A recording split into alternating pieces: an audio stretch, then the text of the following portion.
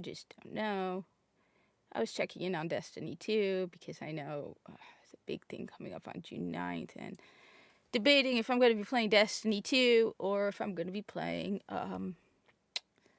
Destiny 1, or if I'm just going to play. I don't know. Honestly, I don't know what I'm going to be doing. Probably end up logging into Destiny 2 on my PC. And I don't know if I'll play or not because I have no idea what's going on in Destiny 2. Honestly, a friend of mine was like, yeah, he'll do it too. He hasn't played Destiny 2 in a long time. So a friend of mine was like, I hadn't even spoken to him in a while. And he's like, so I'm like, hey, he sends me a message on PSN.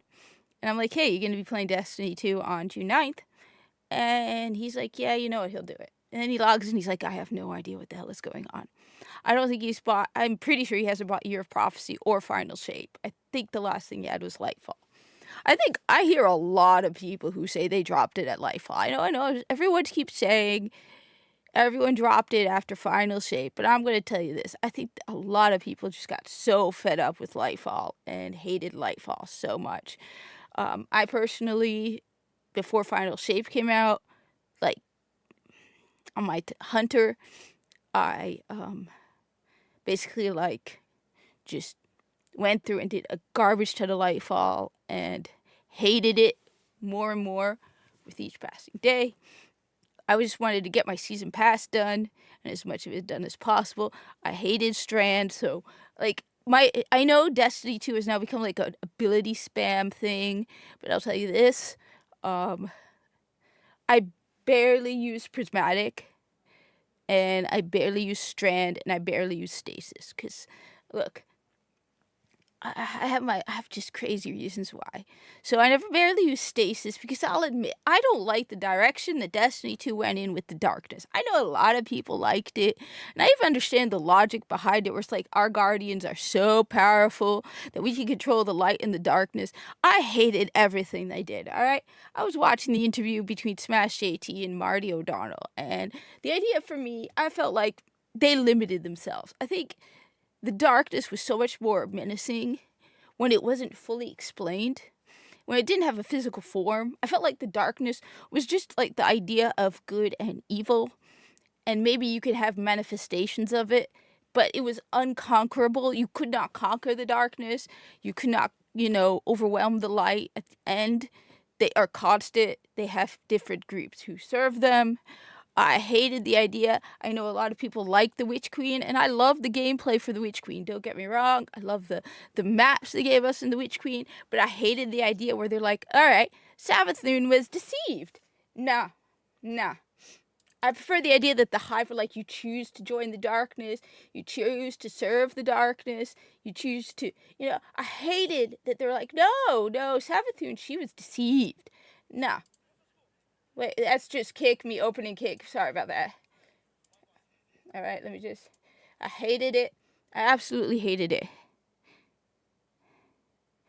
My vault is, one of the reasons I'm logging on right now, so originally I was going to delete one of my characters, my Titan or my Warlock, and restart Hunter, and then I'm like, nah, not worth it. I need to go through my vault. So one of the reasons I'm online is I want people to tell me what I should keep and what I couldn't keep, and help me understand what Destiny 2 has become. Alright? So I hate what they did with the story. Honestly, I stopped following the story basically after. I mean, I have no idea what the witness is. I have no idea what half of this stuff. I stopped paying attention really after Witch Queen, because I really didn't like what they did in Witch Queen. I get it, but giving the Hive light abilities, while it's kind of cool, the idea that Savathun was deceived really pissed me off. And then came Season of the Splicer, and I stopped paying it. No, you know what I stopped paying attention to?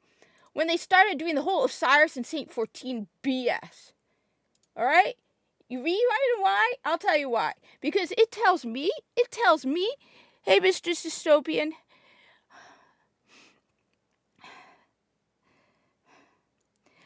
when you start ignoring the lore.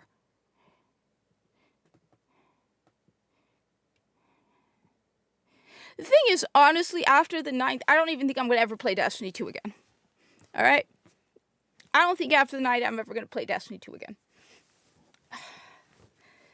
I don't know. Depending on how good the updates are, I don't know what I'm doing. But look, the thing is, I love the world of Destiny, and I hated what they did with the world of Destiny. And look, I tell you, you want to know really turned me off of the lore? Probably even before they did the witness stuff. It was Osiris and Saint 14. And I want to just add that Marty O'Donnell completely vindicated me, because I'm tired of these people going, telling me I'm wrong. Or, no, I had people on X when I pointed it out saying, hey, Marty O'Donnell I haven't been on X in days. Honestly, I just posted on X. I go for weeks without looking at X. I also notice every now and then that, I don't know what's going on. I don't get alerts to a lot of stuff on X. So, for all I know, I have like a bajillion DMs. Because sometimes, I don't know what's going on. You open X and you don't have I don't know. But anyway, like I said, I go for days without going on X. I might post something because I'm like taking it and sharing it. Or like, I'll post my YouTube video on Friday mornings. But, what is it? Last week, Marty O'Donnell was on Smash JT. And gotta say, thanks to Smash JT for asking Marty O'Donnell my question about Osiris and Saint 14. Because Marty O'Donnell should... Yeah, but the thing is, okay, so, first off, alright. First off, let me point out, like I said, Marty O'Donnell was on an interview with Smash JT, and God, I wish I could have been on that live stream. I wish I could. But he did great. I love watching Smash JT. He's one of my favorite YouTubers. I love his videos. It did? I gotta talk to maybe my brother then got confused because he said he got something, but it could have been something else. I'll talk to my brother. That's odd. I mean, it could be that it wasn't delivered, but something else was, and my brother confused them. I said, I'll admit things have been...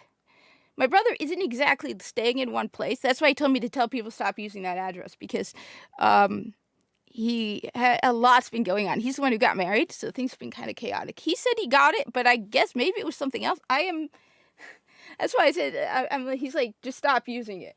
But I need to stop being, I need to organize things. All right. So, first off, when it comes to Destiny 2, I don't know if I'm going to be coming back. Honestly, I installed it on my PlayStation 5 after uninstalling it because of the whole June 9 thing. But the thing is, I don't want Bungie making Destiny 3. Flat out, I don't like Bungie. I don't want Bungie making Destiny 3. And even if somebody other than Bungie made Destiny 3, I don't know if I want it. Because I hate the state of the world of Destiny 3. Well, the world of Destiny 2. Okay? Gameplay aside... Okay, I hate the story that it has become. I used to love the world of Destiny 2. Okay, normally story isn't a big deal for me. I barely half pay attention. I have a rough idea of what's going on. But Destiny is the one world where if you told me what video game I would live in, it would be Destiny. And you come here and you start messing with it and you turn it into a Rainbow Mafia paradise. You know, the funny thing is, all the people attacking me about Warframe act like this game is some Rainbow Mafia paradise. Warframe is. I'll tell you this, Warframe is less woke than Destiny 2.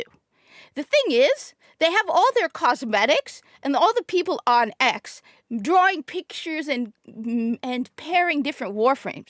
But the truth is, the world of Warframe is a brutal mess, and 90% of their, identities would probably get thrown out an airlock within 15 minutes. If you were to run into the corpus and be like, I feel like I was born in the wrong body, the corpus would be like, you're a defective unit and we'll throw you out an airlock. Okay? This is the corpus. They're not going to waste their time. The Grineer are all defective clones. Okay? Who are dying within decades. You really think they're going to accept any of this? No. The majority of the people in the world of Warframe are probably more brutal and harsh than we are today. So let's just start with that. Warframe, I said, that's why I feel like sometimes Warframe does all this cosmetic stuff just to shut everybody up. Because the truth is, their game itself, and it's impressive because the company is woke as hell, but the game is not woke at all. Other than somebody, I think Ticker is supposed to be something. The thing is, No, I respect that. But for me, that my problem is, okay, you want to know what my biggest problem is with Destiny 2? It's when you create canon and lore, okay?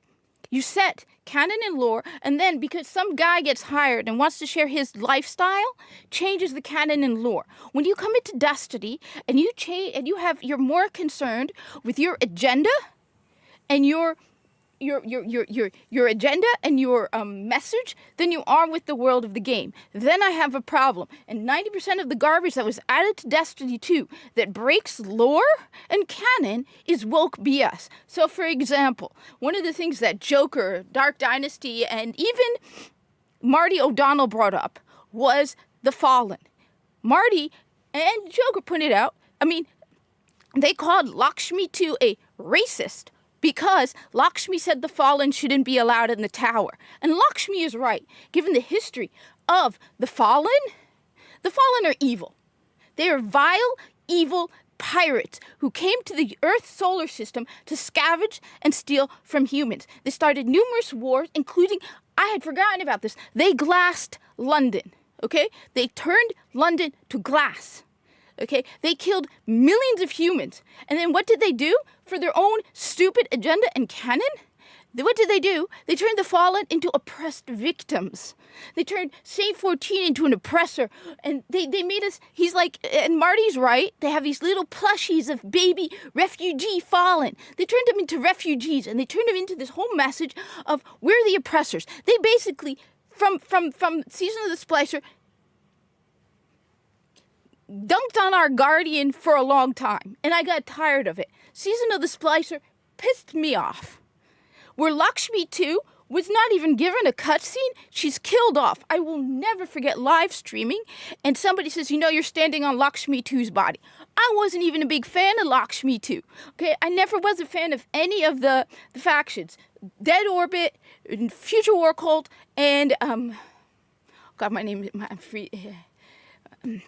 I can't even remember. It's been so long. You want to know? Okay, that was my first one. Okay, you come in here, you tell me, okay, I'm gonna turn everyone into oppressors. You want to change the writing at Destiny 2? The first thing is you have to fire half the new writing team and bring back the old people. I'm not sorry when I say this. 90% of the people working at Bungie should be guys. Stop hiring women for the sake of women because you want women at Bungie to write a female-driven narrative when you should be writing a male fantasy. Okay? I was this close to making a video this morning because I'm tired of this BS. I'm genuinely tired of this whole nonsense where they're like, okay, you want to get, where they're like, okay, May, no, May, no. Stop knocking my video games into your water bowl. Give me one sec. Gotta stop May from knocking video games into water bowl. Don't put video games into water bowl. You have you got water. My hell is asking. Thank you. Okay. You start throwing in female characters thinking you're going to bring women into your video game. All right? Let me be clear. I am tired of this BS nonsense because the whole thing started with God of War laundry lady. Okay? Let's be clear. Adding a female character or turning your narrative into some female-driven BS isn't going to bring more women into your game if women normally don't play that game. The best example is this. I don't like RTS games. Now, my Steam library is full of RTS games because they're my brother's game.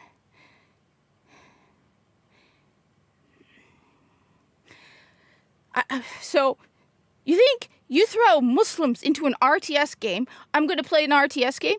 No. You think throwing women into a video game is going to bring women in? Women don't play first-person shooters. 90% of the player base of first-person shooters are guys.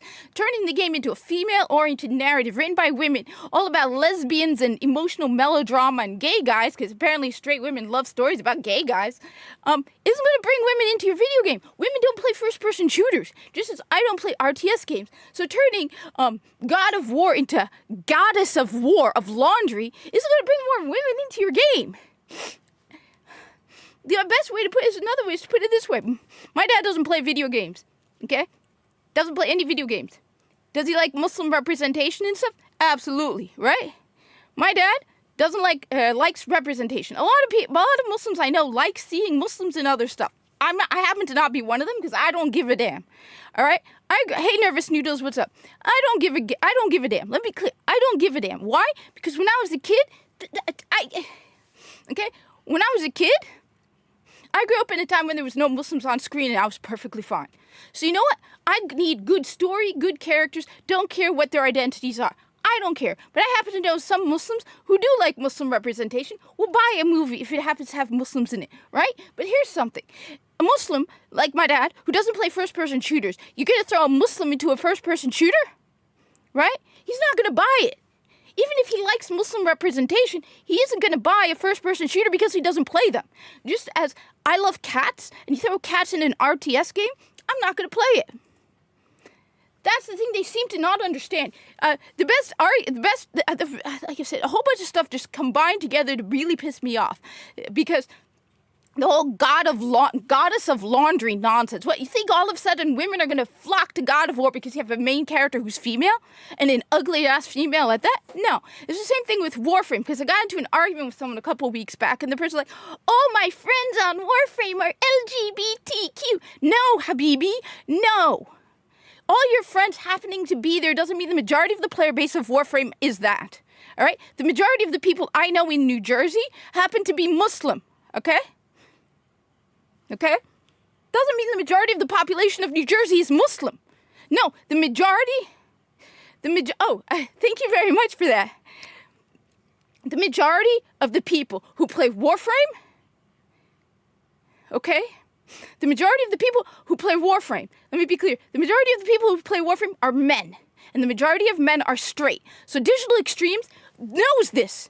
Their player base doesn't seem to know this. The small, tiny minority who love June don't know this, but Digital Extremes isn't stupid. They're not Bungie. Honestly, truthfully, it impresses me. Digital Extremes is a woke company, but they're not stupid. They know who plays Warframe? Straight men.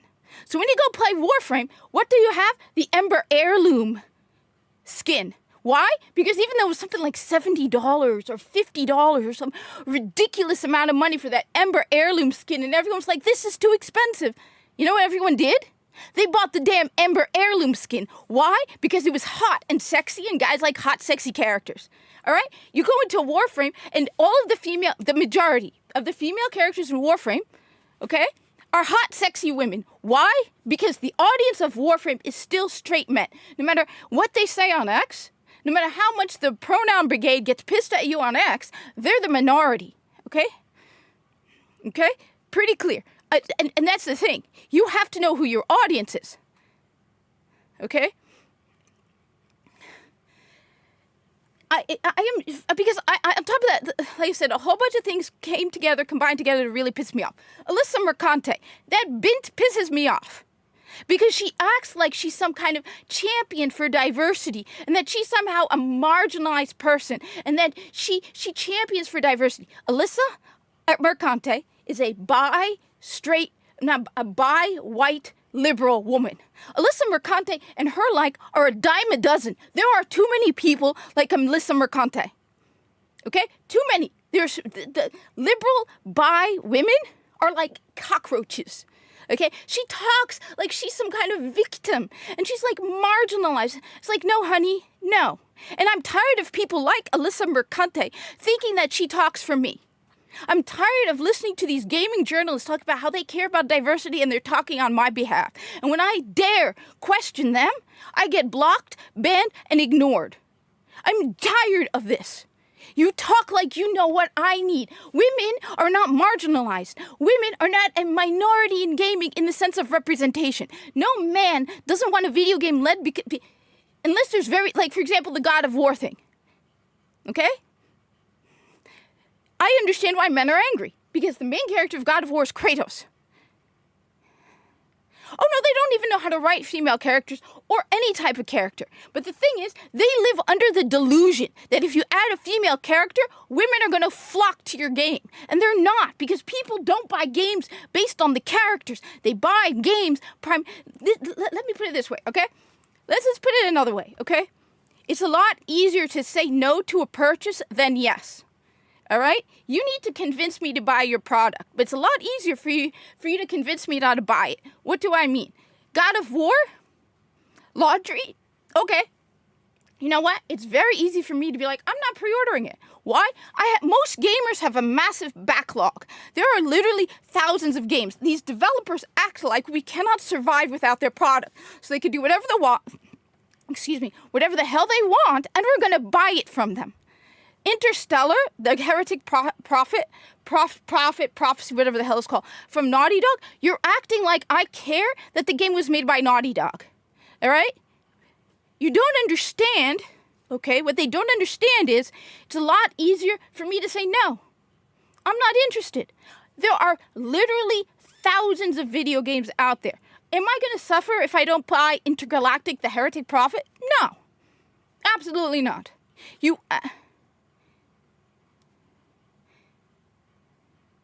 No, you know what? Because the thing is,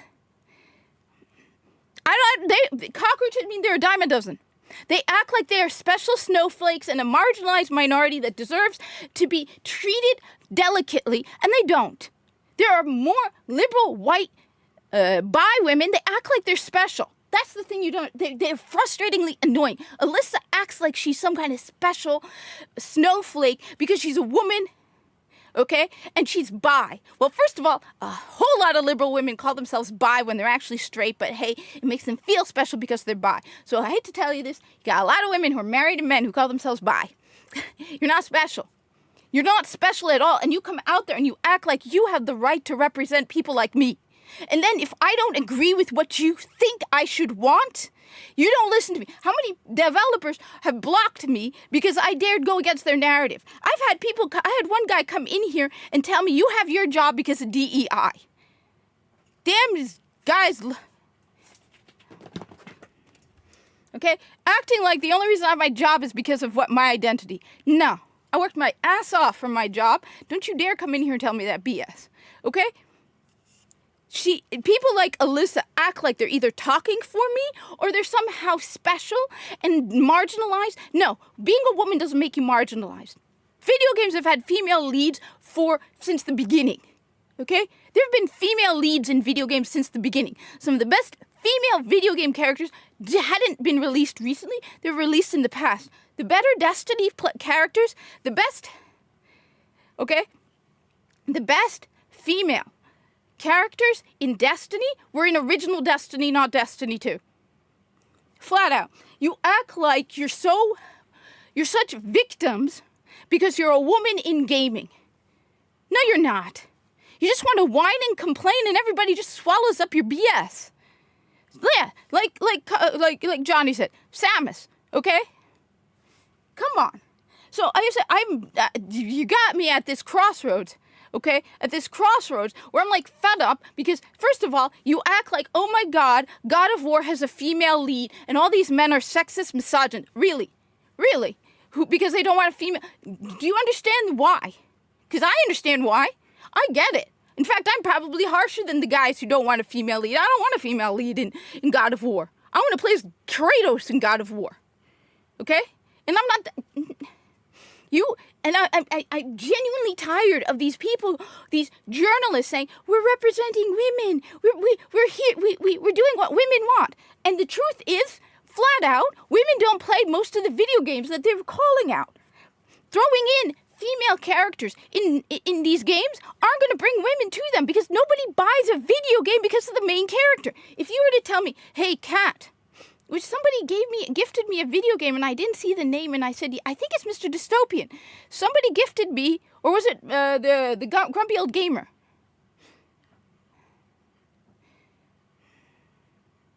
No, and that's the thing. I understand why.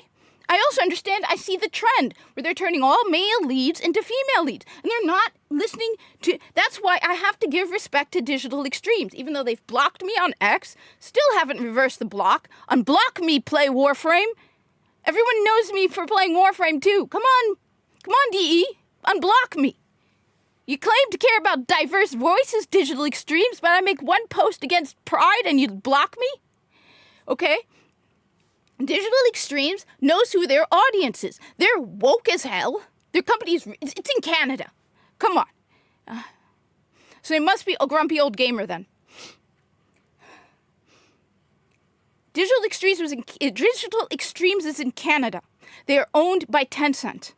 Okay, they know who their audience is. Okay, they know who their audience is, and that's why their game works, because they, for the most part, they still throw in a thing here or there. But honestly, you know what? I don't mind Albrecht and Lloyd. Why don't I mind the fact that there's two guys together in Warframe? Because they didn't break canon to do that. It fits the Orokin and everything we know about the flamboyant life of the Orokin. So if you tell me Albrecht is sleeping with his wife, yeah, Digital Extremes is super woke, but Warframe isn't as much. I mean, if you look at, like I said, because I got into an argument with this person who's like, it's all about the pride stuff. I think one of the things, I understand what you're saying, JB, but the problem is you have to look at the present environment, right? We have how many games where they took the male lead and they turned it into a female? A couple of years ago, it might have worked. Maybe 20 years ago, it might have worked. But right now, we're in a state where every game with a male lead is turned into a female lead. And these idiots act like somehow throwing in a female lead means they're going to get more women playing your video game. And I'm going to keep saying this. I love shooters. I do not play real-time strategy games. My brother does.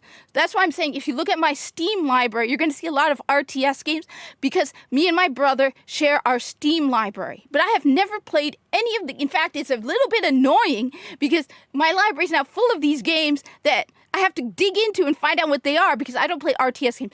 I love cats. You know I love cats. I have a fuzzy fur ball, right? Okay? I love cats. If you were to tell me there's an RTS game where it's cat armies and you have to real-time strategize cat armies, I'd be like, I'm not playing it. Oh, it looks cute. I love cats, but I don't play real-time strategy games. These idiots think that the more times they throw female characters into their games, they're going to attract women. And female representation, as I said, okay? I literally know Muslims who like seeing representation, okay? They're not going to buy it because there's a Muslim in it if it's a product they never buy. My dad does not play video games. Okay? My dad, let me be clear. My dad doesn't play video games. I tried teaching him Animal Crossing. He could not, my dad cannot grasp a controller, okay? My dad does not play video games. If I were to tell him there's a video game that's a first-person shooter with a Muslim main character, my dad's not going to buy it. Even though he likes Muslim representation, he's not going to buy it because he doesn't play video games. You tell a woman, hey, this new video game first-person shooter has strong female characters and a female story, they're going to say, but I don't play first-person shooters. You tell me this RTS game has cats in it. Yeah, well, Alana Pierce was involved. Alana Pierce is involved. And that woman just destroyed the game from the beginning by saying, hey, everybody, I was involved. I have a serious problem. For me, woke is throwing in your agenda to preach at me, and you change things for your agenda. Like with Destiny 2. As I said, I don't have a problem, and you've never heard me complain about Albrecht and Lloyd. The only thing I had to say about Lloyd is he was arrogant and annoying. I did not like Lloyd, but he's starting to grow on me after the old piece. So I'm starting to like Lloyd. You've never heard me complain? Okay? You've never heard me complain about Albrecht and Lloyd. Even though they are a gay couple, never complained about them because they didn't break lore. In fact, from what we understand about the Orokin, Albrecht makes sense. But you come into Destiny 2, and you not only take Osiris and Sate 14 and turn them into a couple, okay? You completely devote seasons and seasons of Destiny to a first-person shooter for that their primary audience, whether you like it or not. The primary audience of Destiny 2 is straight men. Whether you like it or not, it's straight men. And you take seasons devoted to something that when it was brought up to Marty O'Donnell was like, that's BS. Then I have a problem. And that's woke to me. Okay? So that's my view on it. And so everybody calls me an istanophobe and insult me because I have been very clear. I'm as unbiased as possible. Okay? And the comment that got me blocked by Play Warframe was me asking why you show preferential treatment in June, and yet you claim you support diversity. Okay? Now, every single person who responds to me says, oh, well, they support other causes. Pride is not a cause. Okay? There's a difference between supporting causes and unique groups of people. You're showing preferential treatment to one group of players over another and a very small group of your players. So all I said, okay, cool, Mr. Dystopia, because I want to get into Destiny. I just want to get this rant out of here because I'm pissed, right? My issue wasn't that you celebrate Pride. In fact, I will tell you, I have no problem with the cosmetics.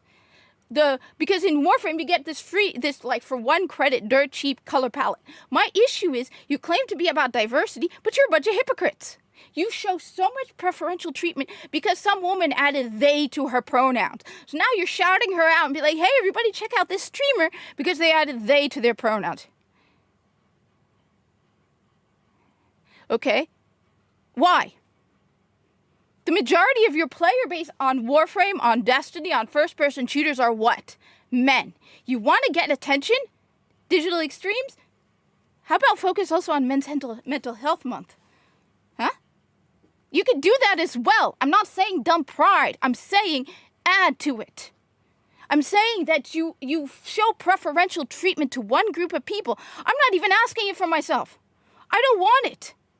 Okay? I don't want it. But when you come to me and you tell me you celebrate diversity, but when a Muslim comes up to you and says, there's better female representation in Destiny 1, and don't you dare call Destiny 1 players racist, and you block me over that, well, I thought you wanted diverse voices talking, okay? The truth is, if the diverse voices don't agree with what you want, you don't listen to them. You don't listen to diverse voices. The only diverse voices these people listen to are the Qs and the white women. That's it. That's all you listen to. I have heard numerous people who are far more diverse and quote unquote marginalized who don't agree and are immediately shut down. That's the thing. That's why the whole thing is so annoying, because you have the least diverse people representing us. Okay? So what? Because I, as a diverse, marginalized person, don't agree with what you think or your assumption. The number of times people have called me on X a straight white man. I'm literally called the hijabi gamer on X. But the number of people who've called me a straight white man, I don't mind being called bro, I don't care. But the fact that you are incapable of, because my views aren't what you expect a Muslim woman to hold, you have to automatically say, oh no, only a straight white man would say that. I had one person harass me and kept repeatedly calling me a bot because I pointed out something, I can't remember what it was about Warframe. Okay? Yes, but the thing is, yes, it comes out of the Muslim world, and I don't agree with it. But you assume that because I'm Muslim and because I'm a woman, I have to agree with your opinion. That's what you automatically assume, that because I am a Muslim and a woman, there's no way I can be against DEI. Or the fact that I'm not stupid, okay? I work in retail, okay? I understand the customer, you need to know who your customer is, okay? Destiny is made for straight men. There are some gay guys. Don't get me wrong, but the majority of your player base in Destiny, which is why I'm praising Digital Extremes. You notice, I called them a woke company. They're a woke company. Okay? I have called Digital Extremes very woke, but they're not stupid. They know who the audience of Warframe is. And while they throw in sprinkles of their I said, I have no problem with Albrecht or Lloyd, and I have no idea somebody's like Tinker. Honestly, I have no idea about Tinker because I hate the Solaris. I am not a fan of the Solaris because I'm a massive fan of the Corpus. In my opinion, the Solaris are all a bunch of lazy bums who are constantly complaining about the Corpus. And yet, when you go out on the Orb Valis, all you see are Corpus working. Oh, the Corpus overwork us and drive us into debt. Yeah, well, prove it to me, Habibi. Prove it to me. You're all a bunch of lazy bums who like to complain about the Corpus. So, somebody said Tinker was T? Dude's basically a robot at this point. I have no idea. I don't care. I don't like the Solaris. I play through most of Warframe without running into anything other than the cosmetics. All right? Even Warframes themselves, which everybody likes to pair them up, that doesn't make sense for the lore. Okay? Pairing Rhino and Mirage doesn't actually make any sense because they're meat suits. All right, you can fantasize it, which honestly is a little messed up because the people who control the Warframes are little kids. But even the main characters in Warframe, the Tenno, are prepubescent children. Okay? Prepubescent children. So none of that stuff affects it. The majority of the game, they know who their audience is. That's what I'm complimenting Digital Extremes. The reason they're successful is because they know who their audience is. The heirloom skin, I remember when that came out in TennoCon.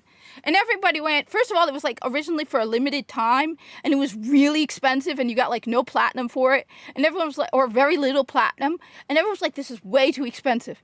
People still bought it because it's a sexy Warframe skin.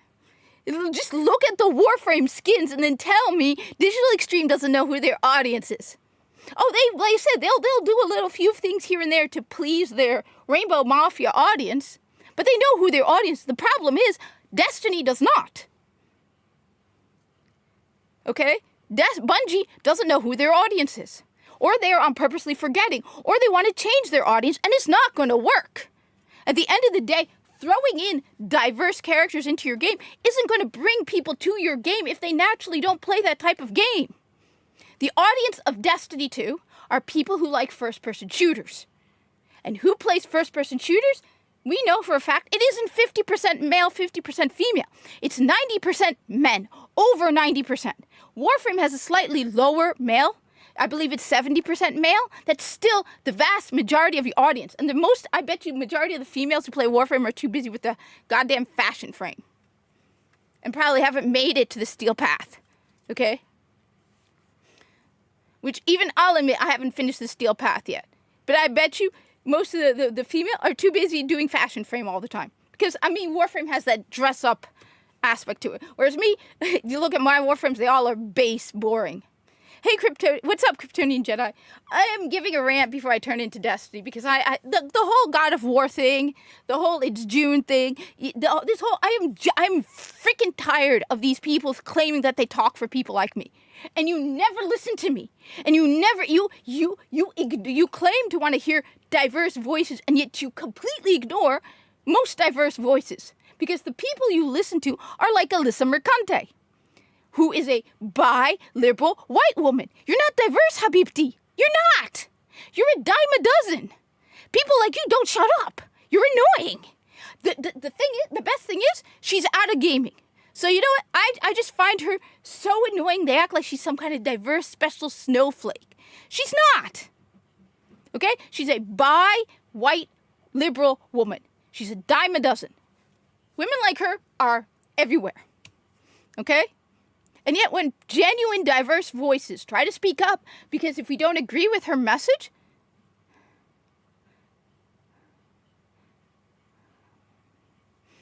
and that's the thing that they don't understand. Most gamers don't care about diversity. They're fine with a female lead if it makes sense. What they want is a good game. If you were to tell me, hey, Kat, there's a new first-person shooter out. It's all straight white men, okay? But it plays great, the story's great, the game's great. I'd be like, great, I'll buy it. Okay? Yeah, I know this is a joke. Yeah, wheelchair sparrow. Look, okay? If you were to tell me, Bungie, if you were to come to me and tell me, Kat, all right, there's a great studio, game comes out, works perfect. Entire studio, by chance, happens to be all gay guys. I'm like, does the game work? Does it look good? Is the story good? I don't care who works at your studio. You can tell me there are 0 Muslims in your studio, but your game works great. I'll buy it if it's a good game.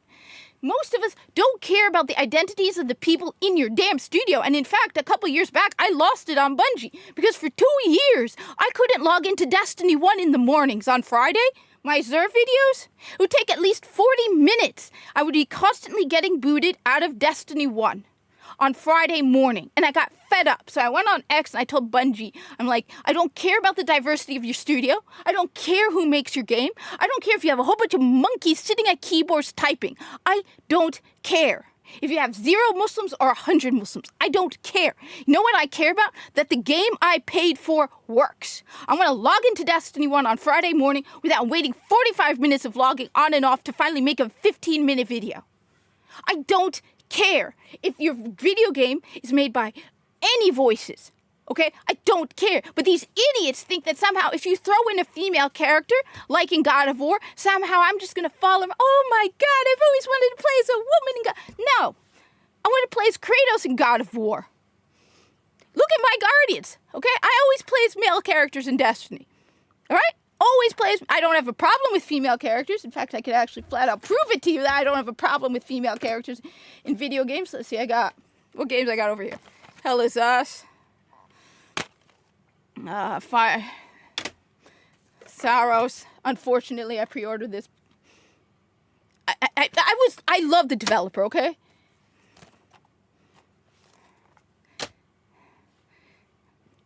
The thing is, I genuinely pay money for my video game to work. That's what I pay money for, okay? I pay money for my video game to work. I don't pay money because you have certain people working in your studio. Okay, alright, okay, first off, no, I have tried Warlock. Yeah, a lot of guys play as, in fact, I was told one of the reasons why it was that a lot of guys play as female characters. Do you, okay, let me be clear. Okay. First off, yeah, I know a lot of guys who play as I play primarily as guys, okay? That's just me. You want proof? I have right here physical copy of Stellar Blade. Physical copy. Okay? Physical copy. Okay. Now, as for the Warlock claim, I played Warlock at the beginning of Destiny. In fact, do you want to see my Warlock? Let's go check out my Warlock. I played Warlock when Destiny 1 launched. Okay? Let's see my gear for my Warlock. The reason. Alright? Alright? I played Warlock when Destiny 1 launched. When Destiny 2 launched. Alright? I haven't played much of a Warlock in a while. I'm just proving to you I played Warlock, alright? In fact, I won't deny it, okay? I don't like the only reason I don't play Warlock and Titan a lot in Destiny, I hate the jump. And somebody told me, no, Titans don't jump, they fly. Doesn't matter. I hate Titan jump, Warlock jump. I cannot do it. I will miss jumps that will make all of you laugh at me, okay? All of you to laugh at me at how badly, okay? Alright, but see, Sunshot.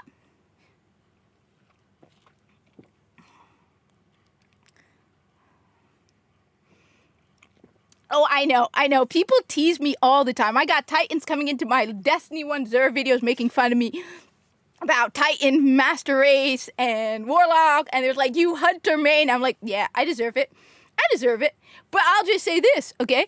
Warlocks were badass in Destiny 1 because you had that self-res, alright? 100% Warlocks and Titans. Anyone remember God, I hate when they removed it. Anyone remember the Infinite Forest thing for Festival of the Lost? Festival of the Lost, the Infinite Forest. I love that. I hate what they did with Festival. I haven't run Festival of the Lost in like 2 years. I do it once and I'm like, I'm out. Because they got rid of the Infinite Forest Festival of the Lost, which was ridiculously cool. That was cool. And if you ever got paired with 2 Titans, you were burning through that. It was awesome. Alright. I know they're getting rid of this thing. So, how do I get to the map? How do I get to the map? Oh, here we go. World. The thing is, so Service Lame on Monday, Tuesday, I don't know. Like, so that's why it also harms studios. Because you're hiring people for reasons. Like I said, why do you keep hiring garbage writers for Destiny 2? You hire people who shouldn't be writing Destiny 2. And that's why, how many people know what happened after Lightfall? Because I can tell you, most people have no idea what's going on in the damn story. I so hate the story. I don't even watch My Name is Bife. I don't care. I really don't care, because the story just went downhill. Hate the story at this point. I don't think anybody... Okay. So let's check out my vault, because I have some stuff in this vault, by the way, that I want to just... Okay. All right. What? No. Seasonal Archive Monument. The Seasonal Archive offers rewards from prior season and reward passes for purchase from... Okay.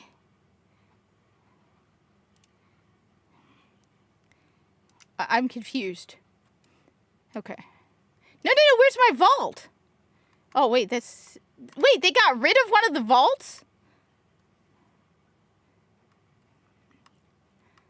Look, you and I are gonna have to agree to disagree.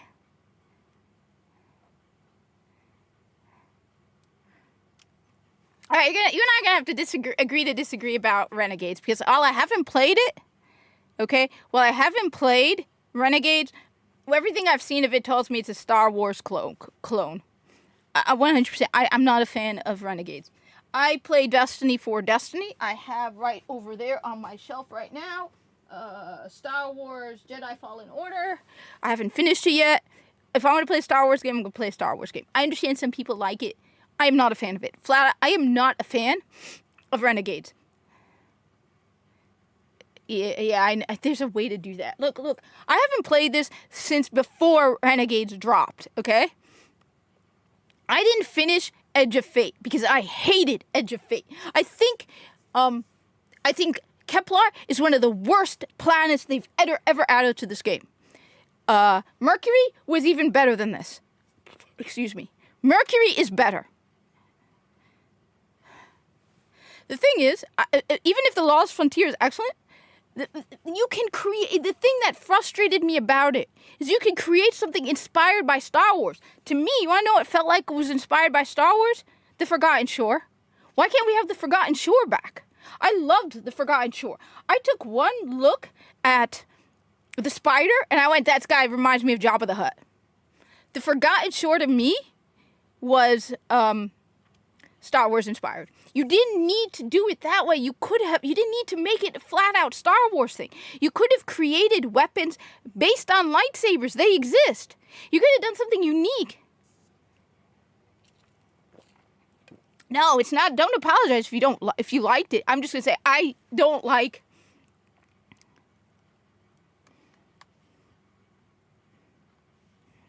So I have stuff here that I have no idea.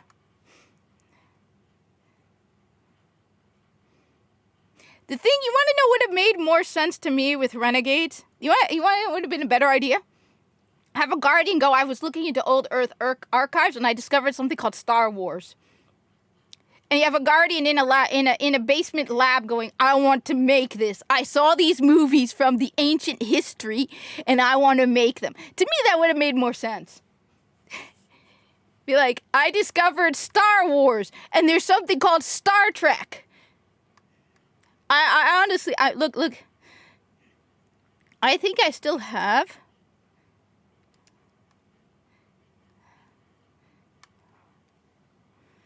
That to me would have been made more sense. You walk around and instead of seeing Guardians dressed up as stormtroopers, you got Guardians wearing Star Wars t-shirts. And like slightly off stormtrooper armor. It's like, it looks like...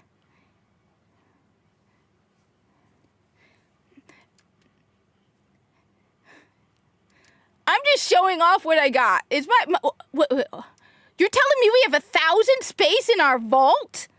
Are you kidding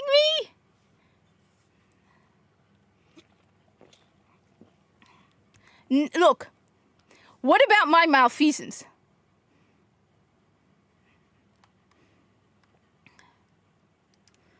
I'm a hoarder. I'm a Destiny player. You're telling me I gotta dismantle all this stuff? First off, let's switch to my hunter. Okay, first off, let's switch to my home tutorial. I mean, I got...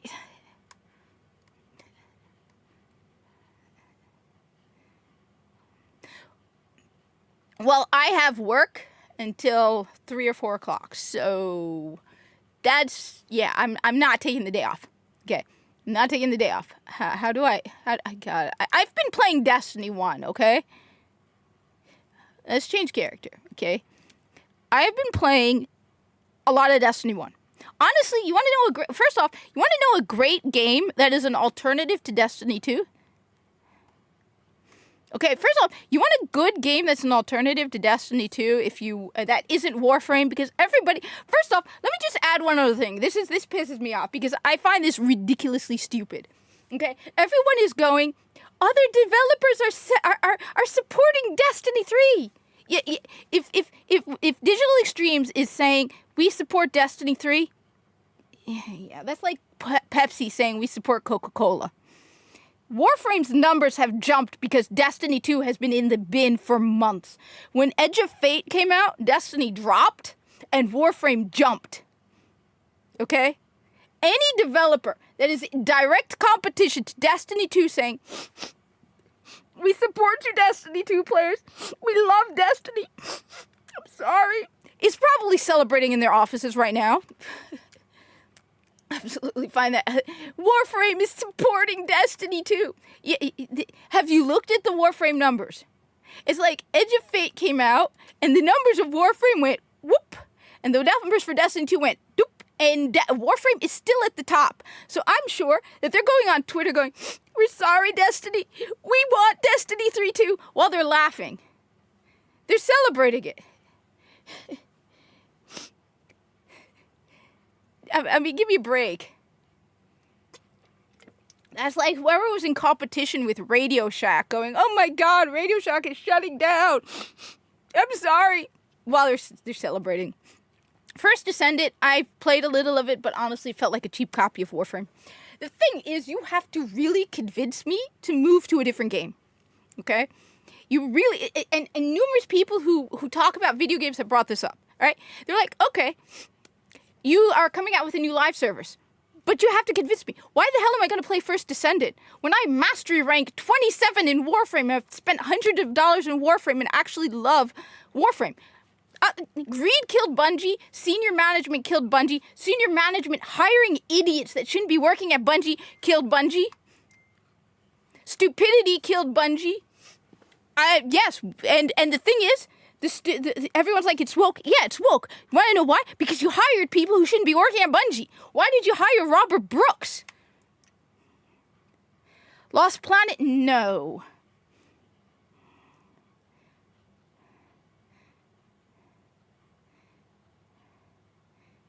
No, it did. Reb's full of it then. Okay. Warframe. So at the release of, wait, all right, sorry, give me a moment, all right, I'm going to go to my vault in a moment, okay? The old piece Warframe. Rebecca also, look, I like Rebecca, I do. Let me be absolutely clear, I like Rebecca. Because I don't want her coming in here and getting mad at me. I like Rebecca, okay? I think she's awesome. But Rebecca also defended the don't look at Steam charts numbers, okay? Okay? Okay, I got another... You know what? Okay, first off, I gotta go one thing at a time because you guys are distracting me. I like Rebecca. But Rebecca also defended the don't look at Steam numbers and Marathon. Rebecca, I like you. I do. But if Warframe's numbers dropped to what Steam is showing Marathon, first of all, it's not as big a problem because Warframe can be played solo. It's a huge problem with Marathon, because you really can't play it solo. You can play it solo, but you still need other players. You cannot play Marathon if there's not enough people playing Marathon. And second of all, if Warframe's numbers dropped to what we're seeing for Marathon, do you really think Tencent isn't going to get up their asses and go, what the hell are you doing? They talk friendly. These people talk nice, but they're full of it. Saying Marathon's numbers, Steam chart numbers don't matter. I bet you Warframe, yes, of course the numbers matter. Because the majority of Warframe players don't even pay money into the game. I put money into Warframe because I like Warframe. And I want to support the developer. But a lot of people say they never spend any money in Warframe. Okay? So telling me that if Warframe were to drop to 15,000 players for 2 months straight after a new expansion, you really think Tencent isn't going to go up to them and say, what the hell are you doing? So I get it. She's trying to look. It's the whole attitude of the video game thing, where it's like we want to look good, even though our words are full of BS. It's like Warframe saying, "Oh, we support Destiny 3." Well, first of all, Destiny 3 won't come out for years anyway, so it's not going to compete with you. But you are in direct competition with Destiny 2. The old place in Warframe, right? Release date was. Yeah, but apparently it's not really coming out for a while. Even if it does, it's not going to be anything big. So the release date for the old piece, okay, was December 10th. Before,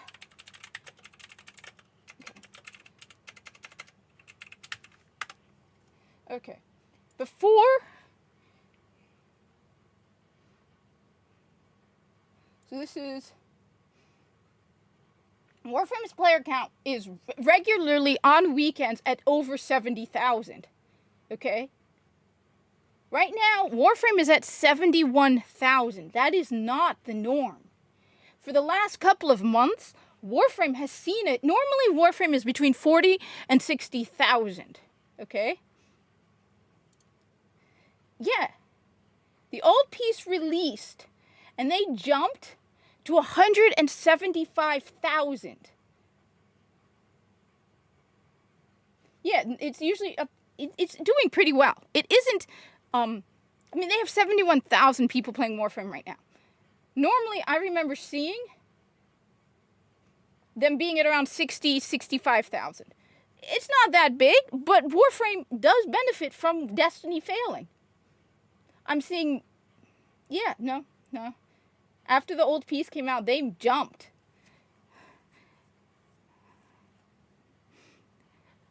A lot of Destiny people are moving to Warframe, and I bet you in the future we're going to see more. Telling me Warframe and Destiny are more, look, they're not the same, but what is Destiny 2 at right now? What I want to understand, okay, first off, Destiny 2 is at 25,000 right now. That's and a max of 32,000, and it's marathon player count. Now, the other thing, so Siege, you can play Warframe on PlayStation, Xbox, mobile, so iPads, you can name it, Switch 2. You could actually, that's why Warframe's numbers, it's like, yeah, they're at 20, Destiny 2. The thing you have to keep in mind, which a lot of people keep not bringing up is, okay, Marathon is at 22,637. Destiny 2 is at 25,000. The majority of Destiny 2 players are on console. So you're only seeing about 1/3 of the players here.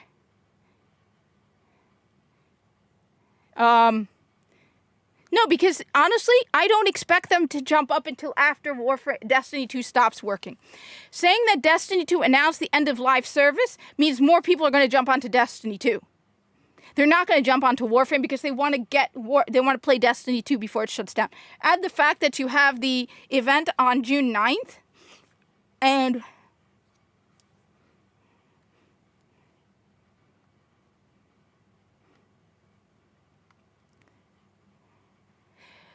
look, I get what you're saying, but I'm going to tell you this. The reason Tencent steps away right now is because Warframe is making money. And if they do something that the player base doesn't like, they lose money. But I'm telling you this, okay? If all of a sudden, Tencent, look, that was Tencent doing something wrong. If Digital Extremes does something wrong, which is why Digital Extremes isn't stupid, okay?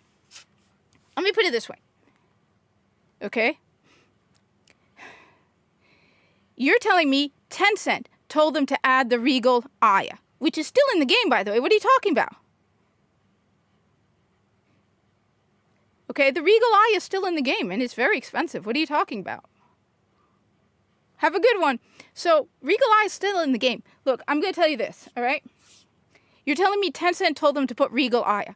Let's say Digital Extremes does something in Warframe that drives away their players. And they lose money. Tencent is going to come in and say, what are you doing? Fix it. If they don't fix it, Tencent is going to come in. Right? As long as Warframe is making money, Tencent is going to keep themselves hands off. You said they brought in the Regal Eye, realized they made a mistake and stepped away.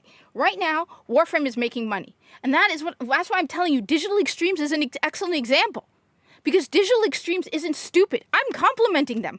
I'm not happy with the fact that they blocked me for a very vanilla comment about Pride. Okay? And there are people getting blocked by Warframe who've never interacted with Warframe. So they are mass blocking people for... Okay, okay, but, so what I'm saying is this. You're not getting what I'm saying. What I'm saying is this, okay? If they're willing to keep themselves hands off of Warframe as long as Warframe makes money. And Digital Extremes knows who their audience is. That's why you have the heirloom skins. That's why you have so many sexy female skins in Warframe. Why? Because Digital Extremes still knows where the money comes from. They know who their audience is. That's why I said, even though DE is a woke company, you don't see any fat, ugly, androgynous skins in the game. They make them sexy, hot, cool looking, because they know who is the audience of Warframe. The audience of Warframe are straight men. The majority of the people who play Warframe are straight men. As long as Warframe is bringing in money, as long as you don't have 6 months with a 10,000 player base on Steam, Tencent probably learned their lesson from that incident and went, we're going to keep ourselves hands off. The moment things start going downhill for Warframe, it's the same thing I bet you that happened with Sony and Bungie. So that's why Digital Extremes listens to their players. Why? Because they know if they start losing money, Tencent is going to come in and tell them, what are you doing? Fix it. If you don't fix it, they're going to keep pushing them until finally they will step in. I think that's what happened with Bungie. The only difference is Digital Extremes, for as woke as they are, still know who's their audience. So they make product. The Pride stuff only comes out in June, right?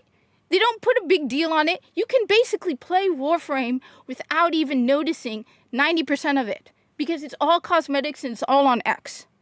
I played Warframe for years, and people are telling me Tinker. Like I said, I don't even care about Tinker because I hate the Solaris anyway. It's like, I don't care about the Solaris. I really don't like the Solaris. I'm a big fan of the Corpus.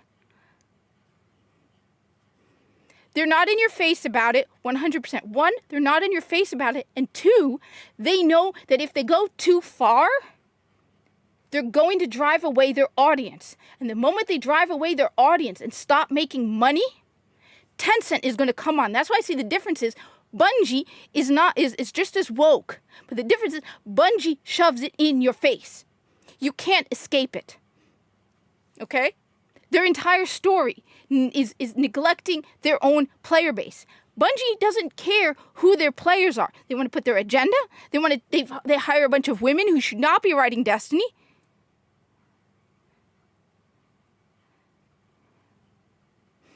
And I'm not the only one who got blocked. The thing is, there are a lot. I'm sorry. I'm going to say one other thing. I'm going to be clear. Corporations should not be blocking people unless it is egregious.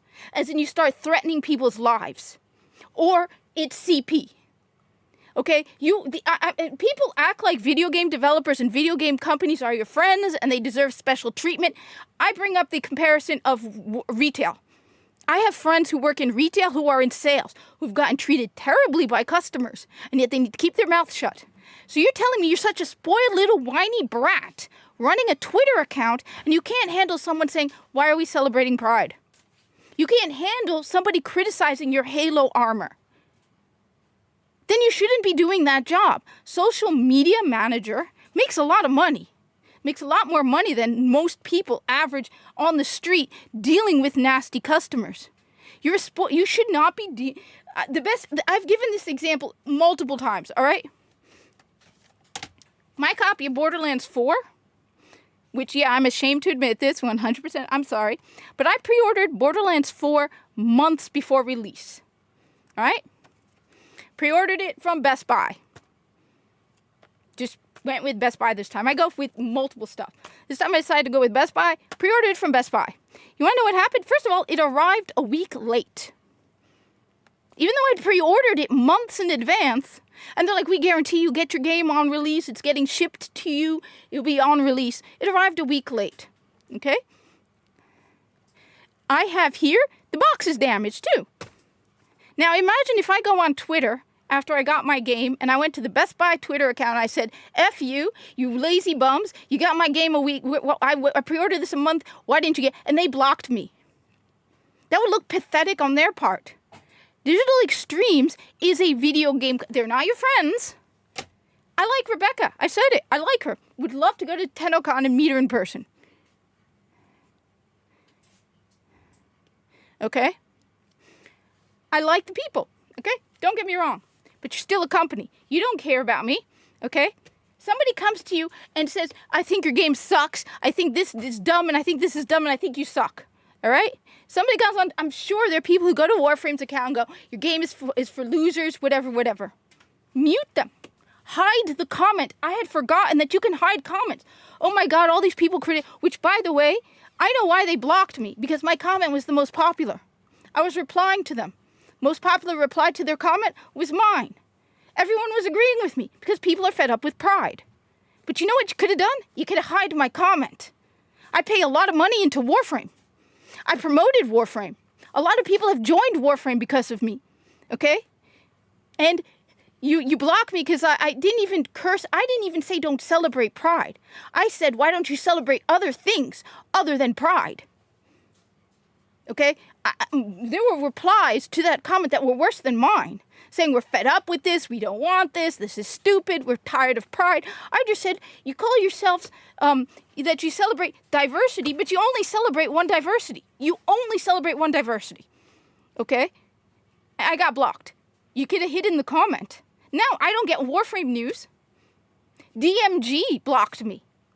People actually I saw several YouTubers bringing up my post about DMG. I barely know who DMG is, okay? I only know about him because other people... Oh no, I agree with you. The people on Twitter are not 1% of the Warframe community. They act like it, but honestly, it's a good thing they are not. Because if they represented the Warframe community, then yeah, I don't want to have anything. Because when you pair Warframes, think about it. The majority of the people on Twitter who talk about Warframe aren't talking about builds. They aren't talking about, ways of playing the game. You know what they're talking about? Pairing different Warframes. Well, everyone was talking about Pragmata. That made me realize something that I had forgotten. Okay? Warframes are skin suits. Okay? They're skin suits. They're being run by, up until the new war, kids. That's messed up. Bro, that's messed up. You're telling me you're pairing two Warframes and they're being run by prepubescent kids. All right. I say I'm glad the majority of the Warframe... You want to know how I know I'm right? Okay? Go on YouTube. Most of the people making Warframe content are guys talking about builds. Okay? Most of the people who talk about Warframe, who actually play Warframe, are talking about builds. How to go through and get to max level running survival missions and all that. Right? That's it. They're all guys talking about builds. So you tell me, like I said, I got into an argument with somebody about Warframe. They're like, the majority of the Warframe player base is Rainbow Mafia. I'm like, no, they're not. And personally, all the people I know are on the Rainbow. I'm like, that's like me saying most people I know are Muslim in New Jersey and then saying that all of New Jersey is Muslim. No, it's not. 3% of the population of New Jersey is Muslim. Just because the majority of the people I know happen to be Muslim doesn't mean the majority of New Jersey is Muslim. The majority of the Warframe player base are straight men who like to play a game that involves builds and crushing Corpus and crushing Grineer and burning through enemies. They don't care about romantic relationships between Warframes. They think it's stupid and silly, and they just want to do massive builds and how I broke Mirage and I'll kick her butt. And I'm going to have her go through this level 100 Corpus. Well, I'm underestimating 100 is like the lowest on the steel path. That's why I said earlier, I bet you, even though 70% of the player base are men and like 30% are women, I bet you most of those women have never gotten to the steel path. The women, they're there for the fashion frame. Okay? That's probably why they want them. So that's what I'm saying. I'm saying the difference is, that's why I respect Digital Extremes. No matter how woke the company is, they know they have to answer to Tencent. And I think that's the difference, because Bungie doesn't care who their audience is and isn't making stuff for their audience.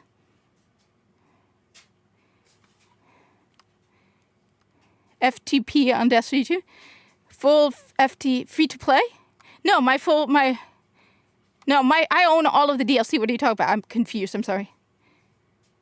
Yeah, me too. Every Warframe player I have ever met, other than myself, are guys. Every person I have ever played Destiny 2 with are guys. Every person I've ever played Destiny with are guys. So you want to know something? That's why I've always defended guys. Because this whole idea that all guys who play video games are toxic men, okay? We don't care, okay? Nobody, even when they find out that I happen to be a Muslim woman, the only time I have ever had an experience where when one guy left a fire team, it's because he thought I was a squeaker. Didn't even occur to him, okay? Didn't even occur to him that I was a woman. Thought I was a kid. Left the fire team. It's like, I don't play with squeakers. Like, bro, I'm not a squeaker. Don't worry about it. Okay? So, yeah, same with me. That's why when you go on about toxic masculinity and toxic male gamers, I'm like, absolutely not. What the hell are you talking about? I played Destiny with a bunch of guys for years, never had a problem. Played Destiny 2, bunch of guys, did LFG with my clan in Destiny 2, never had a problem, okay? So when you have people like Alyssa Mercante and Anita Sarkeesian and all these other BS people going, oh, those toxic male gamers, yeah, where, honey? Where?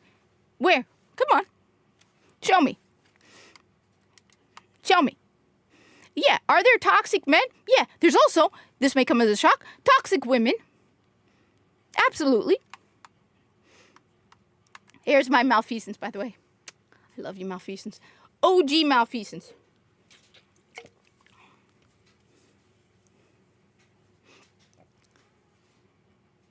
Like I said, I don't care. Most of my experience has been with Destiny and Destiny 2. It's simple. Can you run the raid? Okay, you're good. Join us. Come on, May. What's the matter, May? What's the matter, May? Come on. All right? Every single guy I played with, they're like, okay, can you run the raid? Okay. Good. Don't care.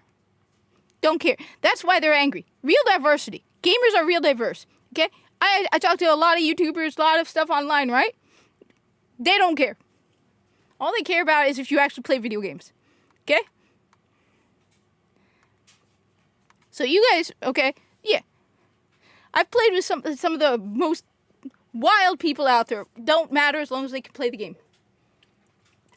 That's it. You want to run a Nightfall? Okay, have you done it before? Okay. That's the most important lesson I ever learned before I started really playing Destiny was just be honest. Someone says to you, hey, have you ever done this Nightfall? You be honest. If you lie, then they're going to be pissed at you. But you tell them, yeah, I've never run this before. Can you help me? Good. They'll help you. Best people I ever played with? Honestly, the best people are Destiny 1 people at this point. Destiny 1 people are some of the nicest people on the internet. D1 people? Sweetest, nicest people I've ever run into. They're always like, thank you for continuing this. Thank you. Okay? Love it. Don't care. I mean it. Like, people will find out, like, I'll be playing, and they'll be like, oh, wait, you're a woman. I'm like, yeah, I'm not only a woman, I'm a little Muslim woman in hijab. And they look at me and go, no, you're not. I'm like, yeah, I am. Always surprises people. Okay? Yeah, 100%. Nobody cares. Okay? Nobody cares. People just want to make sure you know. And that's why I've always spoken out against this nonsense. Because nobody cares. Okay? People just want to know that you play the game. That's it. All right? That's all that matters.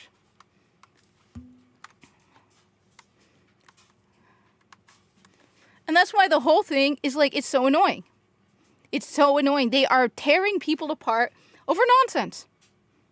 They are coming in going, so, oh, you're all haters, you're all this. It's like, no. The thing is also, when you think about it, the internet is the greatest equalizer you will probably find, because I look at this and I see a bunch of screen names. I don't even know if the pictures are real. For all I know, pictures are fake. Okay? I have a picture of Parvus Granum. All right? I have a picture of Parvus Granum for my YouTube. Okay? I have a picture of Viso on my Kick account. My Kick, I have a Kick, by the way. Yeah. My Kick has Viso on it. Okay? Doesn't look a thing like me. My,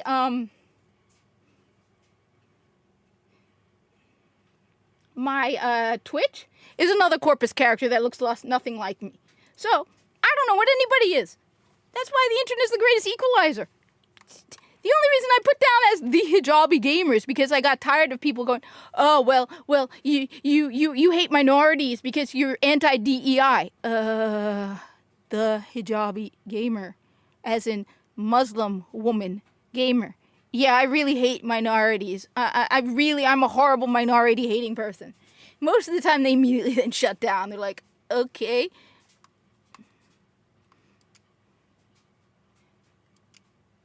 I've been called a bot too. And the funniest thing is a bunch of people came in and were like, she live streams. We've seen what she looks like. See, okay, so yeah, see, I have free item.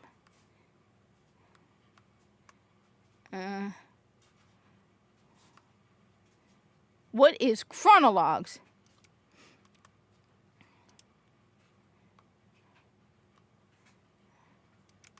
Wait. Please tell me you don't have to buy chronologues.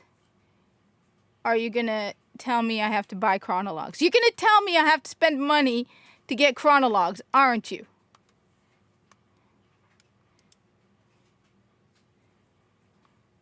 Oh, that's an ornament. Who cares? I don't care. You remember when we used to get ornaments for free? Anyone else remember that? We used to get ornaments for free. We used to earn them in game. So, you're going to tell me everything I own is useless now, are you? Okay, first off, most important thing. This is my malfeasance. I love this malfeasance. Okay? Wait, doesn't it tell me how many people I killed? 14,463. All right? Work of art, this malfeasance. I love the malfeasance. I don't have the catalyst. Use me. All right.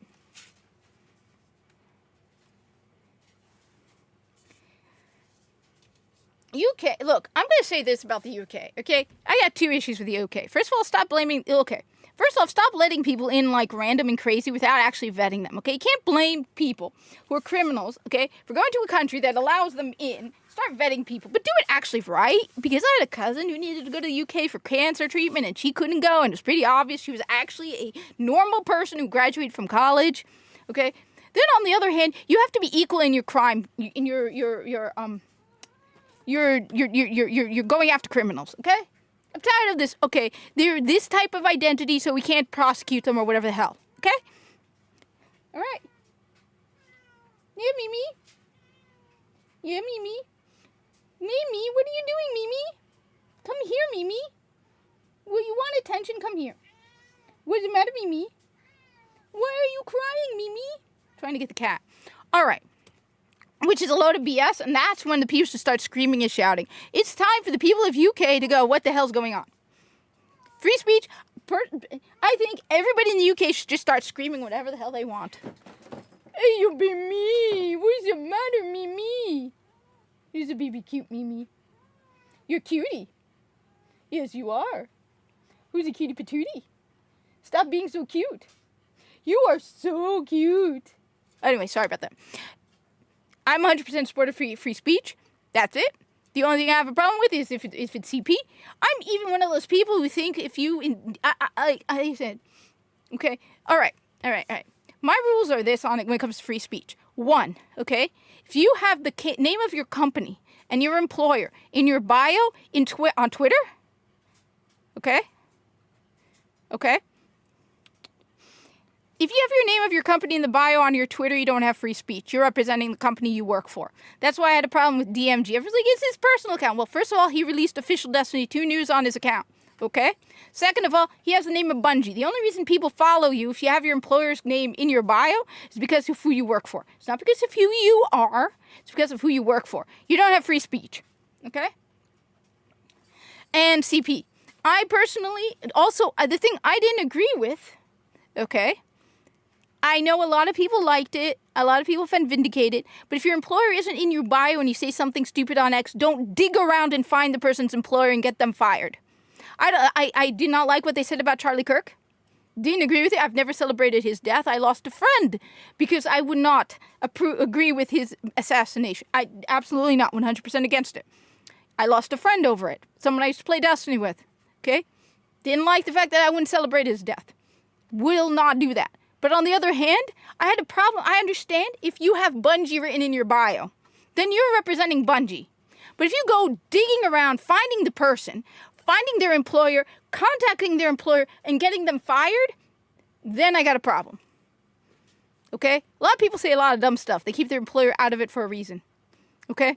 That's why I did not speak up enough about it when it was going on, but I never agreed with people getting fired because you dug around and found out their employer and then you contacted their employer, okay? That's my view, okay?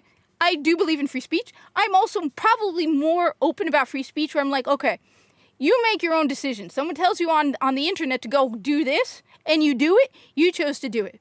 But like I said, I'm probably more loose than the law allows. I just have an issue with CP. You show that stuff, you get involved in that, you should be wood chippered. Period. Doesn't matter if you, even if you didn't do anything, but you owned it, you should be wood chippered. I hate these people like, should they get the death penalty? Nah. You shouldn't spend, or life in prison? Nah. There's a wood chippers exist for a reason. Alright? Period. I don't care at all. Okay? And I agree with you on that, Mr. Dystopian. My view, like you said, okay? It doesn't matter what your identity is. The law should be blind, okay? And I'm tired, and I'll admit it, okay? First off, the majority of Muslims aren't like that. Let me be clear. I'm tired of these people acting like some idiot whining about ham is the majority of Muslims. There are 2 billion Muslims in the world. Most of them don't give a damn. You sit next to them in a restaurant and you're eating bacon and they're sitting at a table next to yours and you're not. Nobody cares. Muslims don't care, okay? Most Muslims don't care. All right, but the ones that start whining like a bunch of children, yeah, shut up. You're embarrassing me. I want nothing to do with you. Now, all of that aside, all right? The first and most important question I got with Destiny, very important, is, are my exotics useful? Okay? Should I be keeping my exotics or not? My favorite exotic in Destiny is this thing. Okay? Raiden Flux. All right? Is there anything I have here worth keeping at all? No, I mean, if you have someone going, oh my God, this Muslim complained about dogs. My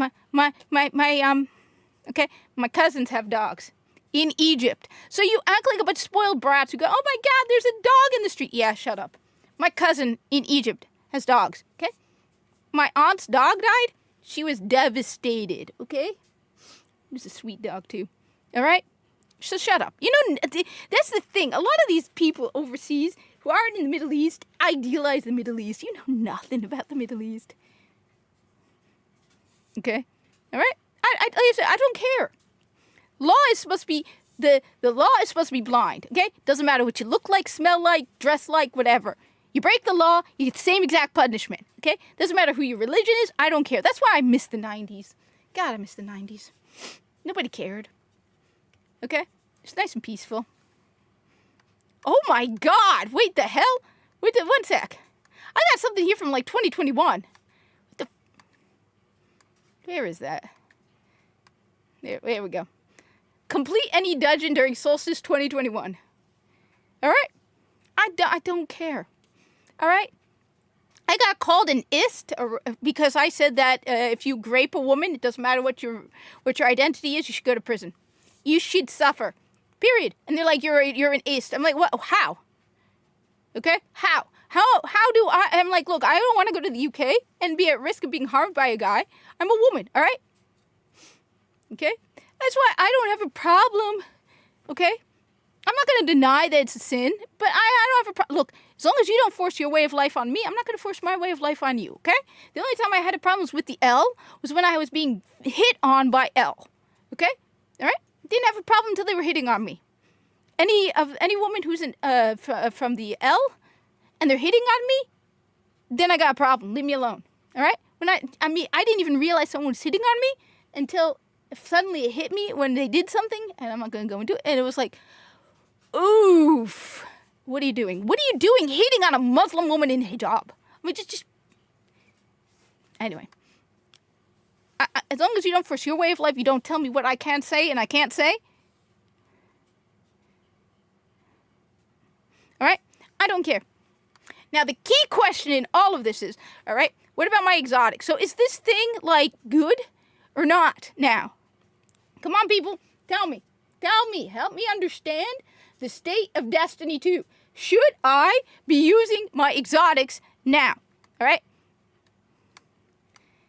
I know there is tier stuff, but I barely played Edge of Fate because I hate Edge of Fate. Edge of Fate is objectively worse than Curse of Osiris.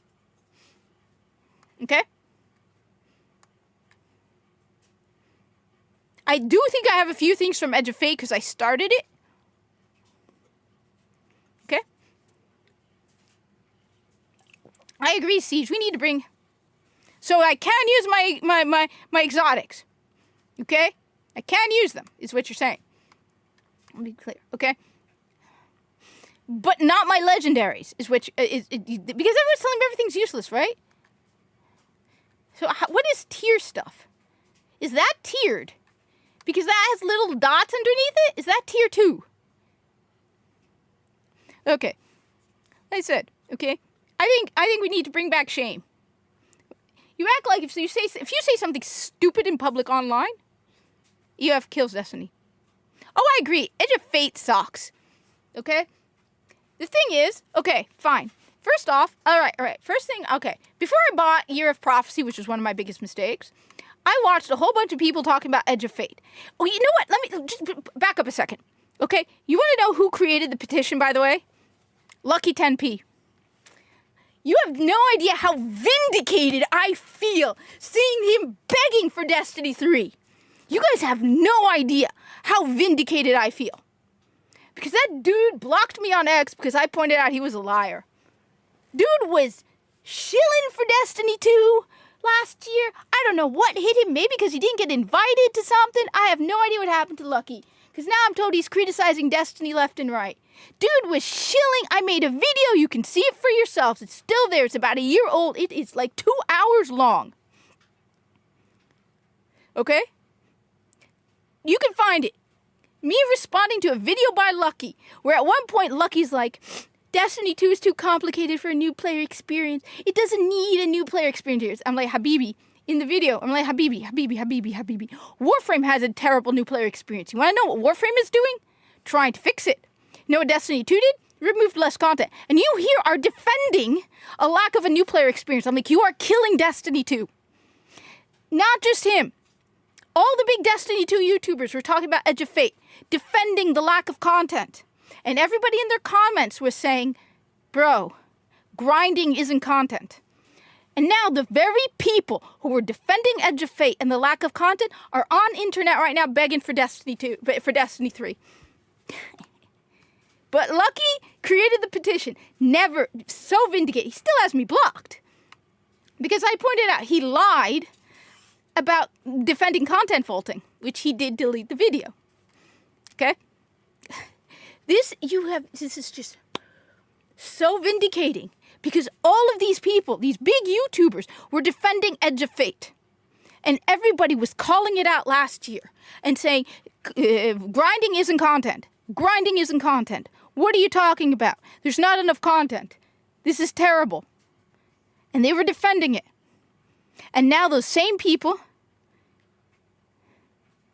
okay, And now those same people who were glazing and shilling are on the internet going, we want Destiny 3. We want Destiny 3. Yeah, we wouldn't be in this position if you guys weren't glazing Bungie a year ago about Edge of Fate. I said, never going to get old. That is not going to get old. Okay? So, this is what happened. All right, this is what happened. All right? I made a video a year ago where I was responding to a video by Lucky where he was responding to someone else. Okay? So I made a video basically responding to Lucky. And the reason I made the video, I hadn't watched Lucky in years, okay? I still haven't watched him in a while because honestly, after that happened, I'm like, I'm not going to watch him anymore. So I don't know when he shifted in opinions. Now all of a sudden everyone's going, Lucky's great, I don't care, okay? I don't like the guy because in the comments now in the video, I never mentioned content vaulting.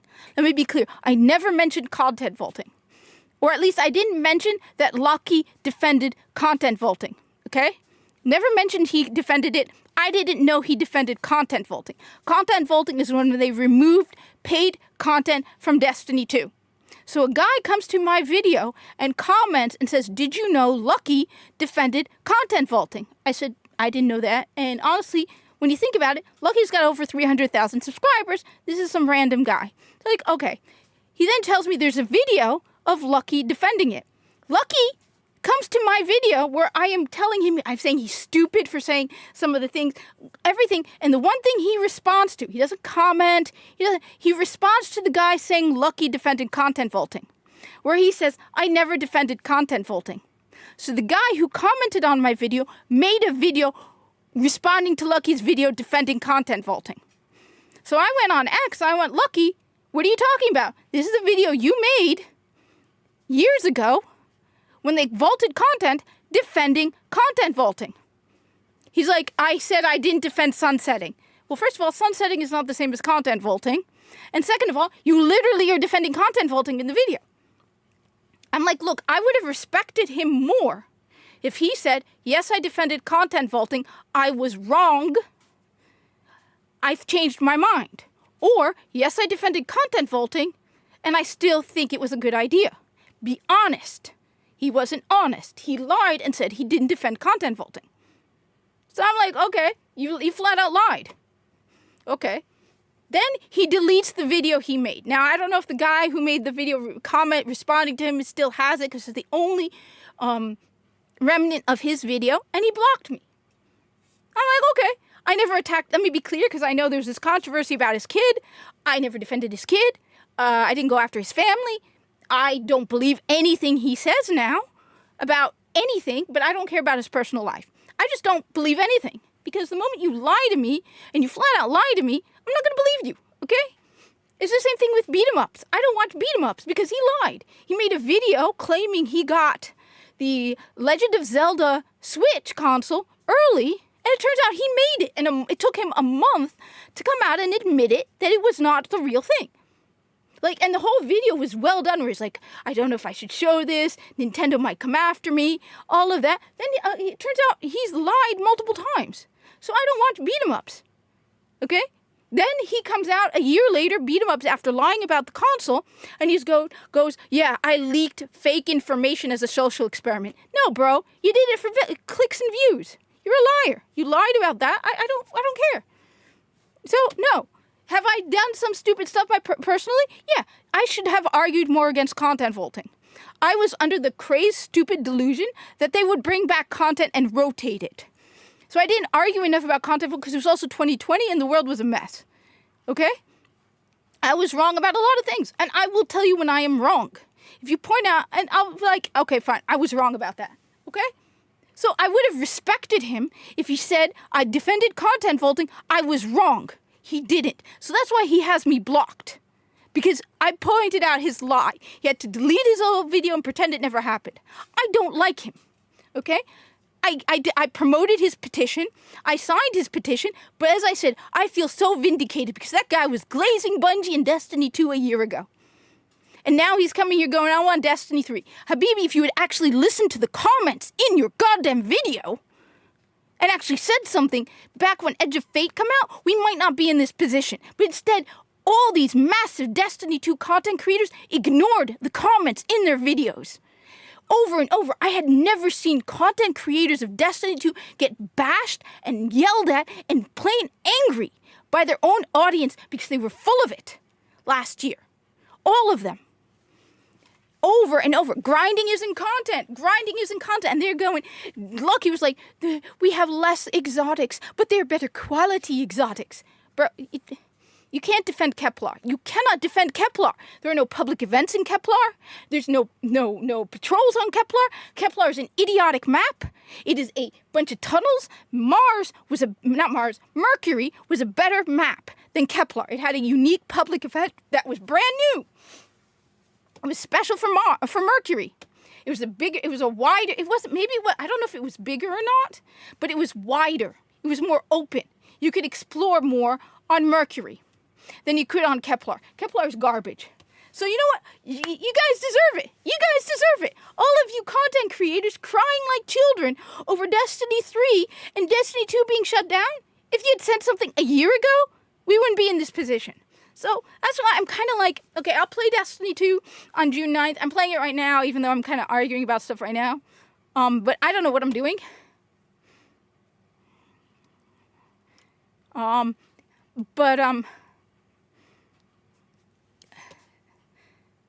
You guys deserve it, okay? You did this to yourselves. And after everything you guys did, hell yeah. So wait a minute. Wait, the weapons also have tiers? Because I'm guessing that's a 1. That's a 1. Primal 1. I am trying to figure out the state of Destiny 2 right now. Because I have no idea. Apparently my vault is basically useless, but I'm told I can still use my malfeasance. I'm so tempted right now to just go to a map I know and bury myself in a map I know. Okay? So, let's see. This thing is 84. But yeah, I feel so vindicated that the very person I called out for being a shill is now created the petition.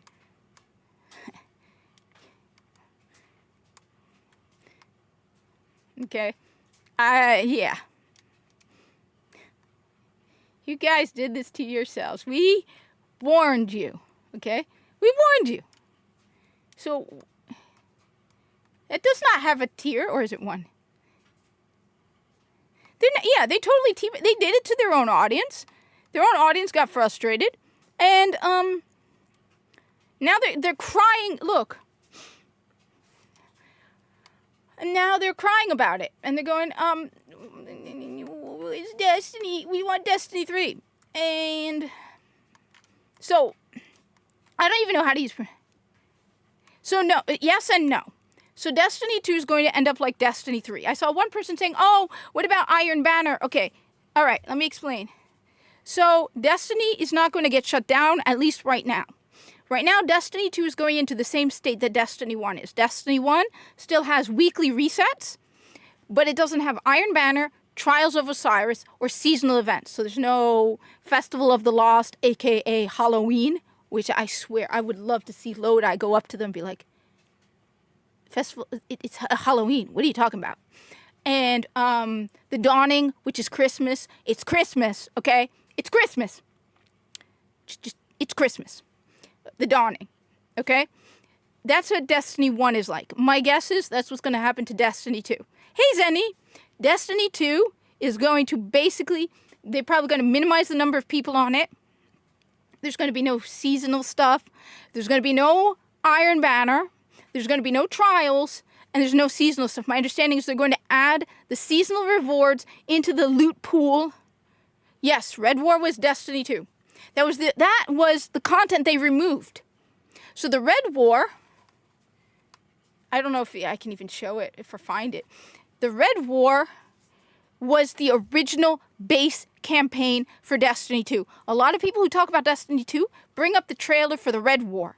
They removed the Red War, the Curse of Osiris, Warmind, and Forsaken. Those are DLC that people played for. The original Destiny 2 does not exist. That is why the new player experience is so bad, because they removed the original beginning of Destiny 2.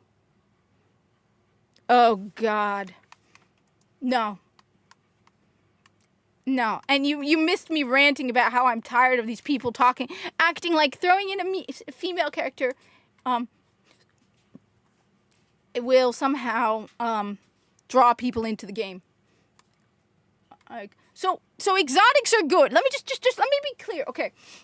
Exotics are good. Okay? Exotics are good in Destiny 2 right now. I'm going to wait until someone tells me, because I want to know, do I dismantle my exotics or not? I need to know that. Okay? Honestly, I don't need to dismantle anything. We have 1,000 in space? Ooh, finally. Okay. So, wait, there's a lot of people who want to talk to me. Okay.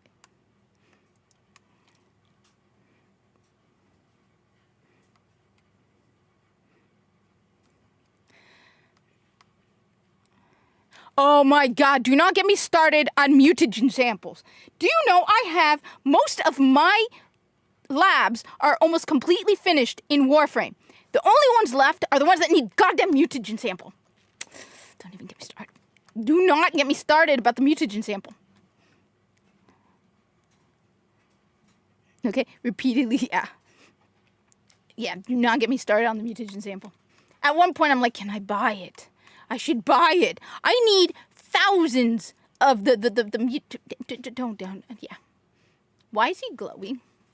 What does he want to give me? But okay. Yeah. 100%. Okay. You missed me ranting about this, Zenny, because I'm like, all right. Like I said, you think throwing a woman into a game is going to draw women in. My view is this, okay? It's plain and simple, okay?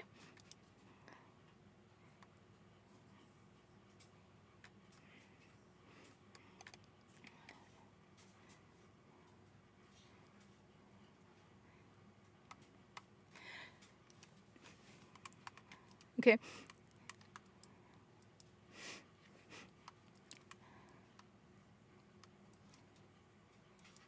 I need mutagen. And I 100. What is this? Okay. Special deliveries. Rahul's secret stash. Oh, this is the yeah. I didn't pre-order it though.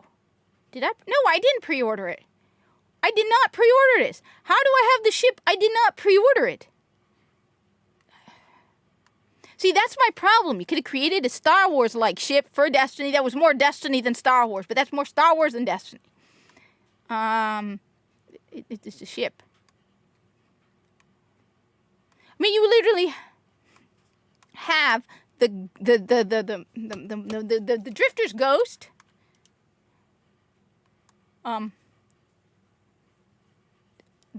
Talking like a droid from Star Wars.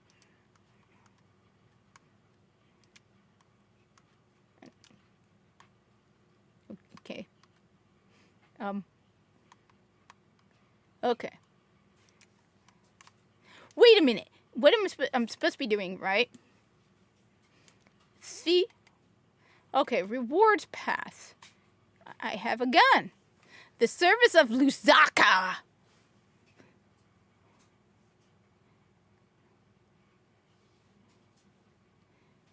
Oh, yeah. Is there any... Okay. What the hell is this? Oh, that's the chronologue thing. So... Wait a minute. Let me... Can you buy chronologue? You can buy pass ranks. I remember that, which I thought was stupid. You know the funny thing is... No, the thing is, okay, let me say this, okay? You have to take into account the climate. A lot of things that people would not have had a problem with 10 years ago, okay? People now have a problem with. you have to take into account the fact that, okay, they keep changing male leads into female leads. So then, okay, you go, okay, maybe we should stop doing that. And then you go and you take Kratos, the manliest of manly characters, okay? The guy who basically is an embodiment of all things manly, okay? And you go, let's turn the main character into a woman. 20 years ago, I don't think many people would have a problem with it, okay? But now, after you go with Ghost of Tsushima, The Last of Us, you list it on, and you keep taking male characters and replacing them with women, and then you go, what? I didn't know they'd be pissed. And then you have Alana Pierce, who's one of the most hated people, going, I wrote this. Yeah, bitch. Now, just shut up. You just dunked your game even more, okay? She kept your stupid mouth shut, woman. Okay?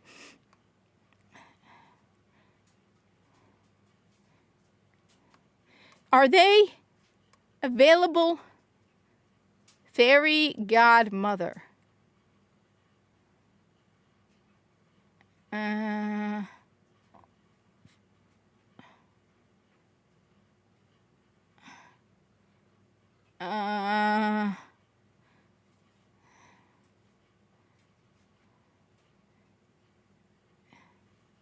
Why?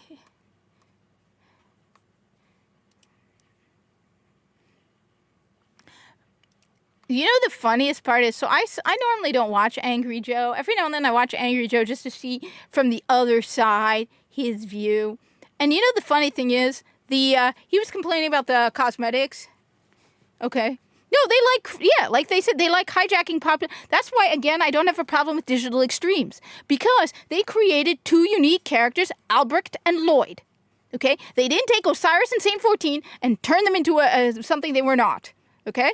No, they created their own characters, which, again, what we know about the Orkin, yeah, makes sense. Albrecht is sleeping with women and men all the time, right? That's what the Orkin are like, all right? Orkin are a bunch of hedonistic, arrogant, full of themselves, okay? So you tell me Albrecht was sleeping with a woman and sleeping downstairs with a dude? Like, yeah, fits the Orkin 100%. Bunch of hedonistic, full of themselves guys, okay? Now, if you were to come to me and say, Alad V and Frode Beck, I'd be like, you're out of your minds. Which is what they don't do. They don't go, oh, Frode Beck and Alad V had a tumultuous relationship. No, the corpus would be like, no. No, absolutely not. Okay? Especially Frode Beck, of all people. Okay? That's why like I said, I don't got a problem with Albrecht and Lloyd. Okay? But you come in and you hijack Osiris and Saint 14. So Angry Joe, made a video talking about the cosmetics in Marathon, okay? And they are more expensive than the cosmetics in Destiny. Okay? So that's it. This thing, I have to pick this stuff up. All right. So I have a ship, an emblem, a sparrow. The other stuff I probably can't pick up because I'm at the maximum. Okay, and the price, first off, the cosmetics in Marathon are ugly. I mean, at least even Destiny 2 has better cosmetics than Marathon. And I think some of the cosmetics in Destiny 2 are absolute garbage. But I'll say this, okay, they're at least better than Marathon. Okay? But they are even more expensive than Destiny 2. They actually have cosmetics that are uglier than Destiny 2 and far more expensive than Destiny 2. I thought the cosmetics in Destiny 2 were overpriced garbage. I remember when we used to get ornaments for free. Now it's like $10 a pop. Okay. Thanks, but no thanks.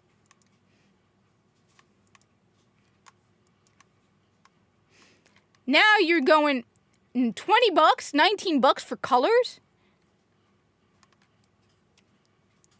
Yeah, no thanks.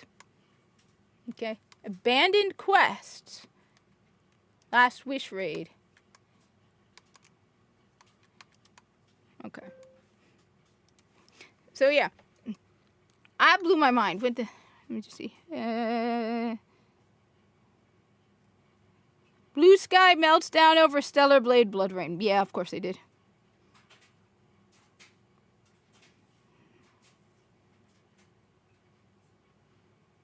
Wait, one sec. Absolutely true. If you watch his latest content, here's the basis of a Lucky video. Watch someone else's video, give essential nothing of value, and just talk about how he played a raid one time and say Destiny 2 over and over and over. I truly think he doesn't give a shit about the game. He's just worried.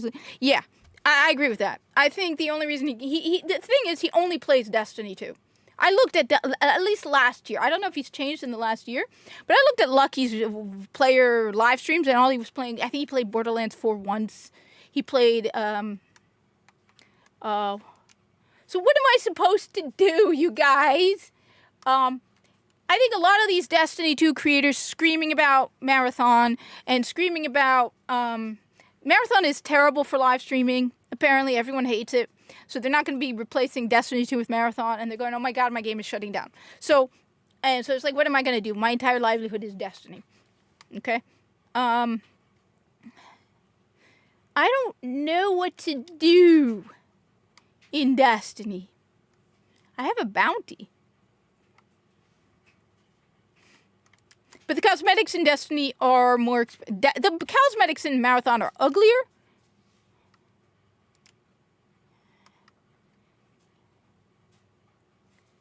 Defeat targets while using any fusion rifle or linear...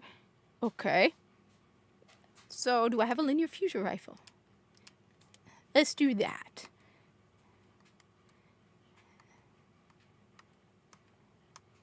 I'm going to guess you're going to be like, no, you got to play the campaign.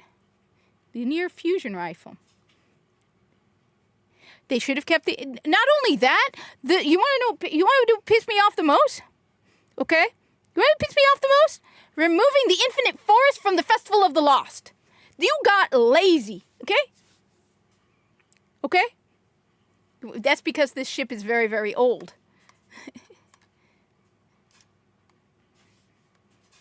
I don't remember where it's from. Let's see. Unforeseen consequences, Destiny 2. I got stuff here that like it said. Unforeseen consequences.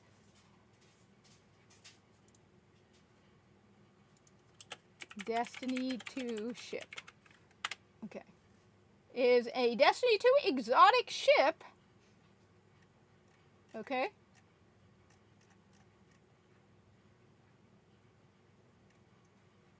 Season of the Wish. No, it's the 9th of November. The 9th of November, which yeah, I'm not. I mean, look, here's my emblem. Okay. This is okay. So, me bragging, okay. All right. So this is my favorite emblem. I know there's a whole bunch of emblems in game. Everybody in Destiny likes to brag about their emblems, okay? This is my emblem, my favorite emblem. This is called Lore Scholar, all right? For all you newbies to Destiny 2, what the hell is Lore Scholar? Lore Scholar, okay, was one of the emblems you got if you were an OG Destiny 1 player. If you got a Grimoire score over 5,000 in Destiny 1, when you moved from Destiny 1 to Destiny 2, they gave you a bunch of emblems depending on different things you did. Lore Scholar required a Grimoire score of 5,000, all right? That's my baby. I worked so hard for that emblem. I love this emblem. This is another one, I think. I know this is Young Wolf. Be pulled from collection. What is collections? Anything that can be pulled from collection? What do you mean? You're telling me you could just... This is like Destiny 1. So you're telling me it's like Destiny 1. You can pull... Okay. You can pull exotics like in Destiny 1. That's what you're saying. Okay, slow down. Moshidi. Okay, slow down. Let's start with one simple question first. Okay. Legendary items. Do I keep them or not? Okay, let's look at my... Look. Okay. Delete all craft... Honestly, I never got into the craftable thing. So, craftable are the ones with the red, right? So, I delete all my legendaries is what you're saying. Because I don't want to... You know what the hell? I don't need to. I have a vault space of over 1,000. I can right now go back to the tower. All right, let's go back to the tower. And dump all my legendaries that I have except the ones I'm using. Okay? And I can worry about deleting everything until I get better gear. okay? Because I'm not gonna delete some of my, you don't understand. Some of this stuff is dear to my heart, okay? Some of this stuff I've been keeping, okay? Some of this stuff, like, I think I still have it. Nemesis, I think I still have a, oh god, what is it called? Midnight Nemesis or something? That was like original Destiny 2, okay? Okay? Okay, okay. Like, I got stuff here that I have never deleted, okay? Alright? Thing is, I never crafted anything. I'll be honest, I rarely craft. I think I crafted 3 or 4 items, and then I'm like, to hell with this, I don't care. There's so much stuff that drops that I was like, I don't care. I'm like, I get legendary. I mean, look at my post right now. The reason I never crafted anything was because it was like, why should I? Wait, you missed the raid. You want the rage? The rage was from earlier where I was going on about DEI and them going on about how, oh my god, we need to throw in a female character to draw in a female audience. No, Habibi, no. Women don't play first-person shooters. You throw in a female character into your video game, women aren't going to play it. Everyone buys their video games based on their genre. Okay? Okay? Okay?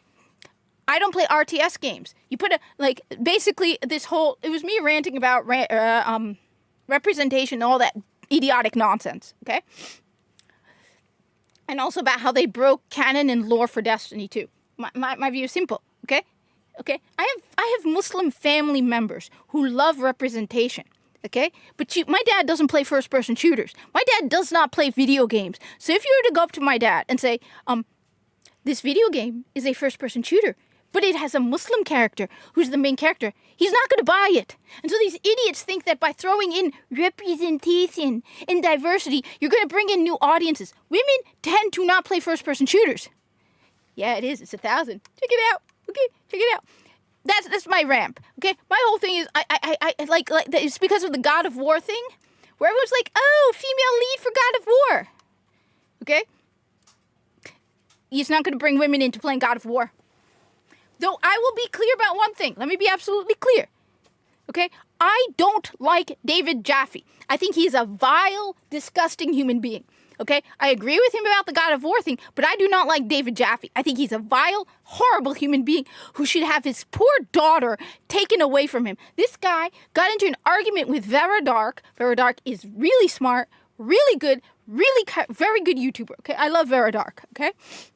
And he's like, the only reason you have the audience to do is because you're a hot woman. If that's how, the way he goes to Alyssa Mercante, I do not like Alyssa Mercante. He's like, I would sleep with you. Dude is the one time I will say is a genuine misogynist. All right? He is so vile in his way about talking about women in general. Again, I agree with him about the God of War, that he convinced his little girl, his daughter, that she should want to be a boy. You drove your daughter to hating being female. And the reason, normally, the way he talks about other women, I can see it. Okay? The way he talks about women, I'm not surprised. You don't talk like that about women. And if you talk like that about women in front of your little girl, of course she doesn't want to be a woman. I think David Jaffe is a vile, disgusting, garbage human being. And the fact that the guy who created God of War is a lol cow, dude, you should just get off the internet. Okay? You are the creator of God of War, and you are on lol cow live. That's like, that is just embarrassing. Yeah, no, that's rough. That is rough. I agree with you on that. Though you should be given, hey, Moshidi, they give you some free platinum? Didn't they increase, didn't they increase it? But they give you some free platinum, and everybody recommends you use that platinum to buy slots. Use the free platinum they give you to buy slots. Don't buy anything else. Excuse me. So, as you can see, so I never use crafting, but I should. If you're saying you love crafting, maybe it's a good thing I missed out on, all right? Maybe I should. Okay? Maybe I should do more craft. This is why I never did crafting, because I would come back to here and I'd be like, I'm overwhelmed. There's so much stuff. I am so overwhelmed. And then I look at this, I'm like, I like this helmet. All I know about lolcow, okay, okay, is that a lolcow is someone who is basically a joke on the internet. It is an embarrassment to be a lolcow, okay? Especially if you are the creator of God of War. That's like Elon Musk becoming a lolcow. Yeah, dude created Twisted Metal and God of War, and he's now a lolcow that is a joke. He is a joke. Dude, why are you doing this? Okay? What did you spend your money on? Given the way you talk about women, I wouldn't be surprised if you have 1 million OnlyFans you follow, you sick munharif. As I said, this guy, I feel bad for his little girl. Because I'm a daughter myself. If my dad talked about women in front of me the way David Jaffe talks about women, yeah, I'd hate being a little girl myself. Okay? Okay? Some consider crafting kills the chase, fair enough, but I like the system, the crafting locations tip. I know the location, okay? So first off, okay, so you're saying, okay, let's go back to my vault and dump everything in there except whatever I have equipped right now. Isn't Keemstar, I think that's his channel too. He's on Lolcow Live. Dude's on Lolcow Live, which I think is Keemstar's channel. I'm sorry, but no matter how much money, dude. Okay, yeah, I agree. Okay. So. Like I said, if you created God of War, you shouldn't be just. All right. So slow down. Okay. Let's put this in my. Wait. What the? No. Okay. Let's go to my vault. Wait a minute. So I'm in my vault. Okay. Right. Okay. Drop this off. Wait, why is it not dropping it in my vault? I'm confused. What did they do? I'm confused. How do I put stuff in my vault? How do I put stuff in my vault? If I have plenty of space in my vault? Hey.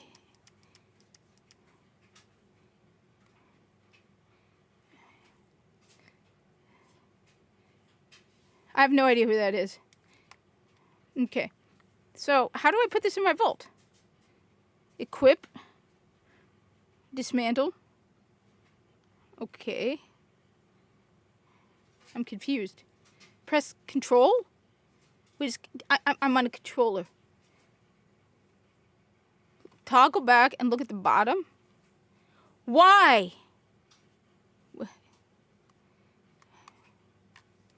I am very... I can't even put stuff in my vault. What did you guys do? Okay, so now you're telling me I gotta push R3. No. What the...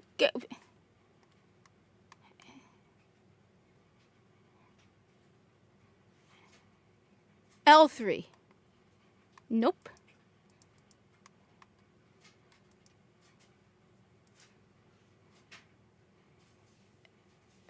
Bottom of display gives you control options.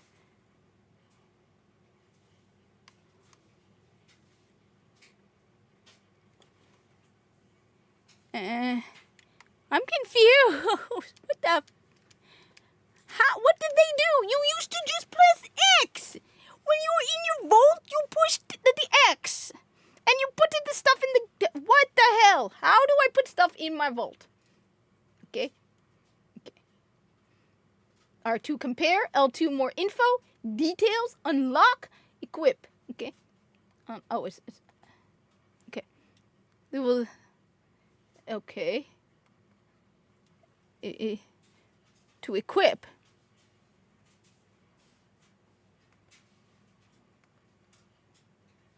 Okay. Why do you make it so complicated, Bungie? Why? That don't make sense. You make my life harder. And you embarrass me in front of everybody. Okay, we're going to keep like a few, okay?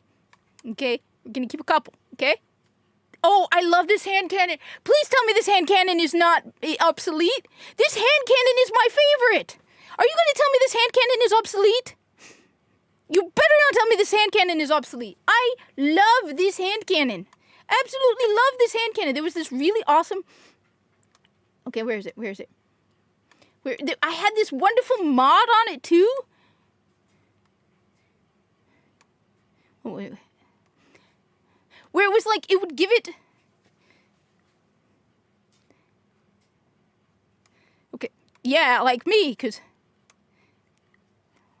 I had this mod that would extend that if you got a headshot... Where is it?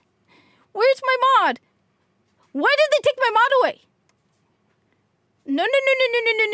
I had a badass mod on this gun. But I love this one. See, it has Dragonfly.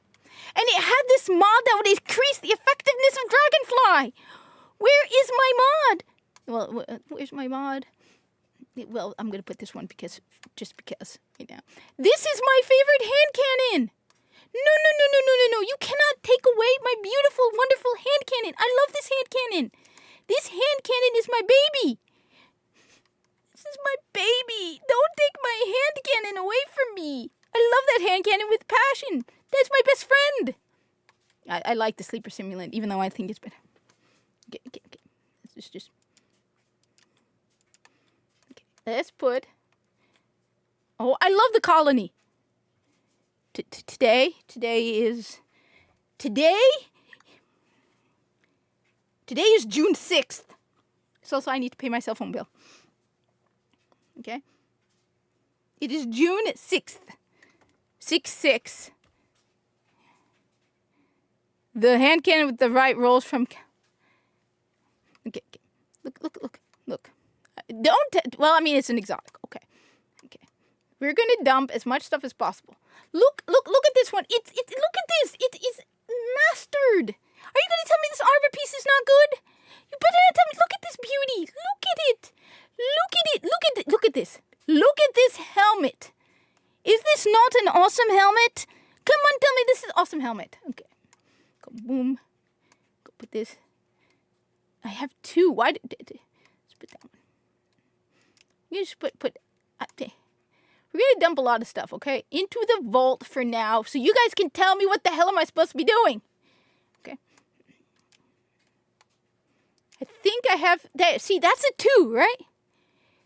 06, 26. It would have been better if it were 06. No! Why do you... no! Don't take my beautiful... No! You torture me! Why you do this? It's beautiful. I love that. Look at this cloak. Look at this. Look at this one. This is my favorite cloak. Okay? That's good. This is my favorite cloak. This is the only cloak that I ever bought. Yeah, but it's not. It's 6626. If it were 2006, if it was 2006, it would be 666. But it's 6626. It's not going to work. It's not the same. It's cool. Don't get me wrong. It is cool. And the thing is, though, you know what would be I like more? If it were 6326. You want to know why? Because 6326 would then be 6. 3 times 2 is 6, and 6. I like numbers. Okay. I love this cloak suit. This is one of my favorites. Okay. But this one. I love this cloak, okay? No! Where'd it go? No. Okay, no.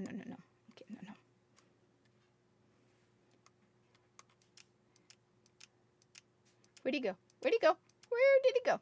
There it is. I want that, okay? Okay. All right. We're going to indulge me a little bit right now because I don't have any other armor anyway. Okay? I don't have any other armor. Oh. Okay, there's more lore to it then. Okay. Now, what am I supposed to do? Wait, did I hear a fallen? Can I kill him? Fallen do not belong in the tower. On top of that, I know my build is completely obsolete. I know. Look, I have not played Prismatic basically at all. All right, let me be clear. There are a couple of stasis classes that I cannot play. I need to relearn basically Destiny 2. Okay? Stasis. I hated Stasis because it was Lightfall. So I know nothing about Stasis. I don't know how to play Stasis. I do not like... no, wait. Stasis? No, I'm confusing that. Stasis is the darkness. I do not do classes with the darkness. And I do not like Stasis because that was... Strand because that was a decent load and out and play solo ops. But how do I get a decent load out? Plus... Okay. We're going to go to my favorite planet. Well, okay. They said, according to this, okay. One sec. I do not like the portal. Now I kill all the fallen now. Burn in hell, you stupid scumbags. Okay. Quest. Okay. So, I'm tracking. Wait, no, I don't want a waypoint. I don't want a waypoint. This one. Okay? I need linear well, I get a fusion rifle, right? Okay. I'm hearing, okay? I am hearing right now that everyone plays Hunter. Okay? Apparently everybody plays Hunter. Okay? Just watch this beauty, okay? Okay? I don't like... Okay. I don't like Stasis. But you're telling me I should like Stasis.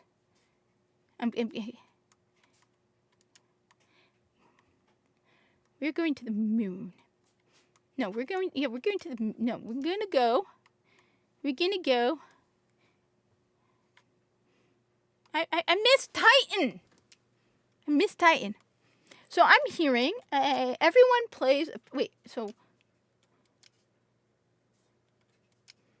Okay. But not solo. With a buddy build. I am all confused. I'm confused. I haven't played a Titan, a Warlock, and I haven't even played a Hunter in Destiny 2 since Final Shape. Well, I did play some Edge of Fate, and I absolutely hated Edge of Fate. I 100% hated Edge of Fate. I have not finished it yet. Okay? I haven't finished Edge of Fate, and I have not played Renegades. So I have no idea what I'm doing. And I know Destiny is more of a... Look, just watch this hand cannon, okay? Okay, watch this hand cannon. Wait. Look at it!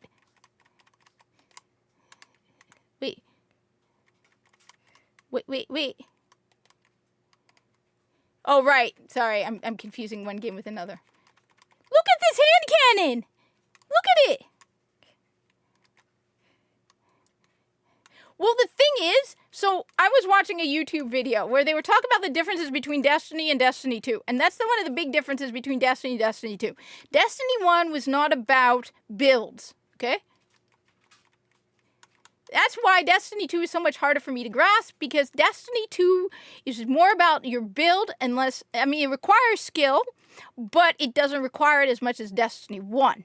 Destiny 1 was more about gunplay and skill and not builds than Destiny 2. So I am behind on the whole build thing, because honestly, the campaigns were so ridiculously easy, it didn't matter what your build was like. Okay? Campaigns were so dumbass easy that I didn't even bother. And then after that, I would be like, okay, campaign is over. Let's see how the season starts. And it's like, and then you go, I remember when we fell in love, Osiris. And you're like, shut up. But remember when we talked dude, shut up. And I'm like, okay, I'm not playing this garbage. But remember when we fell in love? No, shut up. I don't care about when you fell in love, okay, Habibi? I don't. That's not why I play Destiny. I play Destiny to feel like a god and slay everything in front of me and let you die. Okay? I don't care about when you fell in love, Habibi. I don't. I care about how I can slay you in multiple ways and let you suffer and burn with my arc energy of death. Okay? That's what I care about. I also like my guns. Okay? Which my understanding is Destiny's all about. I don't even remember this. Okay, more weapon focus. So this person made a really good YouTube video, okay? It was talking about the differences between Destiny 1 and Destiny 2. And how they said, yes, Destiny 1 had less graphics, but it had better art direction, more unique art direction, more varied art direction. And one big difference was that they said, let's be clear, that skill is required in Destiny 2, but it was not as much in Destiny 2 as Destiny 1. Destiny 1, and it's funny, you watch all these D2 players, right? I watched a couple of all these D2, hit the portal and solo ops. Yeah, but you want, okay, all right, you want to know, okay. So first off, let me just be clear, there's nothing more fun than watching Destiny 2 content creators go back to Destiny 1 and go, damn, I forgot how hard Destiny 1 was. It's a lot of fun watching a couple of them going, I forgot how hard Destiny 1 was. Yeah, even the big Destiny 2 content creators are like, yeah, I forgot how hard Destiny 1 was compared to Destiny 2. Okay? Love that. Just absolutely love that. Okay? But, that aside, okay? You wanna know what turned me off more than Edge of Fate? It was the portal. And it wasn't the portal system itself. It was the fact that I did the portal, right? And I did solo ops in the portal. And the first 2 missions that came up were reused content. So I'm playing the portal, and we're on Nessus. And I'm going, this feels familiar. I'm like, I remember doing this. I'm like, to hell, I really remember doing this. It took me a couple moments to remember exactly what I was doing. It was a Black Armory mission. It was that one on Nessus, right? And you go in there and you have those floating platforms. I'm like, okay, damn, you gotta be kidding me. I'm like, are you kidding me? You took out the Black Armory, which I loved the Black Armory. I know a lot of people didn't like the Black Armory, but I played the hell out of the Black Armory. I love the Black Armory. Now you turned, what's her name? Into, cosmetics, basically. I like the Black Armory. Okay. Yeah, that's what I also don't like about Destiny 2 now. It's all about modifiers. Okay? Yeah, where you choose to make your game more difficult. So I'm looking at it, I'm going, okay. You're joking, right? You remove content from the game. Then you come back and you tell me, hey, everybody, it's new content in the game. No, it's not. Okay? And that made me go, yeah, the hell with this. Okay?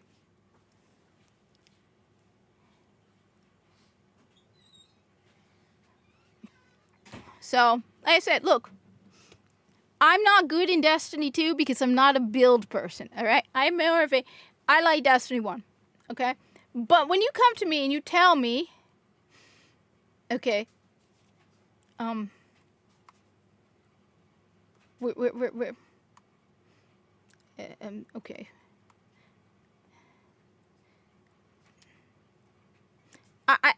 I'm sorry, but as I said, the other problem for me with Destiny is that you've turned it into basically a bigger grind than Warframe, where you're like, okay, so you change the modifiers and everything so you can get better loot.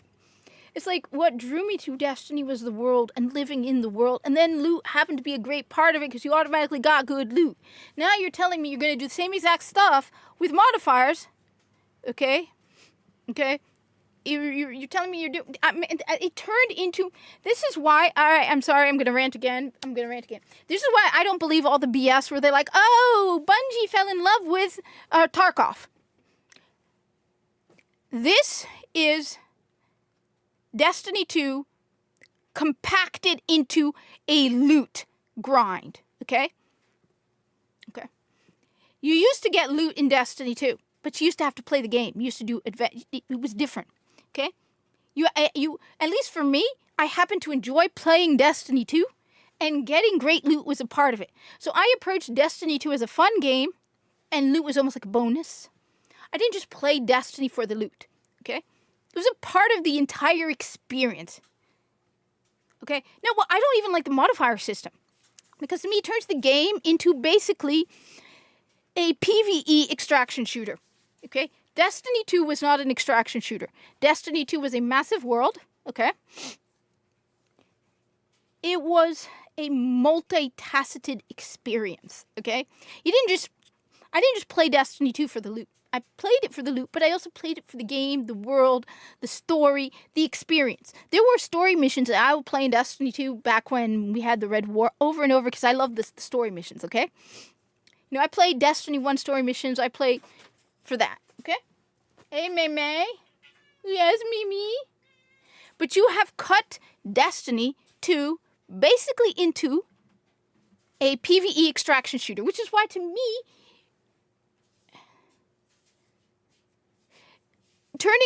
adding modifiers is, like I said, it's become a PvE extraction shooter.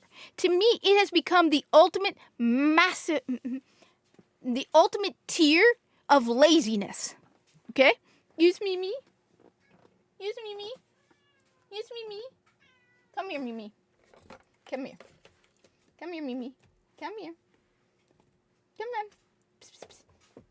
Come here, Mimi. Come here, Mimi. Mimi, come here, Mimi. Come here. Come here, Mimi. I agree on general, but I don't mind. Okay, okay. Look, it's hard for me to explain what I'm trying to say. Okay. I'm trying to find a way to word it. Where they've basically cut out all the fat. Yes, Mimi, come here. Come here. Come on. Come here, Mimi. Psst, psst, psst. Come on, Mimi. Come on, Mimi. Come here. Come here, Mimi. Come here, Mimi. So first off, all right. First off, you get the free feet pics. Okay? Normally, we charge $500 for these feet pics, but you get some free feet pics. Look at those feet pics. Look at those feet. Look at the baby feet. Only paws. Yeah, you're getting some free baby feet pics. Look at those feet pics. Show them those feet, you little munchkin. Show them the little feet. Yeah, you got cat feet. Okay. Right? Right? Right, Mimi?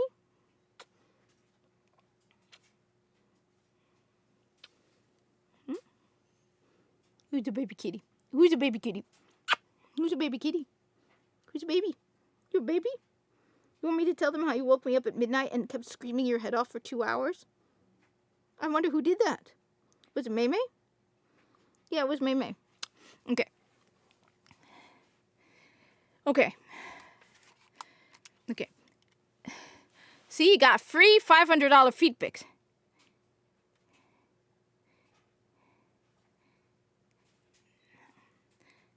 So, what I'm trying to say is this, okay?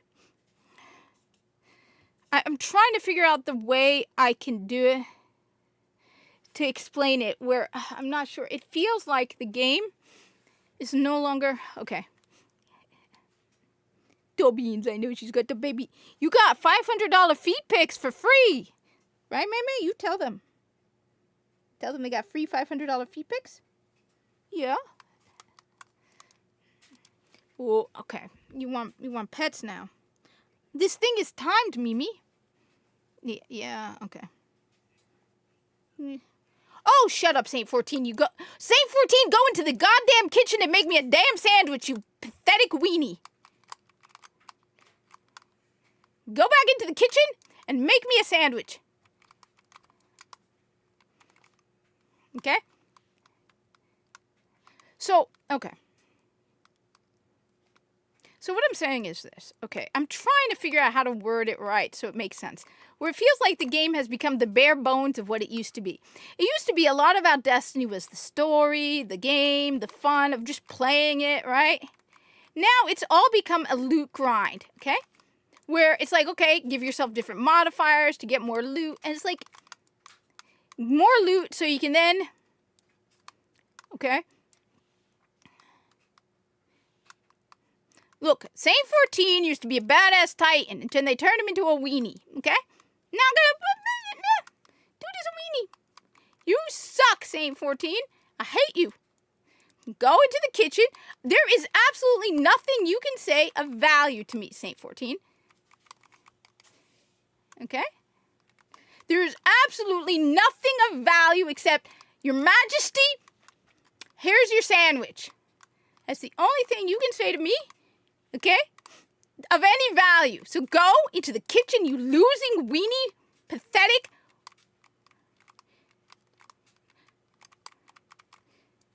and get me a goddamn sandwich. Period. Go. In fact, I want you to be like, Your Majesty, woman who has more testosterone than I do because I'm such a loser weenie, what kind of sandwich do you want? Okay? Because even a woman has more testosterone than I do. Yeah. Come on. I got more testosterone and bigger balls than you do. And I don't have any. Okay? You suck. So go. I like a sandwich.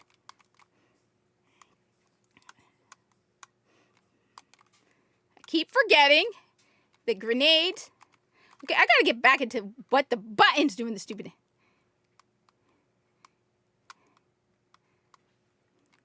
Nah. Real Saint 14 would be out there with his axe and his sword and his guns killing stuff. Now he's like, oh, but Osiris, I can't leave my boyfriend. I can't leave my boyfriend. Go.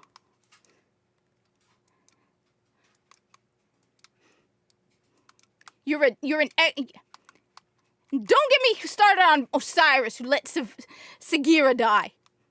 Just such a loser.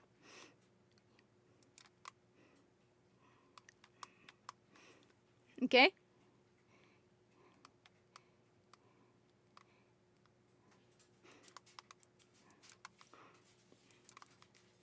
He spawn camped in Savathun's skull. That's it?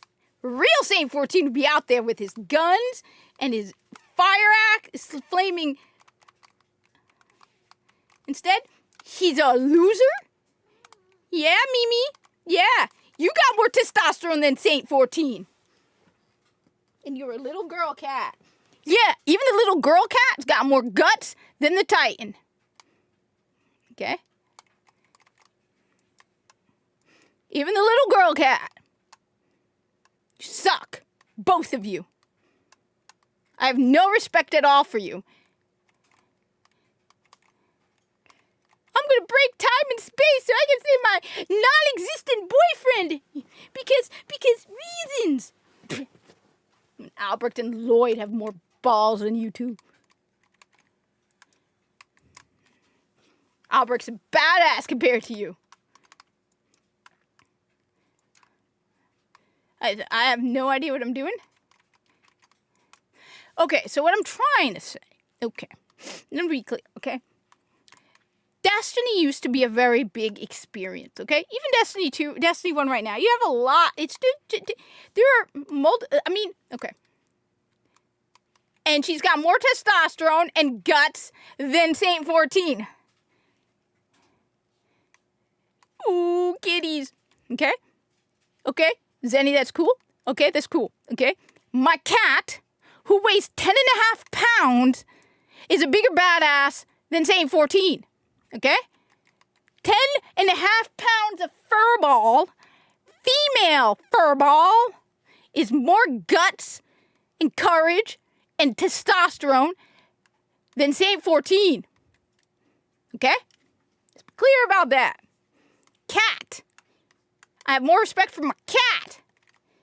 Be like, Guardian, you can choose Saint 14 or Mina the cat. I'd be like, give me Mina. Oh, Osiris, the only reason I bring up Saint 14 is because he's the one who had the audacity to speak. Don't even get me started on Osiris.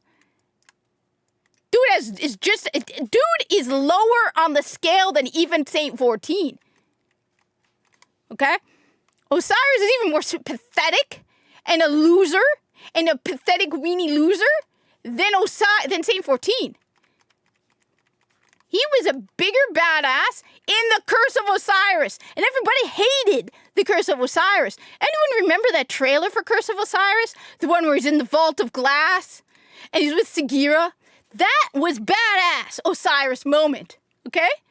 Badass Osiris moment when he's like, Sagira, he can see your light, and he throws her to protect her. I was like, that was Osiris's badass. Now he's just a loser. Again, I mean, if Okay? Okay? Okay? Okay? Okay? Like, if my opinion of Saint 14 is that low, and I'm telling you, okay, that Osiris is even worse, yeah. Okay? The only reason Osiris didn't come up is because his voice didn't show up. Or I'd be telling him to go do the laundry. Like, the Fae woman in God of War, I got more respect for her than Osiris, okay? I'd rather have Fae, Guardian, choose who you will include in your fire team. Osiris, Saint 14, or Mina the cat. I'd be like, Mina the cat all the way. No. Guardian, choose your ally. A fallen dreg, Osiris, or Saint 14. I'd be like, a fallen dreg. Okay? Okay?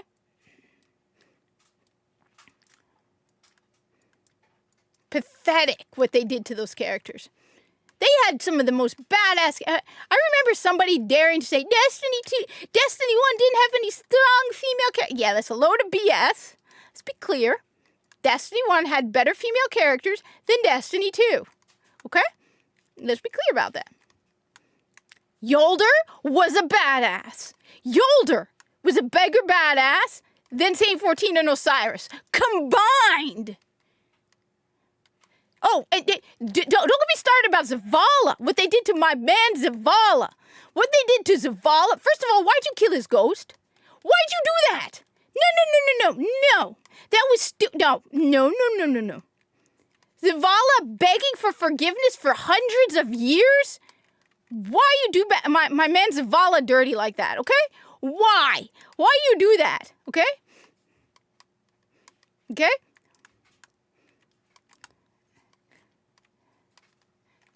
It's been a while, okay? All right? Why you do? Okay. Let me tell you about Zavala, okay? Oh, go into the kitchen, you pathetic little loser, and make me a sandwich while your boyfriend does the laundry. Loser, you have nothing of value to say to me.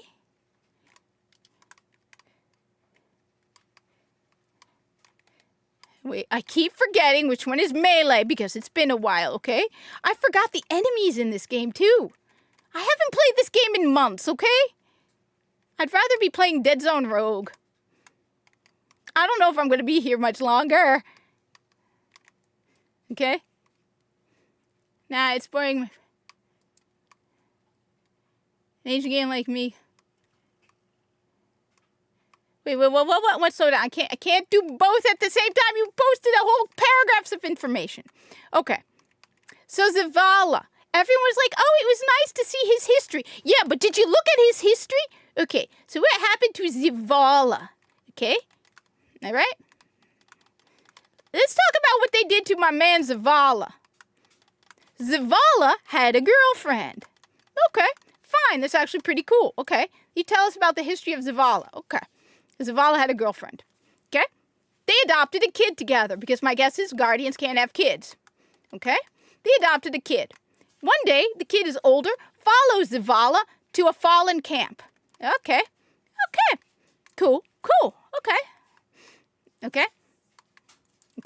Right. Okay. Kid gets killed by the fallen. Zavala feels guilty. Woman dumps him. Okay? Woman dumps Zavala. Okay? Zavala. Oh, and after she dumps him, by the way, she remarries and has more kids. Okay? So she dumped his ass. I don't have tiered loot. Okay? She dumps his ass. Okay? We got that, right? Okay. Okay. Dumps his ass. Zavala, after she dies, goes to her grave begging for forgiveness. Even though she cared so much about that boy that died, she went and got married and got another and had more kids away from him. Okay, dumped him. Okay. Then he goes to her kids' graves when they die and basically begs them for forgiveness. He does this. Okay? Does this for centuries. All right? Okay? Centuries. Right. You want me to believe that the Zavala, commander of the Vanguard, spends centuries feeling guilty, okay?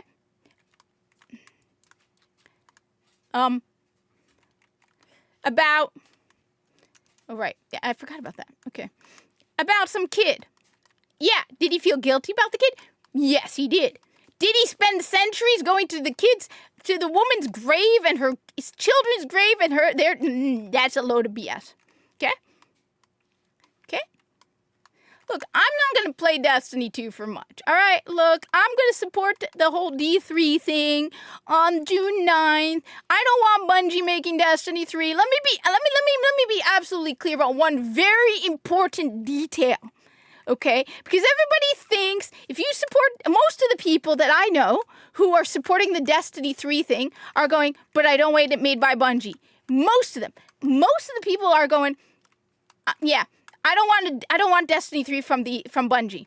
I happen to be one of those people, okay? I don't want Destiny 3 by Bungie. Do I want Destiny 3? Yeah. Will I be morbidly, miserably depressed for the rest of my life if I don't get Destiny 3? Nah. You see, I've learned that while Destiny is fun, this is why, for example, I don't take Lucky seriously. Okay? I don't agree with Astacross all the time, but I actually take him more seriously because at least he's played other video games. All right? I don't want Destiny 3 from Bungie. All right? I love Destiny 1, but I play very little Destiny 1. Okay? Let me tell you something, okay? A couple of years back, probably, okay? I probably would have been one of them. Crying, feeling miserable. But you know what I know what my biggest regrets is? Only playing Destiny. After, what cost Bright Dust? Because it's Bungie. Okay? Okay. Anyway, that's Zavala. Let's first before I go into the Destiny 3 thing again, let me say this. That's Zavala. They turned the commander of the Vanguard into a loser.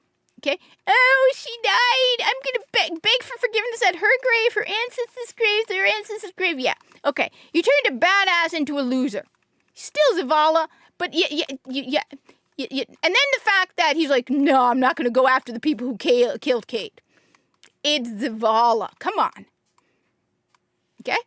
Okay. Next, let's look at The Crow. Okay? I liked The Crow.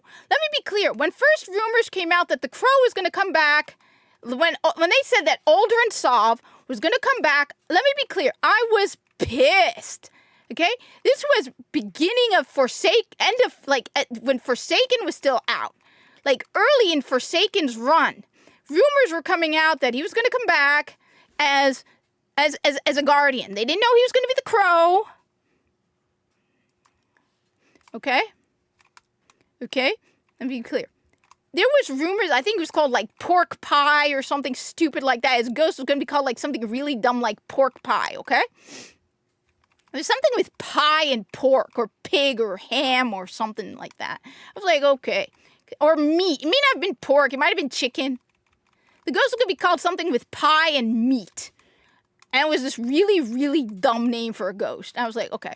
I'm like, I do not want Aldrin Sov coming back as a Guardian. Aldrin Sov killed Cade, okay? Aldrin killed Cade.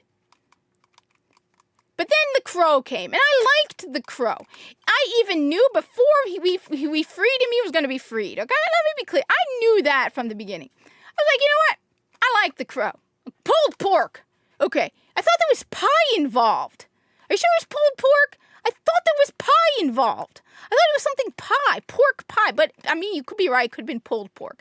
There was meat, and I thought there was pie, okay? So let me be clear. I liked him. But when he would not stop shutting up about his goddamn sister now, oh my God, I was Aldrin soft. I was a horrible person. Dude, Aldrin was a badass in Destiny, okay? Aldrin was a mega badass in Destiny, okay? You turned him into a weenie loser, okay? In Destiny 2. Oh my God.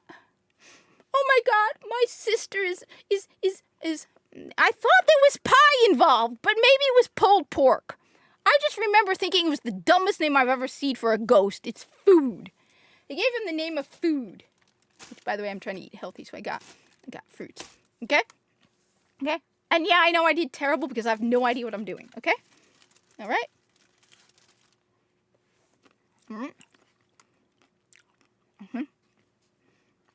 Okay. Okay? I thought there was pie, but you could be right. It could have been pulled pork.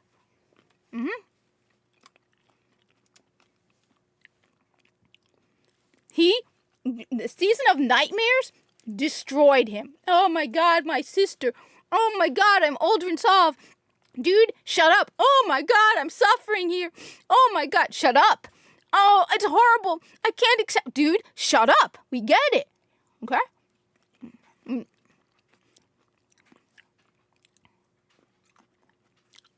Okay? We got it? Wait, that's one. But I'm confused. I am confused about this whole tier thing, by the way. Good perk solo play. Wear a two-piece. What is a two-piece? Slow down and explain. Okay? Otherwise, I'm going to wait a minute. It's 300.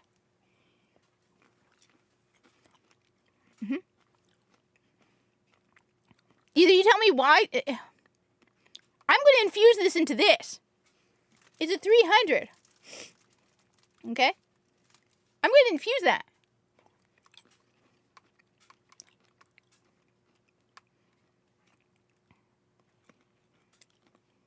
Oh. Okay?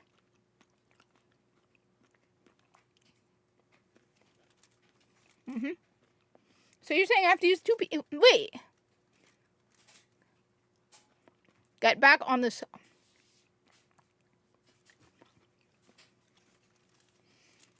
Wait a minute. I have a serious important question. Okay? All right. Yes, but you're telling me that this thing here, okay, is better than this. Even at 81, it's better. Okay?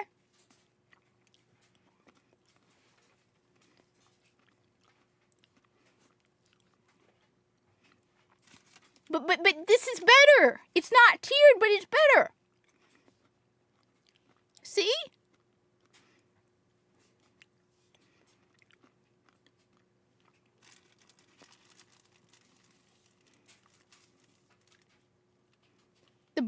The bonus. Okay?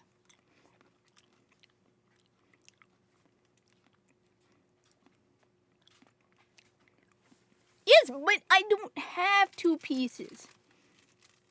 The stat just...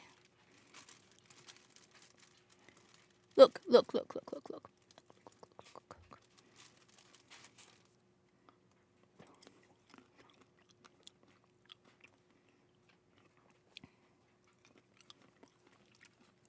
All right. I'm just going to do it, okay? I'll get more of it.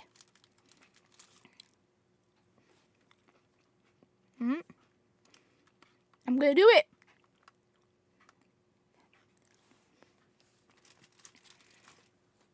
I'm gonna infuse it. I'm gonna infuse it. Look, I'm an old school Destiny player, right? I like my old gear.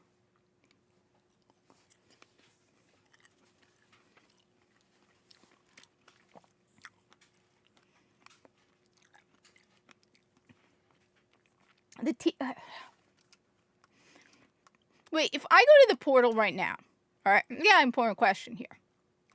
Yes, I'm doing it.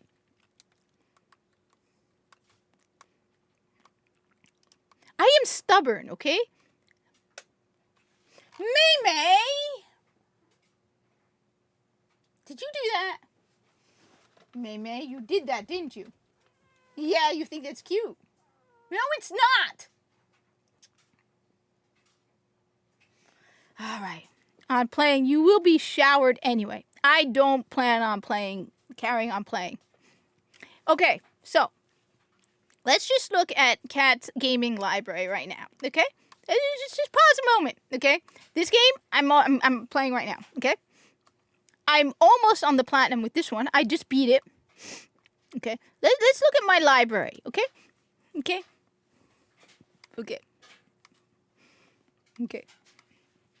This is my library, okay? Of the stuff I have installed, okay?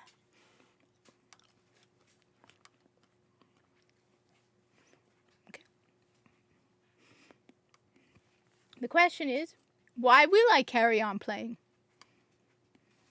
Okay. You see, I've changed as a person since I started playing Destiny, okay? And I haven't even played Warframe in weeks. I have changed as a Destiny player. All right. That's why I'm not losing my mind over losing access to like Destiny 2 not being upgraded. Okay.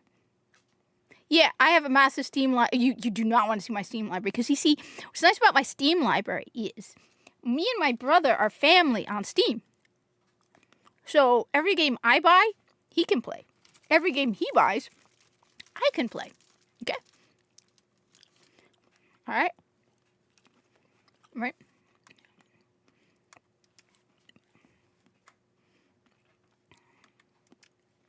Okay? I'm not even gonna. Yeah. Oh my god. No, I don't even want to know. It's too complicated. Okay. My library has hundreds of games in it. I have a PC or laptop sitting right over here. Okay. So let's be clear. I used to play a lot of Destiny 1. Every now and then, if there'd be a slowdown, right, other Destiny content creators would start playing other games. So I played Remnant. Okay. All right. I played Division, but I primarily only played Destiny. I was ridiculously hyped when Destiny 2 came out. To the point where, look, I have Destiny 2 socks, right? Shut up, woman. Anna, shut up. Oh, not again, dude, shut up.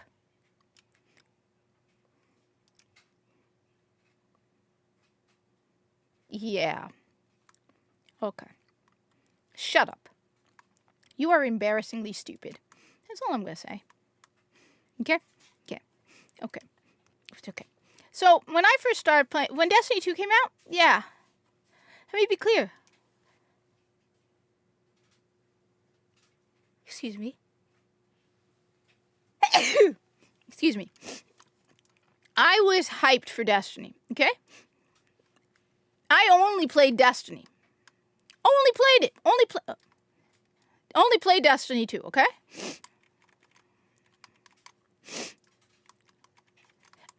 And that is one of my biggest regrets.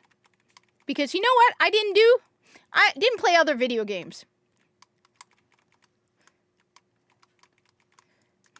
One of the big things I have learned since I really stopped playing the seasons of Destiny 2 is that... Thank you. Is that honestly, Destiny 2 is mid. The gunplay is good, but everybody's like, okay, Destiny has the best gunplay. At this point, they're not unique, okay? I honestly don't want to get back into Destiny 2 because I have Pragmata, okay? I have Crimson Desert. I have High on Life 2. I have the Platinum Trophy for High on Life, okay? Okay, I don't want to spend hours doing the exact same missions over and over and over again for better loot when I could play Pragmata. Dead Zone Rogue is a roguelite, and yet I'd rather play that. So I'm just curious to see the state of Destiny 2 so I can get prepared for June 9th. Maybe I'll play Destiny 2 now and then. I'll keep it installed now. I won't uninstall it. But become a devoted Destiny 2 player. It is, yes, Destiny 2 is addictive. And it took me a long time to get off of that addiction. Like, even after I stopped playing it because I hated Edge of Fate, I still couldn't. You know what? Everyone says the gunplay, but I'll be honest. Once you start playing other first-person shooters, you realize even the gunplay isn't unique. That so many other video games have now started to do really good gunplay that, honestly, it's not even that unique anymore. Because other developers are getting really good at, doing good gunplay. So, I mean, some of them have different styles of it. So, like The Division, right? It's a slower gunplay. But I would say you will find other games with gunplay. I think one of the big things that kept bringing me back is FOMO. Okay? If you step away from Destiny 2 for a week, you're like, oh my God, what am I missing? Okay? That's one of the reasons why I like Warframe. Because I haven't played Warframe in several weeks. I don't feel any FOMO. I'm not worried that I'm going to miss out on anything in Warframe. Destiny, on the other hand, I kept, for weeks, I was like, I want to go back. And I'm like, no, I'm not going back to Destiny. I'm not going back. And the best part is the holidays, I was too busy to play video games. I played, but not as much. So I was able to, limit, I have very limited time to play video games. So I was like, it was either the choice of,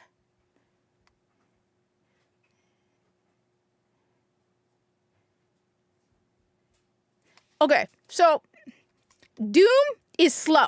I'll admit it. I like Doom, but it's not. But have you played Dead Zone Rogue? Have you played High on Life? I will say this. I thought the same thing. The thing is also, I mean, even if you personally find the gunplay in Destiny excellent, the rewards aren't worth it anymore. Yeah, some people never take to Warframe. I like Warframe, but some people don't take. For me, Warframe is more my my cozy game when I just want to play something, and relax. Okay? I should be doing some of the harder stuff in Warframe. I'm just too lazy. Okay? Warframe, yeah. That's why when people say, like I said, a lot of people from Destiny are playing Warframe right now. But I'll say this. Warframe and Destiny are not the same. I like Warframe, but yeah, gunplay is completely. Yeah, no, I know some people. The thing is, I have the Platinum Trophy. Now, I think High on Knife was a little too far in the crude humor. It just got kind of tedious. But I have High on Life too. And I'm looking forward to playing that because now you have to escape. So the thing is, it's also the reward of the gameplay. Where it's like, you want me to do the exact same missions over and over and over again so I can get slightly better guns that really don't feel that much different. Like, one of the things I like about Borderlands is the crazy-ass guns you get in those games. Yeah, no, like I said, no, Warframe, like I said, and the thing that drives me nuts about people on X, And one of the reasons at one point I was like, screw Destiny. At one point, because I got called some of the dumbest stuff for just pointing out that Destiny 2, because, okay, so I pissed off the Marabots, okay? And I pissed off the Bungie bros. I pissed off the Marabots for posting that Destiny 2 had more players than Marathon, and that I wanted Destiny 3. I pissed off the Bungie bros because I said I didn't want Destiny from Bungie.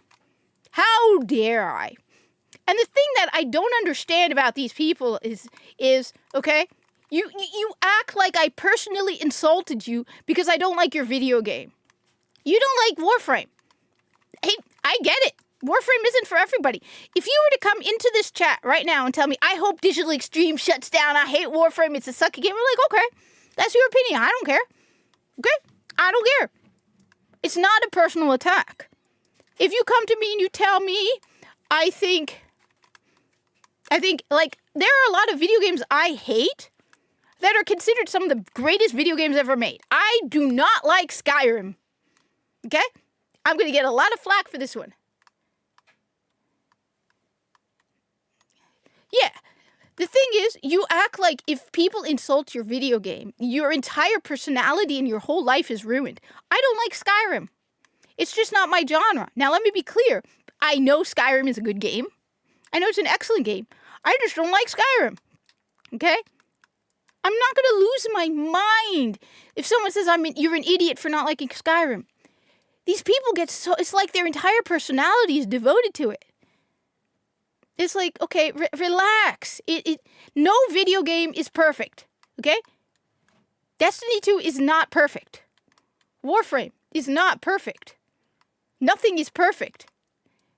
And what brought us into this circumstances with Destiny 2, I'm gonna die, is the fact that people would not accept criticism. This whole toxic positivity brought the game and broke it. Okay?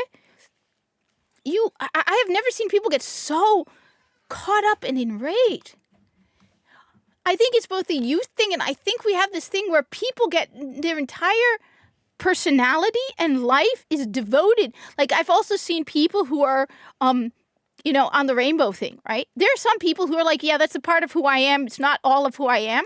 And they're normal people. It's like when people where it's like, okay, yeah, I'm a Muslim. It's not my entire life and personality. Okay?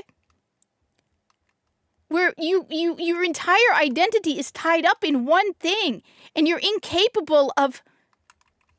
Like, I saw this one guy who got so butthurt because I said I don't like the story from Saros, and he looked at his profile, and it's all about being on the G.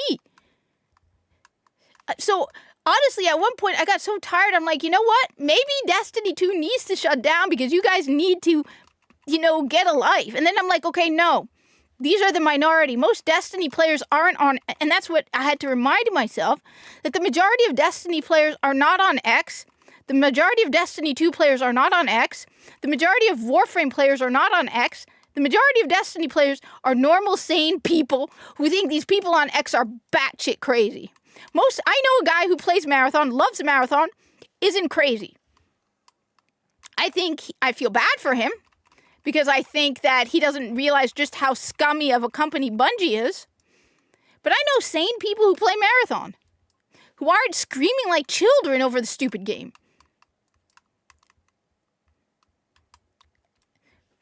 And it's like your entire personality is a video game. And the thing is, no video game is, let's be clear, no video game is perfect. There isn't a perfect video game. Like I said, Warframe isn't for everybody. I love Warframe. I understand why some people don't like Warframe. Makes total sense. It can get tedious. It can be grindy. The gameplay style may not fit you. Some people don't like the fast-paced, third-person shooter aspect of it. I understand why some people will not like Warframe. But I'm not going to act like you insulted me. You know what? I like Borderlands 3. Okay?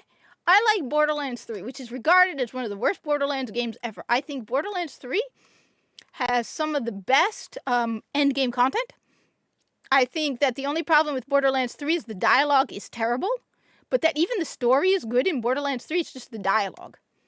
I know some people hate Borderlands 3. If you came to me and said, I hope they never make another Borderlands game again, I should try. I heard good things about it.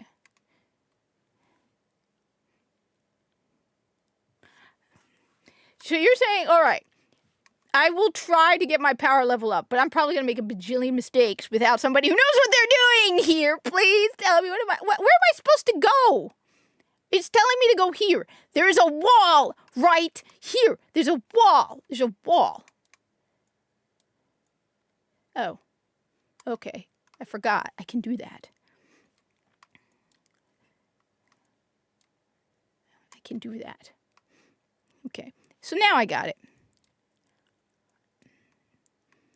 I don't understand these people whose entire personality is a goddamn video game.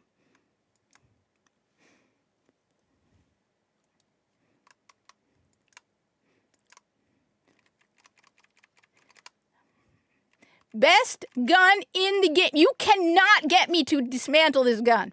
I will use this gun, and you will have to pry it out of my hands when the server goes dark. The only way you're going to get me to get rid of malfeasance, my OG beautiful malfeasance, I love you malfeasance, is to shut the game down permanently.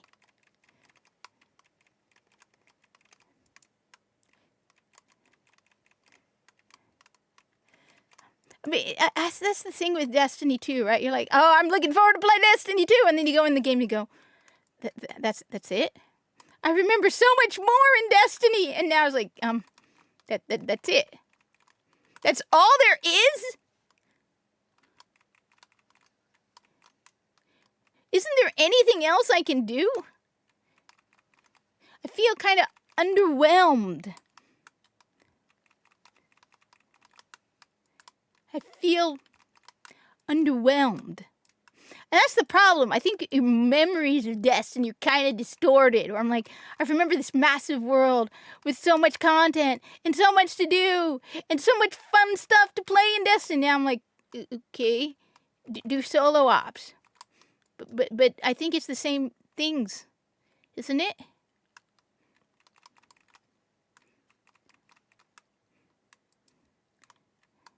I'm kind of... So you're like, I remember having so much fun in Destiny. And there being so much to do in Destiny. And now, underwhelmed.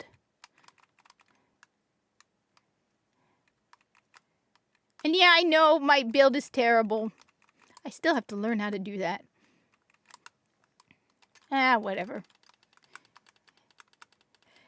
And do not get me started on my biggest disappointment of all in Destiny. The fact that you could shoot through the Cabal shields. The moment I saw that, I was pissed. And that was beginning when the game first launched. But I was like, all right. You need someone to help you, Habibi, because you can't shoot around the Cabal shields. You can't shoot the Cabals in the head. Not the head, the foot. Or the shoulder. And then shoot them in the head. Okay. Poor Habibi. Poor Habibi needs help. Okay. I get you. Okay. I understand. You're incapable of handling it. The struggle and the strain. Okay.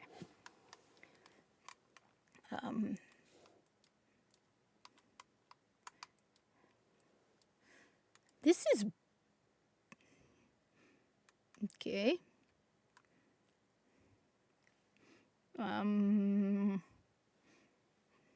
Tell me it gets exciting. I want to play Dead Zone Rogue. That's what I've been playing, honestly. If you need a good game that's an alternative... The thing is, I'm beginning to think I'm going to start making videos about recommendations for alternatives to Destiny that are not Warframe. Because everybody goes, okay, you want an alternative to Destiny? Play Warframe. Well, you know what? You don't have to play Warframe. There are better stuff than Warframe out there, too. I like Warframe. I am the biggest fan of the corpus you will possibly find. You know, it'd be nice if they brought some... You know, it hit me, though. There are no aliens in Warframe. But if the corpus met the Federation, meeting aliens would probably blow their minds. Be like, there is other life out there in the solar system. These are Vulcans and Klingons. And then the Corpus be like, okay, I kick your butt. Corpus are faster and stronger than Klingons. And Vulcans. Okay.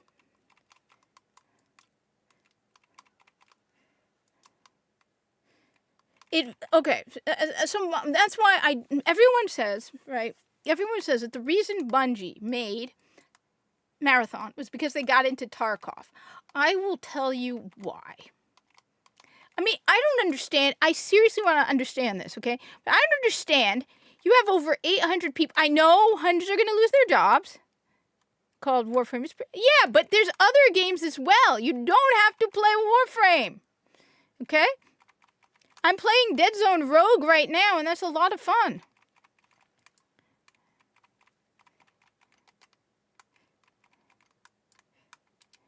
Okay. So, is Warframe fun? It depends. Some people don't like Warframe, okay? Also, Warframe is... Yeah, it sounds yummy. I want... Wait, what else do I have?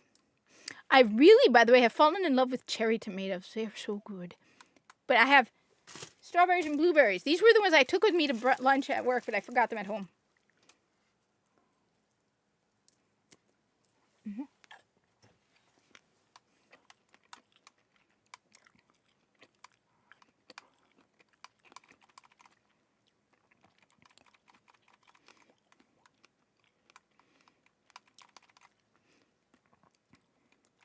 Mm-hmm.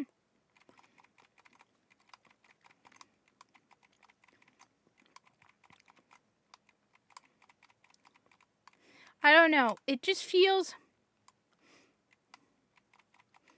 So, okay, so what I was saying that a lot of people were saying Bungie fell in love with Tarkov. And that is why they made Marathon. I think Marathon really is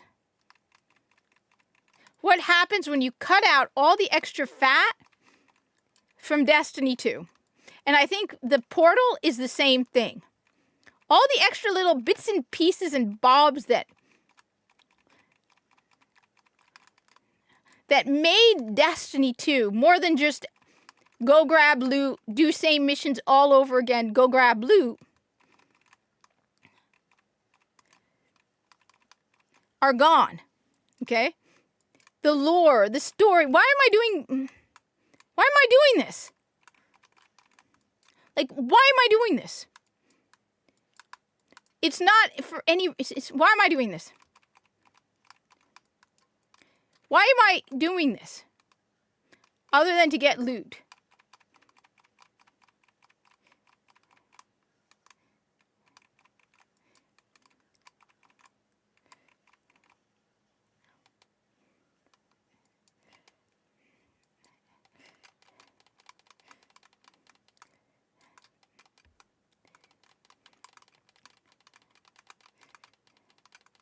What made... So, think about it, right? What was Destiny was a looter shooter, right? Well, Marathon has no campaign. It has now... It's still 3 maps. I'm sorry. A map in the dark is still a map. So, it's still got 3.5 maps. Okay?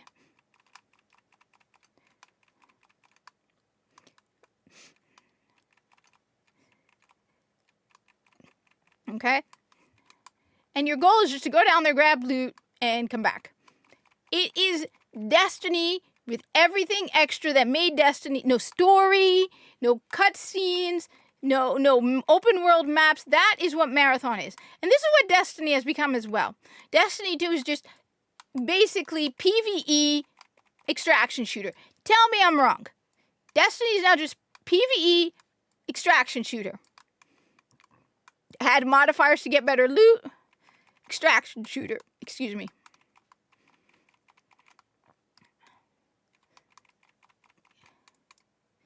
And the thing is...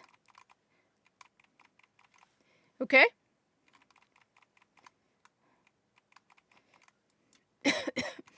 Excuse me? At least the loot in games, like...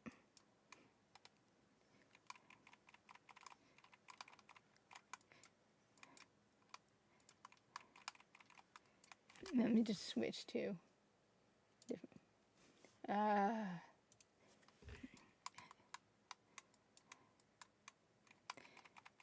So that's what I feel like, but I don't understand why a studio that is as big as Bungie requires everything. I mean, just okay. You have over 800 people working at Bungie right now. Okay, I understand they're going to be laying off a whole bunch of people, but you have over 800 people working at Bungie.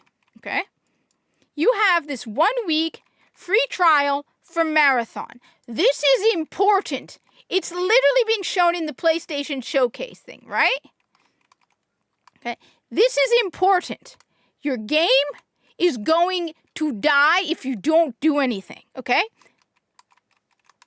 And you goof so many times. How? How do you make all these mistakes on something this important? Oh, the Corpus would kick their butt. Because, you see, the thing that made me change my mind about the Corpus versus the Vulcans is the fact that the Grineer are on the level of Space Marines. The Corpus have faster reflexes and even greater strength than Vulcans and Klingons. Like, I was like, all right, for fun, I'm like, all right, let's have a Starfleet doctor run a full exam on a Corpus without their heavy suit on, because the suit would, and the Starfleet doctor was like, this is impossible. And the Corpus and they have a Corpus doctor there too, right? So the Corpus doctor and the Starfleet doctor are running a full Starfleet medical scan on a Corpus, right? And the Starfleet doctor's like, this is impossible. This must be a mistake. And the Corpus doctor's, no, this is correct. And it's like, this says you're faster and stronger than Klingons. And the Corpus is like, it's accurate. They're confused. And the Starfleet doctor realizes basically he's dealing with people who are completely centuries of genetic engineering to basically perfect the most efficient thing possible, basically. They're designed for something, and they will be designed as efficiently as possible for what they are designed for. On top of that, imagine what was even more fun than a Corpus and a Vulcan. Arm wrestling. A Corpus and a Vulcan talking logic, okay? Because logic is basically the most efficient way possible. So it breaks the Vulcans, because they're like, you're still run by emotion, but everything they do is more logical just because it is the most profitable approach. So the Vulcan is like I have to find the conversation, because the Vulcan is like, you run by emotion, by finances. And they're actually, they're like actually baffled, because they're like, okay, it isn't about logic. It's about profit and efficiency and finances. And like, you literally worship profit. The Ferengi are actually terrified of them, because the Corps are basically what the Ferengi like think they are. Like but pretend to be.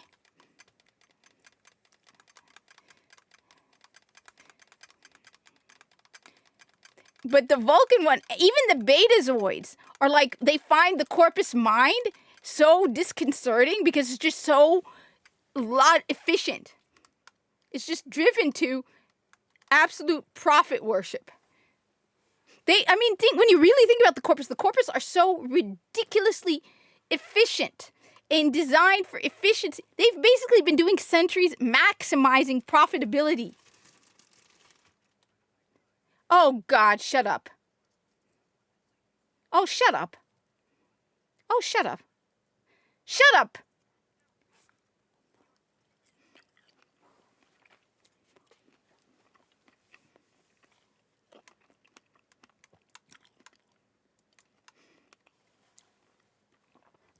What makes the Corpus even more interesting is the fact that they have been living, genetically engineering and mastering themselves for centuries.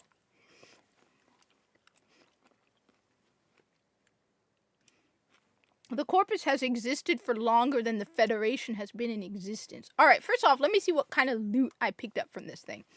Okay? Okay.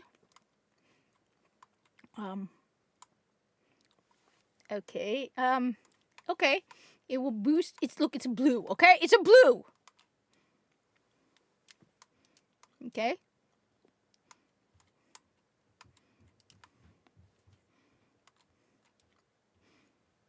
Okay. I'm gonna infuse that.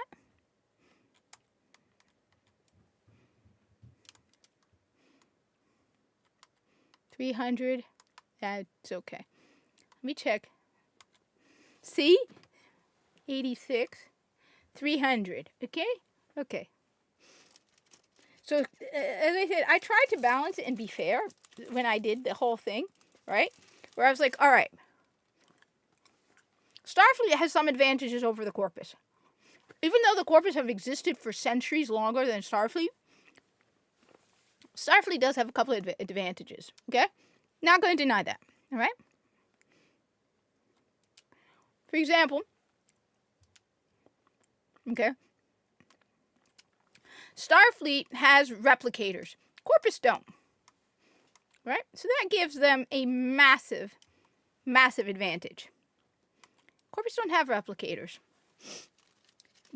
And they have better warp drive. Now, I realize that. But once the Corpus get their hands on replicators, on warp drive, then they improve it. So, one of the skills of the Corpus is backwards engineering. That's all they do. They take organ technology, improve it. All right. And, so basically, I'm just supposed to do those things over. Wait, is this going to be a different mission? One sec. Let me use the bathroom. I'm confused. Because I think I'm suspecting something that makes me not like this very much.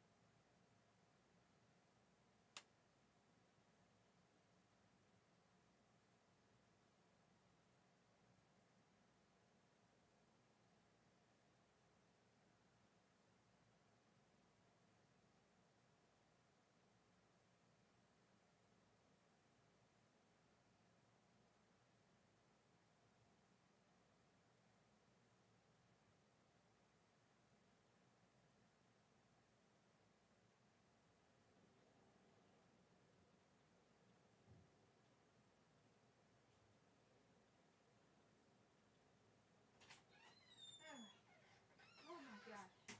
May, where are you, May? Where's my May? Okay, I'm confused and I'm kind of worried about something. Alright, Destiny people, I got a question here. Okay? Destiny people, I got a question. Alright, so you're telling me to do solo ops, right? You're telling me to do solo ops here, right? So basically, I just can do all of these over and over again. It's not like if I hit this, it's going to be a different one. It's going to be the same mission?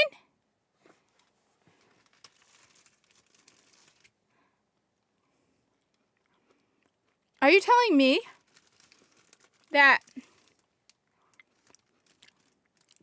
I basically have 1, 2, 3, 4, basically the same stuff over and over again?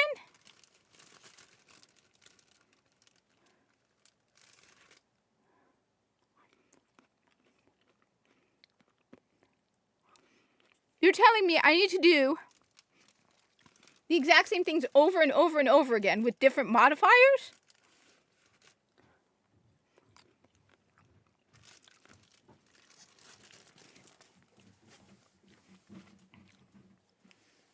That's what I'm supposed to do.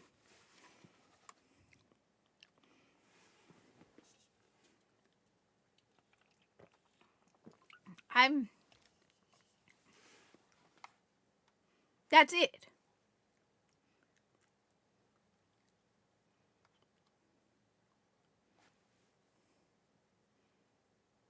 There's more content in Destiny 1.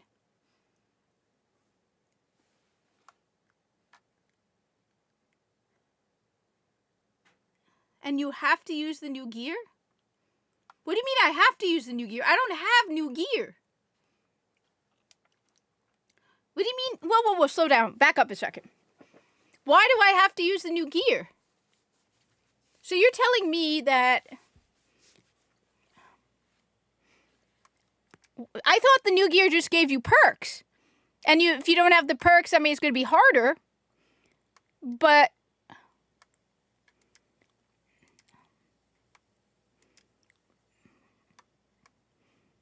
I'm confused.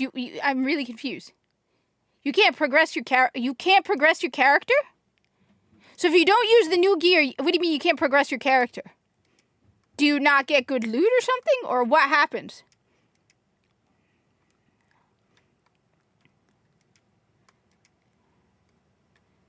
I am confused now.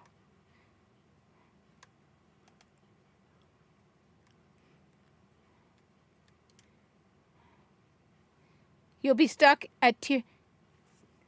Okay, so what you're saying is, if you do not equip tier 1 or tier... Excuse me, sorry. You don't get the tier 3, 4, and 5. What you're telling me is, okay, from what I understand. Okay. Now, correct me if I'm wrong, okay? I need to go into the solo ops, okay? And do these same missions over and over again. Get new gear. So I get tier 1 and tier 2 stuff. And the only way I'm going to get tier 3, 4, or 5, because I know that. I know there's like tier 5.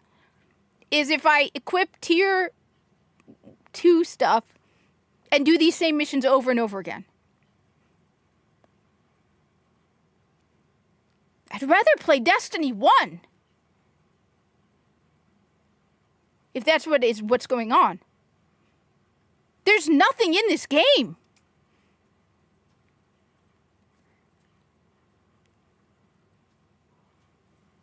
What the hell? This is garbage. I'm sorry, but this is absolute trash.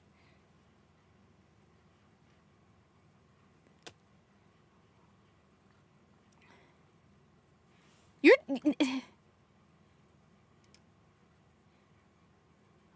the hell would anybody do this to themselves? This sounds boring as hell.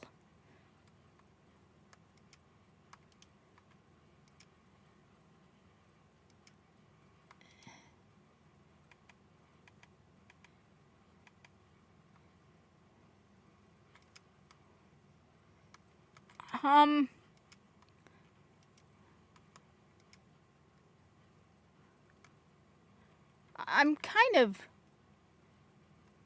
And there's absolutely no point to going to any other part of the map over this. And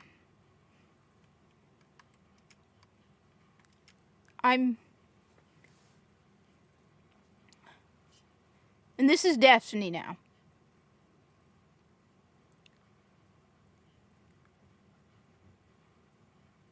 The infinite ammo heavy? What do you mean the infinite ammo heavy? I heard they'd change the ammo system too. But I don't like the change in the ammo that they did either, honestly.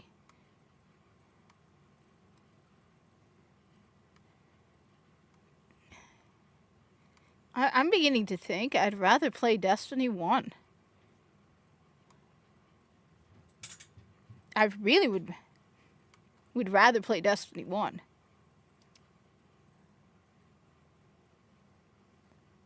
The machine gun.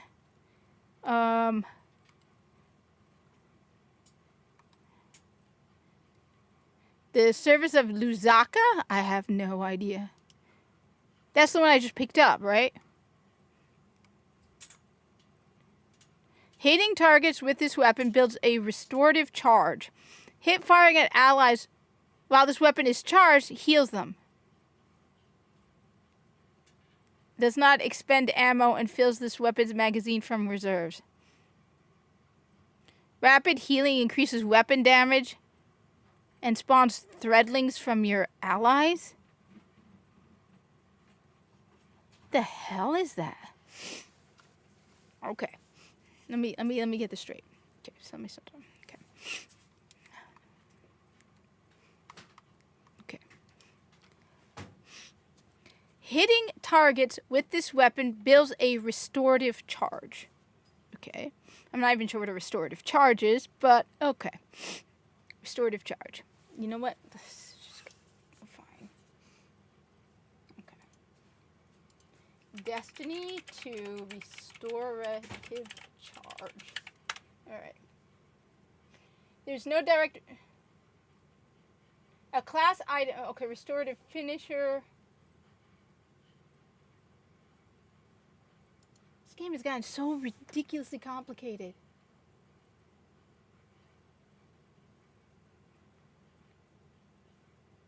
This game is turning into more complicated than Warframe.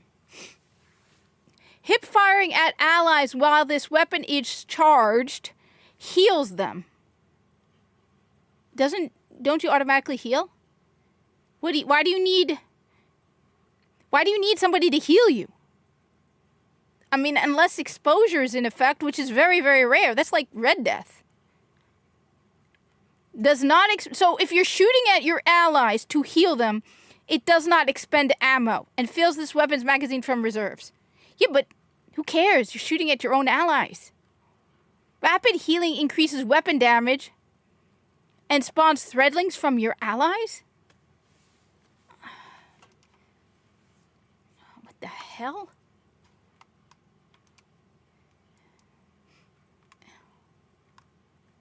Okay.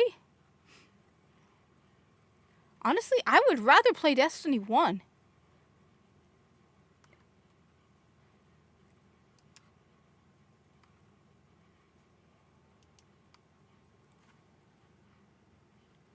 What happened to Banshee's voice?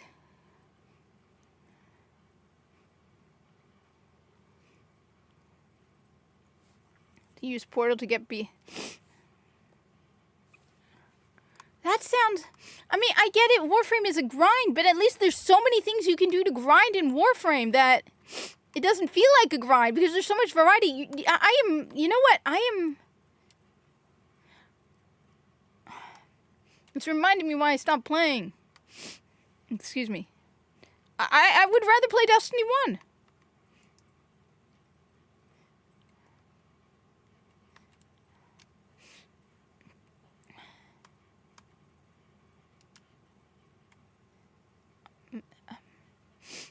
Let's see what the only thing I don't have that's 300.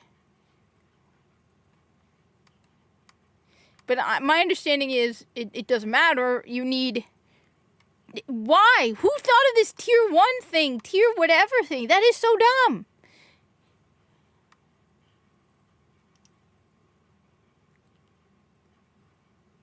I mean, because even in Destiny 1, even if you didn't use the highest level weapons that you have, the only time you needed the highest level stuff to get is when you went to,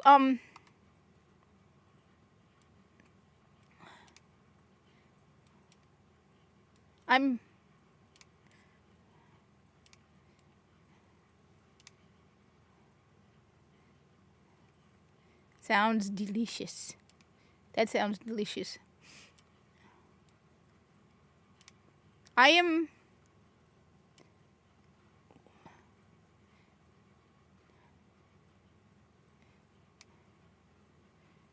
mean, take that in.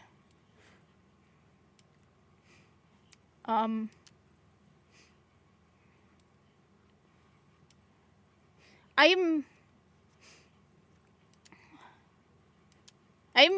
kind of... But you want to know how to make Destiny 2 good? Bring back everything that was taken out of Destiny 2. And... I don't know. I'm kind of...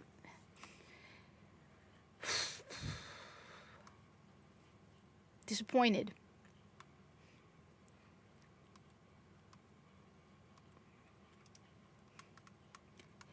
I thought, okay, I thought the grind from 385 to 400 in Destiny 1 was hard. I'll say this, the grind in Destiny 1 now is a piece of cake. Because the faction packages didn't go up to 400. But after the Age of Triumph, the faction packages go up to 400. So a lot of people don't know, for example, the Weaponsmith, you should go to Banshee. You'll get...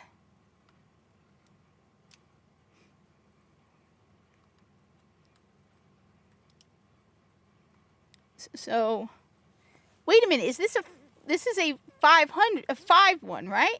So if I were to take this, I would get a 5-star, 5-tier mint retrograde.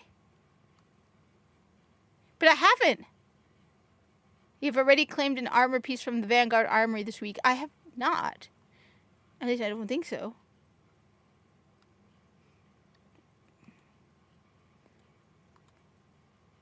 I think...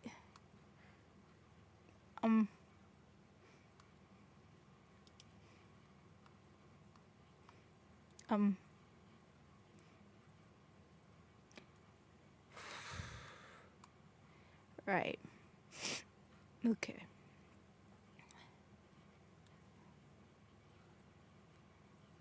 Which one?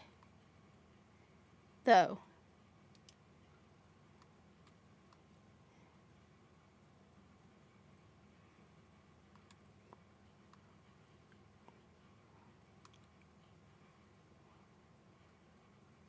This game is more complicated than Warframe at this point. I used to like that about Destiny, right? You had some abilities, but you had to be fast.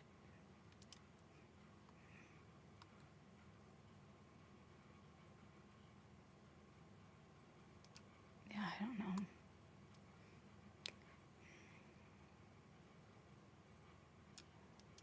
Alright, so I have the fancy-ass mint retrograde, which... Okay. Where'd it go? Oh. Okay. Right, it's a strand weapon. Okay.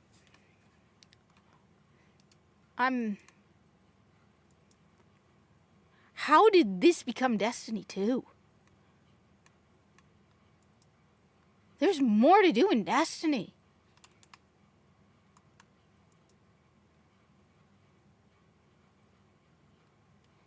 Which my understanding is the whole ammo system has now been changed, and you have to... I don't even understand how the ammo system was changed, but my understanding is the ammo system has also changed, which I never understood why you did that. I'm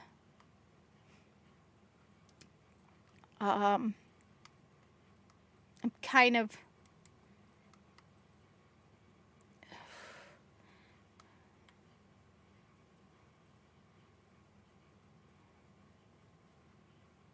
This is just a lost sector, right?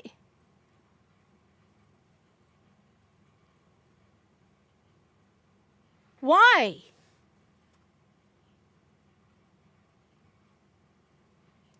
Why?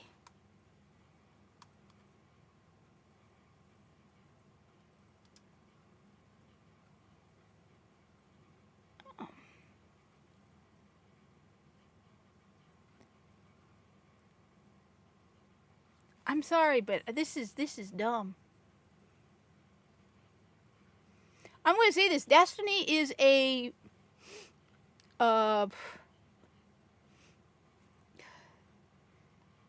It's basically an a PvP extraction shooter. I don't...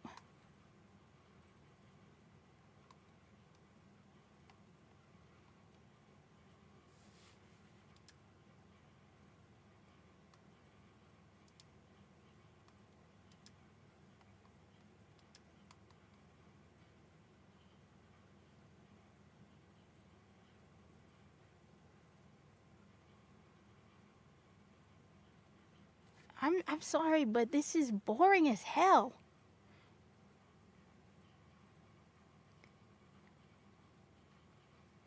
I'm sorry, but this is boring.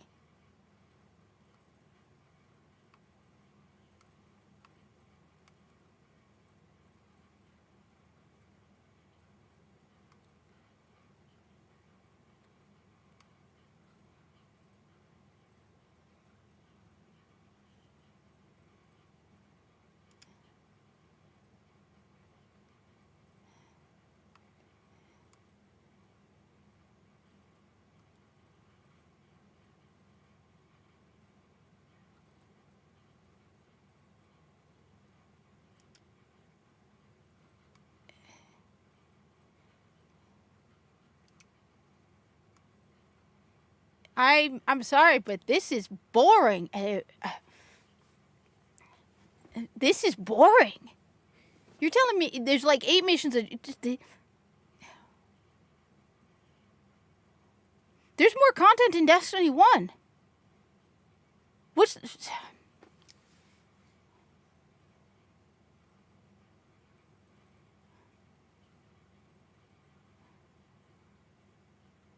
I'm tempted to switch to Destiny 1. 1 piece of bonus loot. But it's not even going to be of any value because I don't have...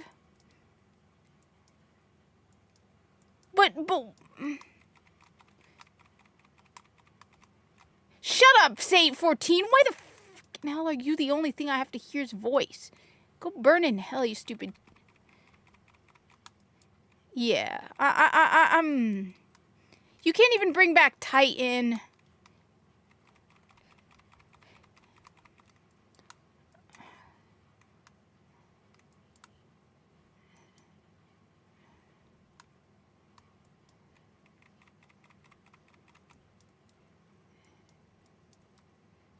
Shooting at me.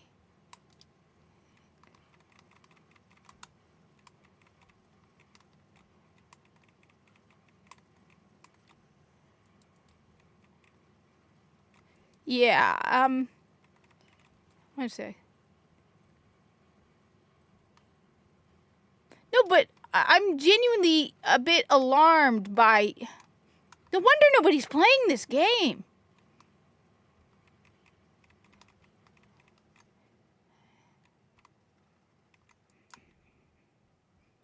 Where are the shots coming from? I want to use Malfeasance, though.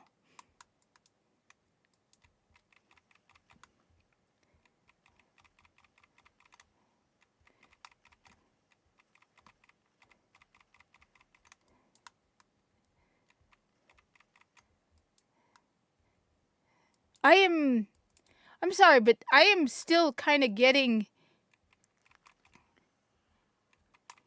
So you're telling me people do these missions over and over and over with different modifiers over and over again?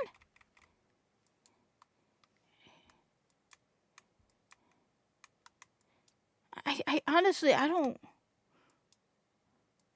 really care. I don't like being told what I can use in the goddamn game, okay? I don't even have the ammo for it.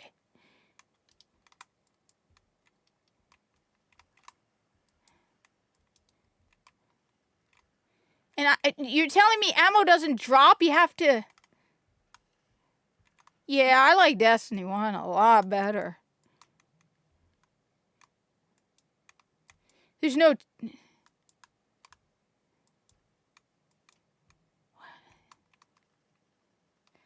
Who at Bungie sat there and said, these are good ideas?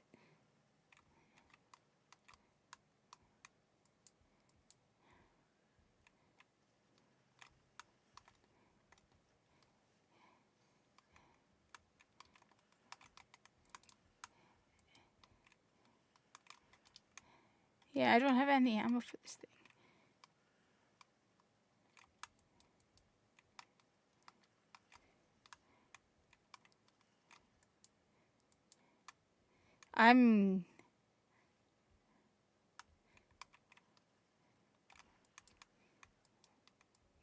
Yeah, I definitely don't want Bungie making a Destiny 3. I really don't want Bungie make... If this is...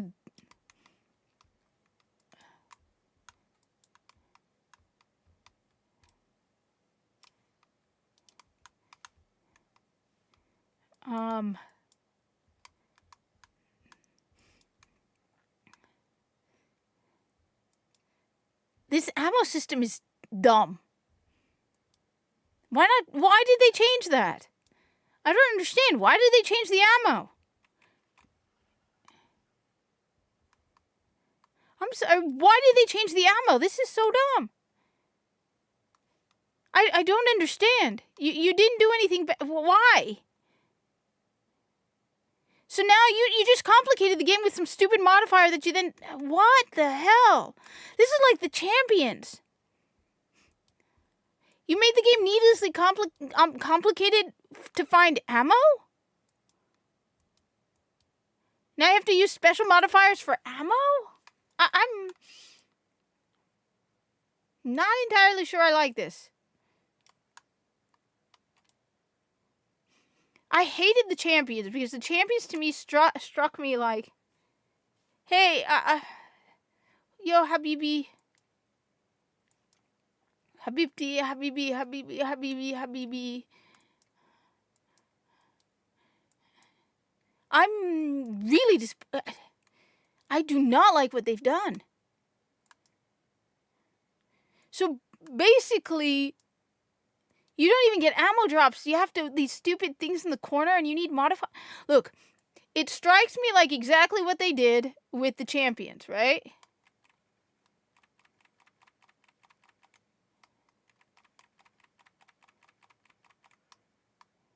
Where the champions to me were a way of making things where you were too lazy to come up with actual real ways of making things more challenging. You forced people to use certain weapons against certain enemies, and you're like, that was dumb. This is the exact same thing. It's like, I don't know. I'm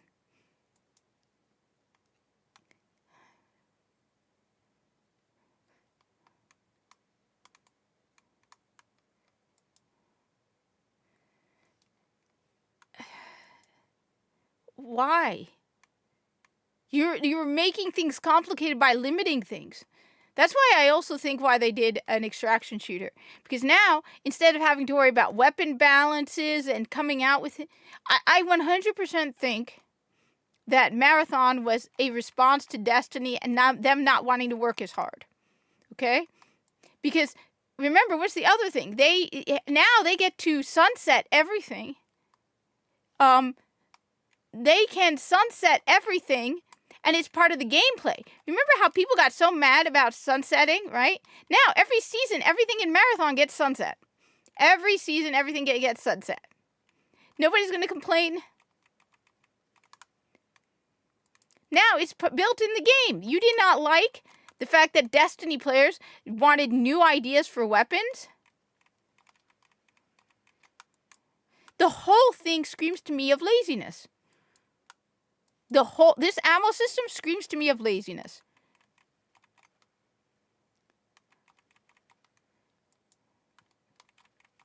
And honestly, I'm good. I'm good. Just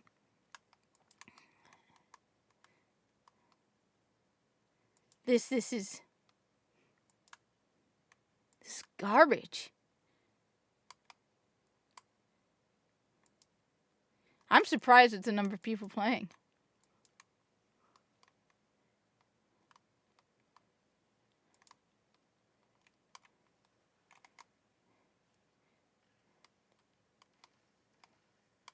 Oh, and I'm running out of time because I forgot that this thing is timed, but I've never done this before.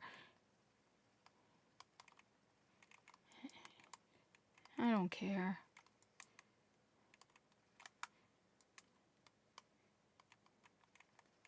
So, oh, wait, so you can't even enjoy the game? Slow down, so now you're also timed.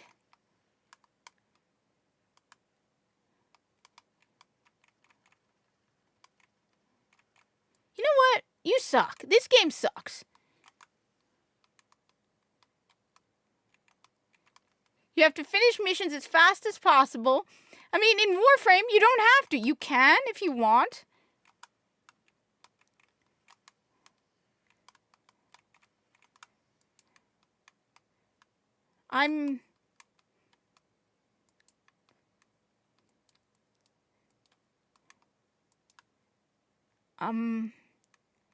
Seriously, I need people to explain what the hell is going on.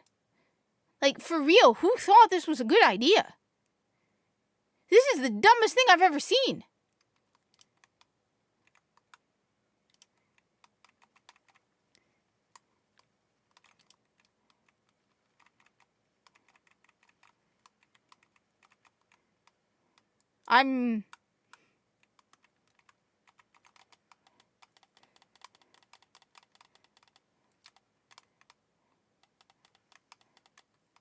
I'm not. Well, I've been playing Dead Zone Rogue, which is a lot of fun. I have Pragmata still. I started that on stream. I have to finish that. I want to play Pragmata. Mouse PI for Hire. I never streamed that, but I played a little of that.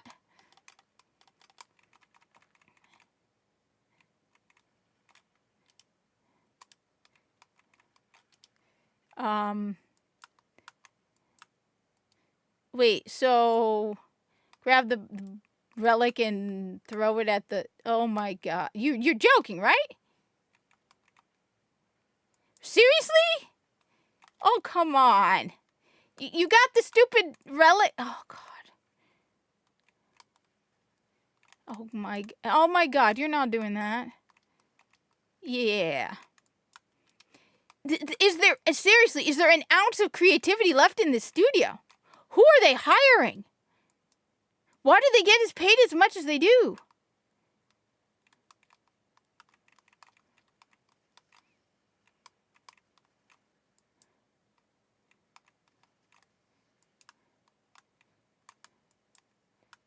I'm kind of disappointed. Angry.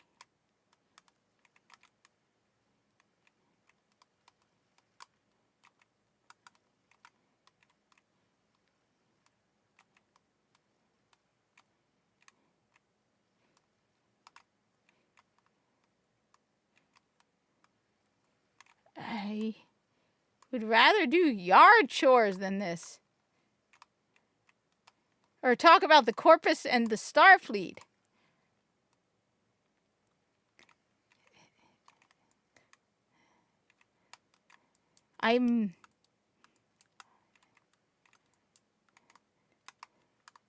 Yeah, Bungie, you suck. Like, I don't know. No, seriously, I want to understand what the hell this is about. Like, for real, I want to understand. Wait, so his health doesn't come back. Okay. So you don't start all over again when you die.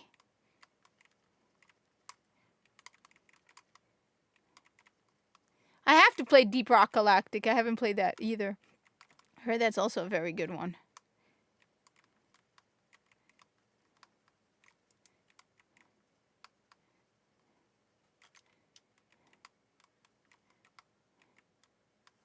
I hate this stupid idea of the relics.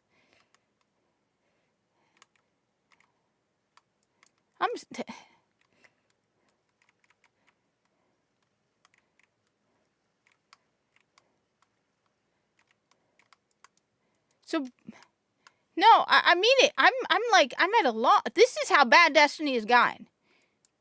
Who cares then?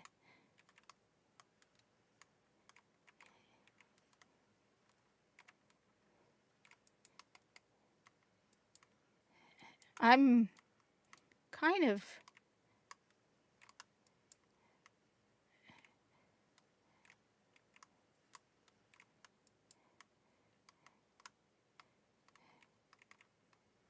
This is so dumb.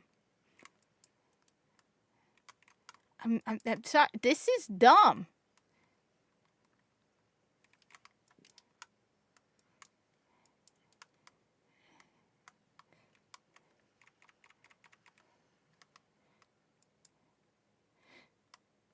So that's why he died fast, because of the tier 5 weapon. Shut up, Ido. Shut up.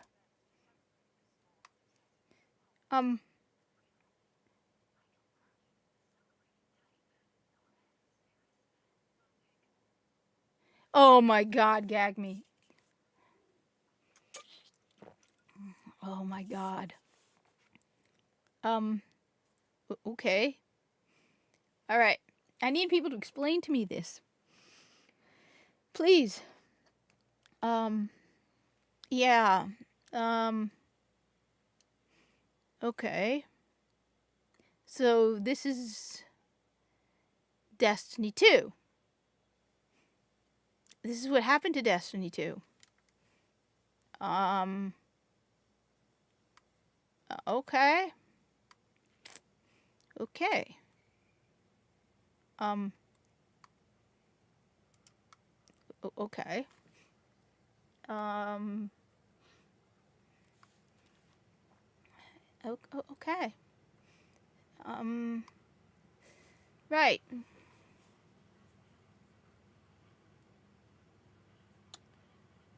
Explain to me why people call me stupid, a loser, a shill. That I'm a nobody. Insult me for preferring Warframe at this point over Destiny 2. If this is Destiny 2. I'm confused. Okay. Okay. You know what?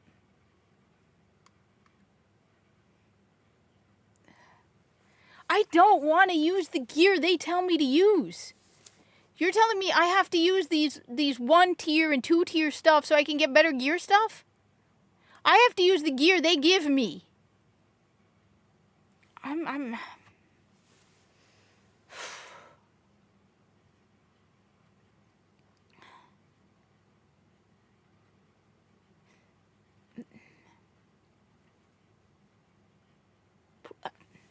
Explain it to me, people. Because I'm going to go switch to Dead Zone Rogue, which is a lot more fun than this. Or Destiny 1. Please help me to understand how anybody can play this.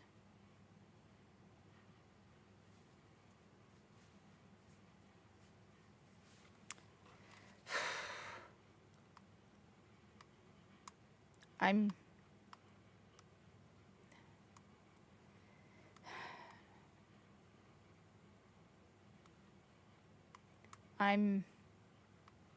Yeah, okay. Okay. This is a thing. This is a thing. All right.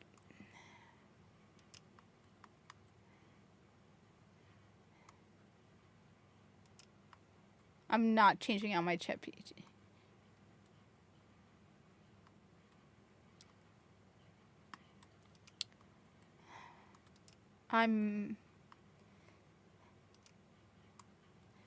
How is it that you have a studio with over 800 people and this is the top tier pinnacle of your game? How do you go to Bungie and you go, let's take out as much content as possible from your game when you have over 800 people working there? I mean it. I knew I was not going to be... I'm at a loss for words, okay?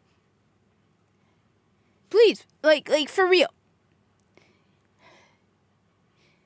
You have over 800 people working at Bungie. What are they doing at Bungie? You have over 800 people. You couldn't even have Marathon start its free week and its new season without glitches and mistakes. How the hell do you go, yeah, our studio's existence is on the line if we don't get this game to work, and you manage to mess it up that much, and you have over 800 people working there? Like, if I were at Bungie right now, right? Okay. And I knew that about 50% of the people working at Bungie, I would come flying in. I would be behind the scenes in my own time if I have to, because I knew layoffs are coming. Make sure everything about Marathon, I would work extra hours so that when Marathon does its free week, I'd be like, yeah, I did this and this and this and this. What do you think? I would be kissing up to the boss as much as possible to prove that I shouldn't be one of the people cut. Even if I was on the Destiny 2 team, right? As soon as I finished my day on the Destiny 2 side, I'd be like, honey, if I were married, if I was a guy working at Bungie, or if I was a woman working there, I'd go to my husband and be like, honey, my job might be cut any day now from Bungie. I need to spend some extra time there. And I would, once I finish the work I need to do for Destiny 2, look at Marathon and make sure everything is working. I would, if I have the ability to do it, I would do whatever is within my capability to prove that I deserve to stay at Bungie. How the hell did nobody go and realize the mistakes? I mean, can you imagine if you were the person who went in and said, You know how PlayStation upgrades, right? You realize that the $14.99, the how much is it? The how much is the deluxe pack fully? If it's $15, okay, and the game is $40, that means it's $55, right? $55 for the deluxe. Okay, I'd be like, okay. Well, did it ever occur to you that if you make the game for free, I'd be like, okay, we need to fix this. I would come flying and be like, we have a problem even before. If I were at Bungie, I would be running tests on the servers from the moment they said we are having a free week.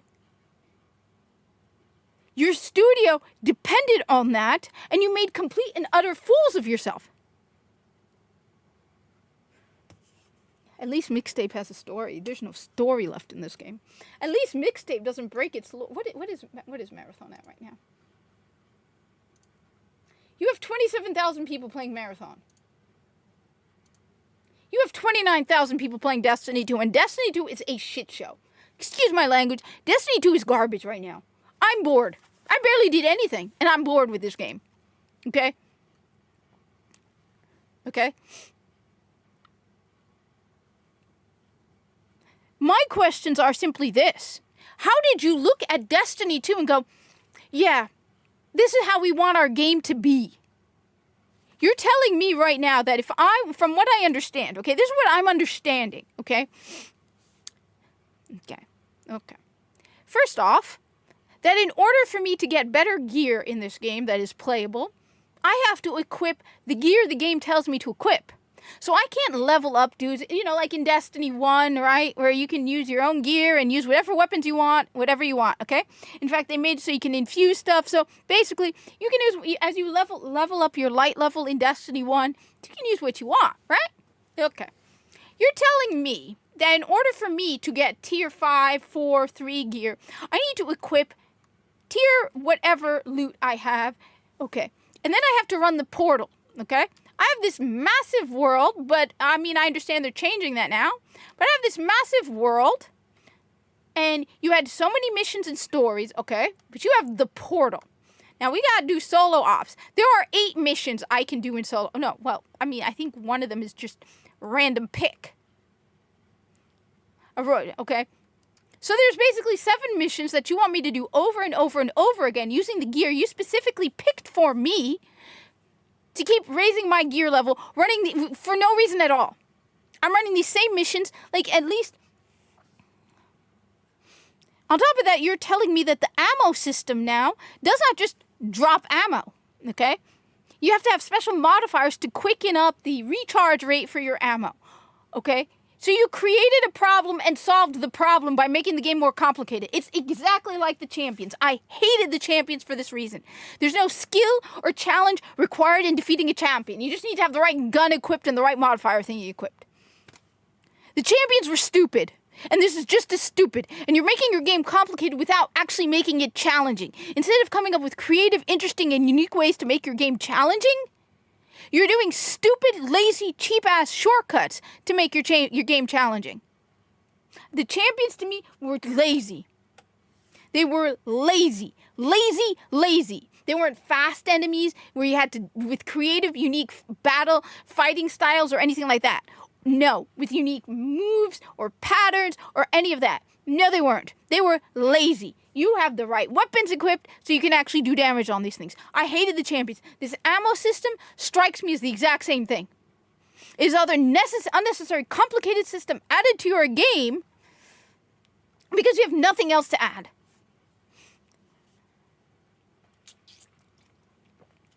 Okay? On top of that, you time them. Okay? I understand that, but at the same time, so you're basically turning the game, like I said, Destiny 2 is now a PvE extraction shooter. You do fast missions as fast as possible, modifying it in different ways to get better loot. It's a PvE extraction shooter.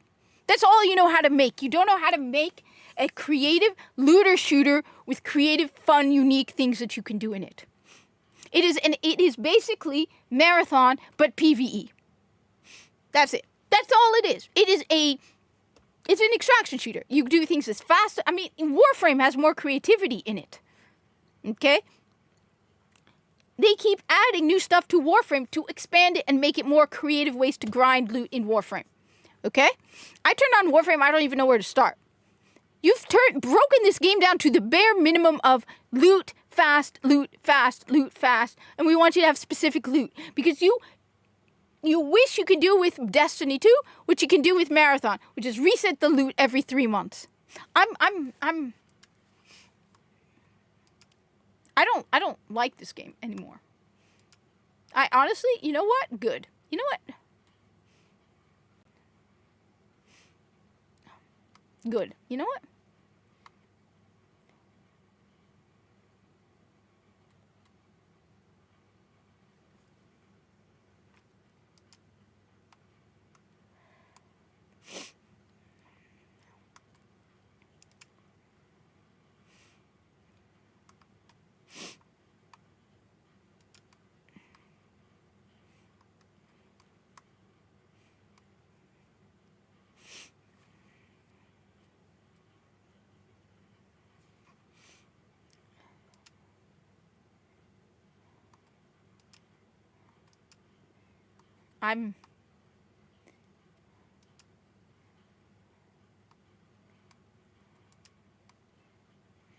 I don't know. At least, you know what Mixtape has? I'm not going to play Mixtape. I don't think it, but at least it has a unique story. Something new. The amount of laziness in, wait, you equip the, whatever. I'm definitely not coming back to Destiny 2 after this. I'm not going to do this to myself. I'm really not going to do this. Is the gunplay fun in Destiny? Yes. But you know what? I'm not going to do this to myself. I'm not going to get back. I hate every character in this game. I hate every person in this game. I used to like.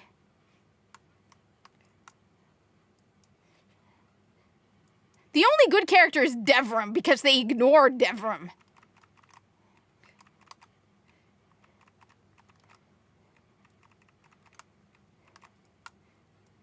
Basically, don't even bother killing stuff because it's not worth it.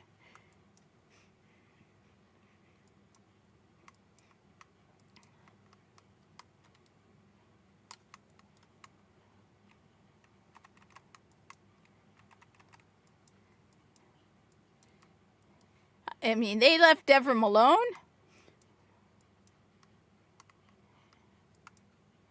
Wait, so I have to kill everything to move on or something? Are you kidding?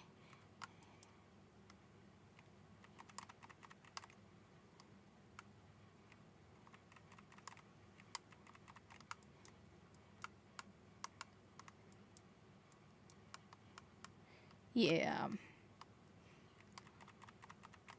Oh, it's a champion. Of course it's a champion. Why wouldn't it be a goddamn champion?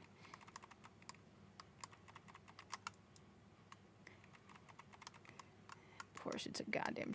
I'm complaining about the stupid champions. You know what Destiny 1 does not have? Champions.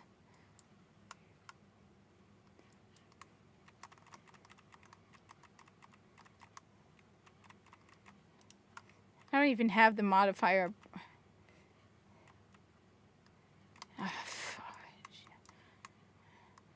Yeah, wonderful. So I'm stuck because I don't have what I need for a champion. The only way to beat the champion... Yeah, I'm done. I can't do this without the right thing done on the stupid... I'm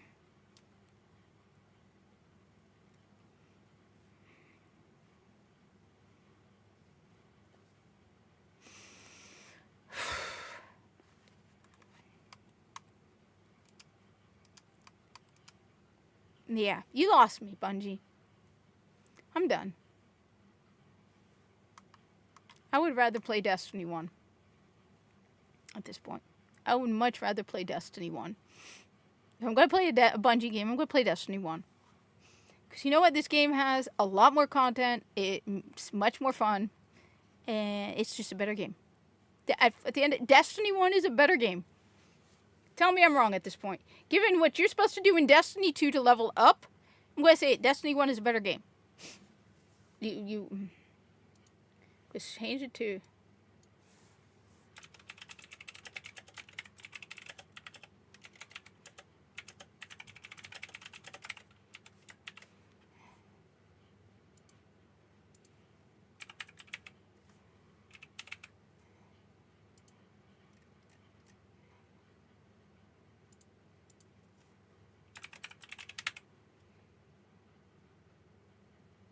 The funny thing is, when I post my videos to Rumble,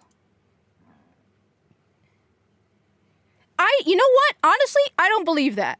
I've reached the point where I don't believe that. I know everybody keeps defending the devs. Well, I got a couple things to say about these devs, okay? First of all, you know what? I am tired of people going, oh my God, but there's devs who are going to lose their jobs. Okay, there's a couple things I have an issue with about, oh my God, if you don't buy this, devs are going to lose your job. First of all, it's not my job to buy something to protect your job, okay? Does anybody go out there and say, oh my God, retail people are going to lose their jobs, go shop in person? I've never heard anybody say that, okay? I work in retail.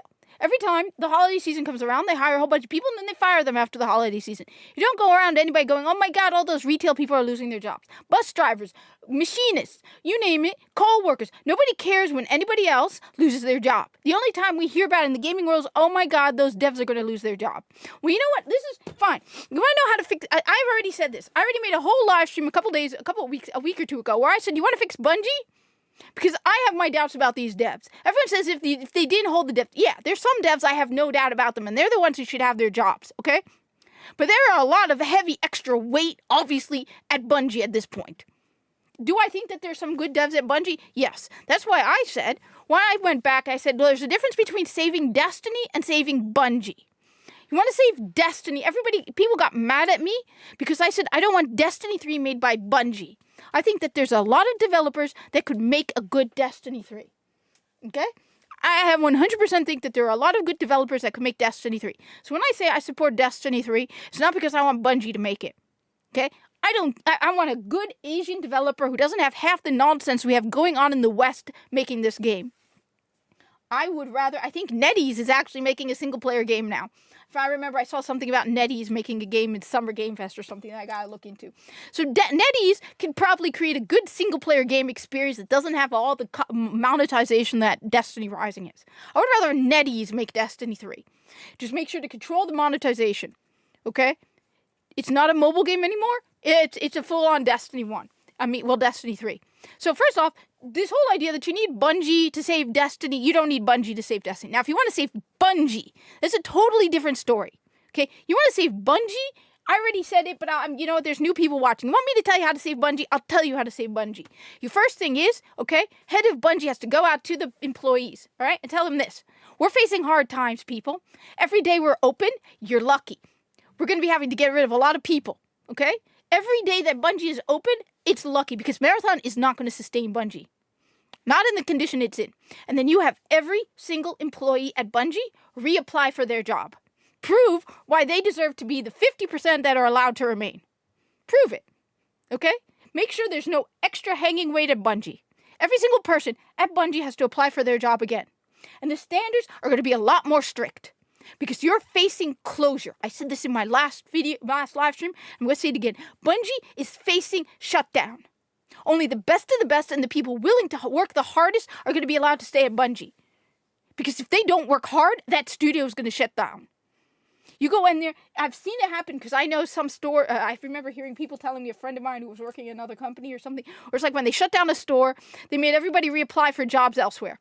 Okay? You can do this. You can tell every employee at Bungie you have to reapply. Prove to me, show me why you deserve to work at Bungie. And cut off all the extra weight. You go through and you tell them, prove to me, because this is not easy times. The studio is literally on the verge of being fully engulfed by Sony. Okay? You have everybody apply at Bungie all over again, and you keep the best of the best, because I know there are people who are good at that, at Bungie. And I know there's a bunch of people who don't deserve to work for Bungie. Okay? You bring back some of the OG people from Destiny. Original Destiny. The story writers. The guy from the IGN article who apparently was throwing chairs. At least his writing was better than all the garbage coming out right now. Fire that woman in charge of writing at Bungie. Fire her. You shouldn't have a woman writing at Bungie at this point. There are exceptions of women who can write stuff for guys. Amy Hennig is an example. But clearly, no. You bring back some of the old people who used to write original Destiny and work on Destiny, because you can tell the difference between Destiny 1 and Destiny 2. People working on Destiny 1 were passionate about Destiny 1. People working on Destiny 2 could care less. They're more caught up in their agendas and their messages. You tell them you leave your messages at the door. No more politics coming out of Bungie. I don't want to see any post about Roe v. Wade or Trump or any of that. No politics. None. Okay? You get people with a backbone working for your social media. Okay? Anybody who posts at you and criticizes Pride, you just hide their comment. Grow up. People deal with far worse in the real world than you do. Far, far worse than you do. And you act like somebody saying something mean on X is enough to get them. No, you act like a professional. Okay? You get rid of every single inclusivity club. Every single one of them. You go to Bungie, you go to that studio, you go to work. You don't go there to sit around with your women at Bungie friends. You're black at Bungie. You're Latinx at Bungie. You don't do that. You're there for one reason and one reason only, and that is to work. Okay? You have to impress people at this point. Your studio is about to shut down. You want to save Bungie? It's going to be hard times. It's going to be, just basically hard times until you can get that studio running again. Because that studio is not going to survive. You get rid of all of those. Whatever inclusivity club, you don't have them. And you replace them at this point with 4. You have 4 studios at Bungie. 4 clubs at Bungie. Okay? You have runners at Bungie for the marathon people. You have warlocks at Bungie, titans at Bungie, and hunters at Bungie. And that's it. That's it. You fire anyone, like you said, you have everyone reapply. Because you really should have played Destiny 1 if you're going to be working for Bungie. How do you apply for Bungie and you've never played their previous game? If I were going to apply for a job at Bungie, cleaning the bathrooms. If I were going to apply to any video game studio to do anything, I would be looking into their old video games to be able to have a conversation when I'm being interviewed. Okay? If I was applying for accountant at Bungie, I would be seeing, okay, what video games did they develop, and I need to learn more about them and play them. Okay? That's how you fix Bungie. You go in there and you go scorched earth. The studio will not survive. The only reason that they are functioning right now is because Sony is backing them. Okay? That's how you fix Bungie. Destiny 3, you don't need Bungie. And you tell them. You go right down flat them. Oh, everybody's screaming for Destiny 3. You notice, a lot of them are saying we don't want Bungie to make Destiny 3. So you tell them, you guys, you want to stick around? Well, yeah, I noticed a lot of people want Destiny 3. If I were Sony, I'd go in there and be like, yeah, I hear a lot of people want Destiny 3. But a lot of them don't want you to make it. Well, I hear NetEase. Yeah, I know the player base has dropped off on Destiny Rising.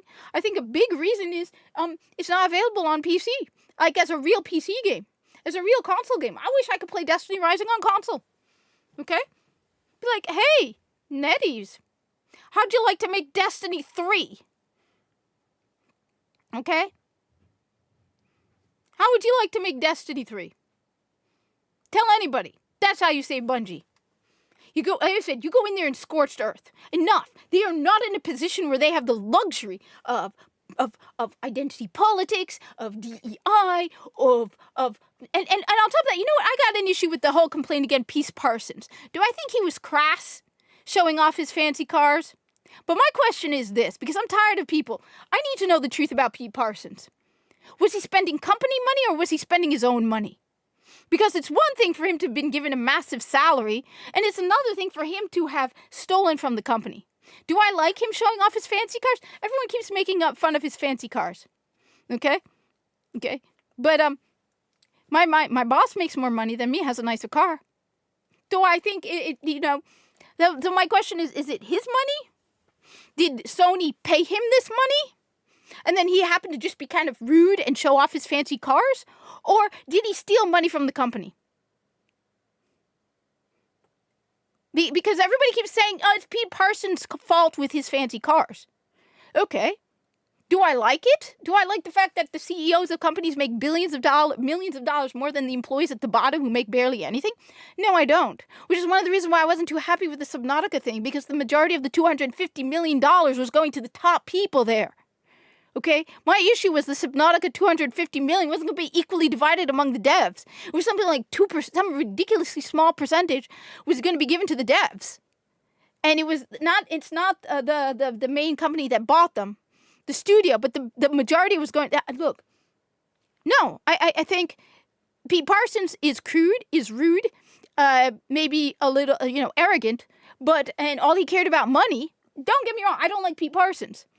But to say he spent his own money on cars, his own money, that's a totally different thing. I think he hired the wrong people for his studio. I 100% think he hired the wrong people for his studio. Like Robert Brooks, Mr. Robert Brooks, who's going, Pete Parson destroyed Destiny 2. Pete Parson, Robert Brooks is the guy who came up with pairing Osiris and Saint 14. Okay? Who spat on the lore of Destiny 2 to put in his own fan fiction that even Marty O'Donnell agreed and said that's BS. So, Mr. Robert Brooks, you have no sympathy from me.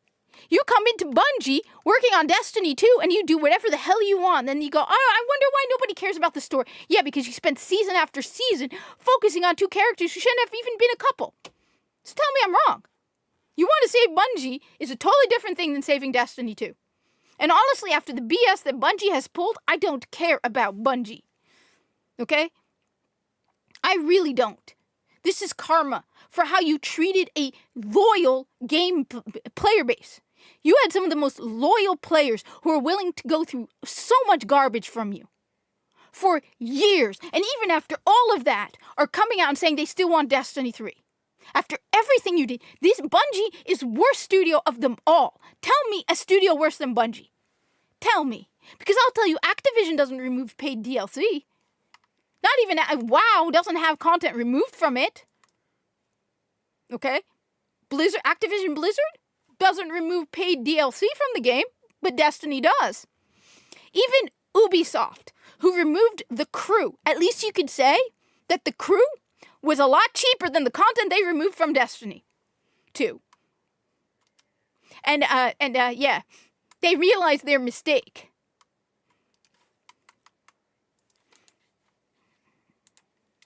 Tell me a worse studio than Bungie. Tell me.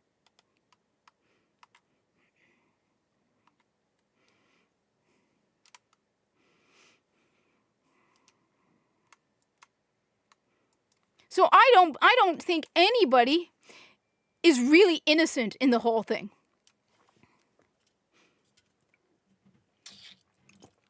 You pulled out hundreds of dollars worth of content. And I think from that moment onward, it changed the way people approach Destiny 2. Because it showed you that everything in Destiny 2 is like temporary. It's just temporary.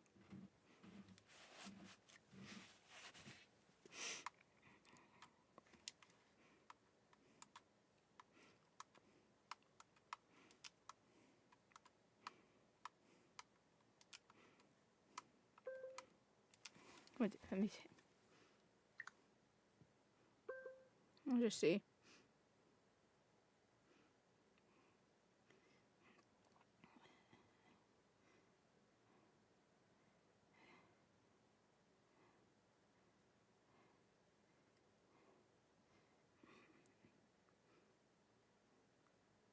Okay, so I brought up Lucky, and the guy who's basically Lucky is the guy who created the petition, and I pointed it out. Okay, I responded to a video by Mr. Gaming Counselor because I am tired. Okay, absolute truth. If you watch his latest content, here's the basis of a Lucky video. Watch someone else's video, give Essential nothing of value, and just talk about how he played a raid one time and say Destiny 2 over and over and over again. I truly think he doesn't give a shit about the game and he's just worried about losing his revenue. It says make women female again. It says make women female again. Make women female again. I do have a real MAGA hat, but this one says make women female again. In case you don't know, I'm a bit of a conservative. Yeah.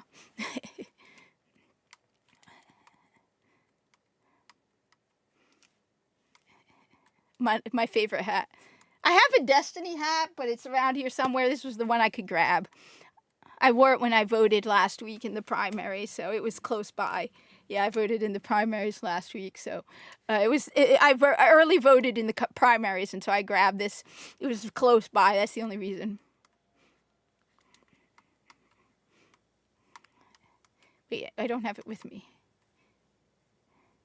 What do you mean? It says make women female again. Basically, it's like keep the guys out of the women's spaces kind of thing. Okay? Okay? I don't like guys coming into women's bathroom, okay? I'm one of these people who's too bluntly honest, and I'm not going to pretend or lie to you to protect your fifis. Period. Okay? I'm bluntly honest. I get into trouble over it. I've had to have people reread my emails because they're like, you're just too bluntly honest, okay? So no, I'm not going to lie to you to protect your fifis because you're yeah. Okay? So no, it says make women female again. Always surprises me that people are surprised by the fact that anyway.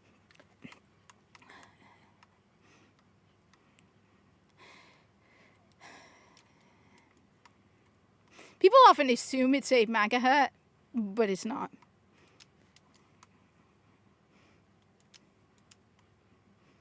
Like I said, I do have one.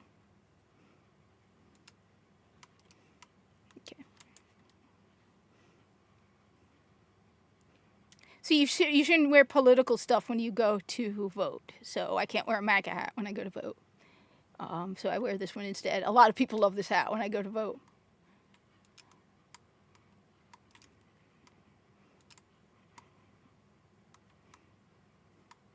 Okay. So we got exposure, trickle, melee kill bonus. So yeah. Anyway, as I said, you want to save Bungie. You got a totally different attitude you gotta take in saving this whole thing. The whole thing got me. You got me off track. Like we're trying to make excuses for everybody.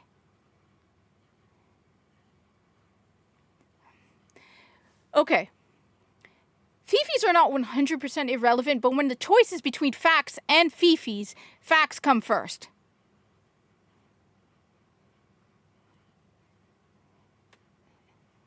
Okay, so my question is this then. Who paid him the millions? Because I can tell you this, I work in a retail job. I know the CEO of my company makes millions. There have been numerous layoffs, okay? My question is this, is it his fault? Okay? Because again, whether you like it or not that he got paid, it happened with Disney, right? Disney fired a whole bunch of people, right? Okay? But their executives make millions. Oh, I agree. I agree with you. It shouldn't be at the expense of the actual company. But at the same time, okay, why are we getting on Pete Parsons' case, right? When the exact same thing happens in every company.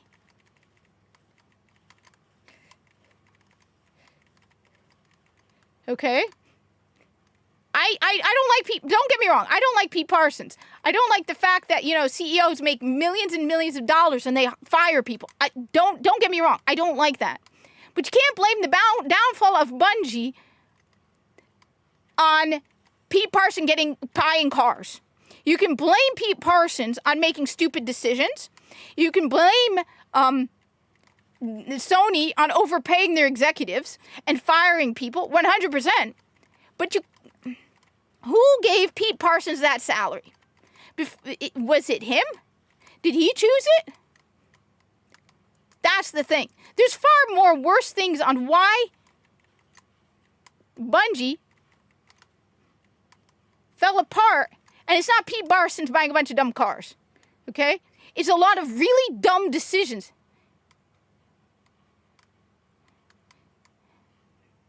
No, well, everyone looks at it, pauses a moment, and then they go, and people always assume it's a MAGA hat. It's not a MAGA hat. Okay? It's red like a MAGA hat, but not every red hat is a MAGA hat. Okay, I have a red Destiny hat. Well, it's more of a maroon, so it really doesn't easily confuse. I mean, it's pretty obvious who I voted for if I'm wearing a hat that says "Make Women Female Again." It's pretty obvious, but it always surprises me when people find out that yeah, I'm wearing a hat that says "Make Women Female Again." Come on, what do you expect from someone like me? Anyway, that aside, okay, as I said, okay, we keep going, it's Pete Parsons and his cars. No, it's Pete Parsons made dumb decisions, destroyed the company, and by making really dumb decisions and hiring people they shouldn't be hiring. It's not just Pete Parsons was a bad idea, it's Pete Parsons hired people who shouldn't even be working at Bungie in the first place, like Robert Brooks. On top of that, there were people no one went in there. Okay? There were people working at Bungie who should have been told, no, that is a dumb idea. Shut up. Like Robert Brooks, who thinks he's so heroic now. It's like Pete Parsons' fault. Yeah, dude, you're the guy who, again, turned your story into a fan fiction because, what? You wanted to share your queer lifestyle? No, nobody plays Destiny 2 to find out about your stupid queer lifestyle. I'm not sorry. Nobody plays Destiny 2 to find out about my Muslim lifestyle either, okay? So before you come at me and go, oh, you're being mean. Yeah, I'm being mean. Because nobody plays Destiny 2 and goes and wants to know about my Muslim lifestyle either, okay? Okay? Let's be clear. Nobody cares.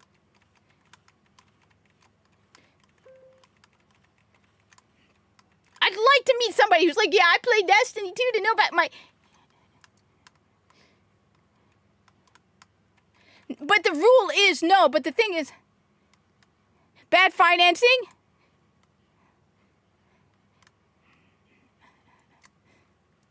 Oh no, as I said, that's why people going, it's Pete Parsons and his cars. It's not Pete Parsons and his cars. It's poor financial decisions, poor hiring decisions, poor refusal to tell people, like, to tell no that your idea is dumb because they're all about the fifis. No, Osiris and Saint 14 were never a couple. I don't care what your fifis say about it. I don't care if you're going to cry about it in a corner that I said something mean. Osiris and Saint 14 was a stupid idea. The season of the splicers, where you turn the splicer, the fallen into oppressed refugees, was a dumb idea. And if you got a problem with it, like I said, they used to have much stricter writing. Yeah, but that's the difference between playing Destiny. Okay, well, first of all, I probably am a bit of a disappointment because I don't talk much about my Muslim lifestyle. Okay. But you don't play Destiny to learn about Muslim lifestyle, okay? You play Destiny to be a god and kick ass and take names. When it comes down to it, that's why, all right? You play Destiny to be a hero and be a guardian just be a guardian kicking butt, right? That's why you play Destiny. You don't play Destiny to hear about someone's queer lifestyle, Muslim lifestyle, or whatever lifestyle. You want to be a god-killing guardian, okay, when you play Destiny. All right? And I wouldn't want it either. I wouldn't be...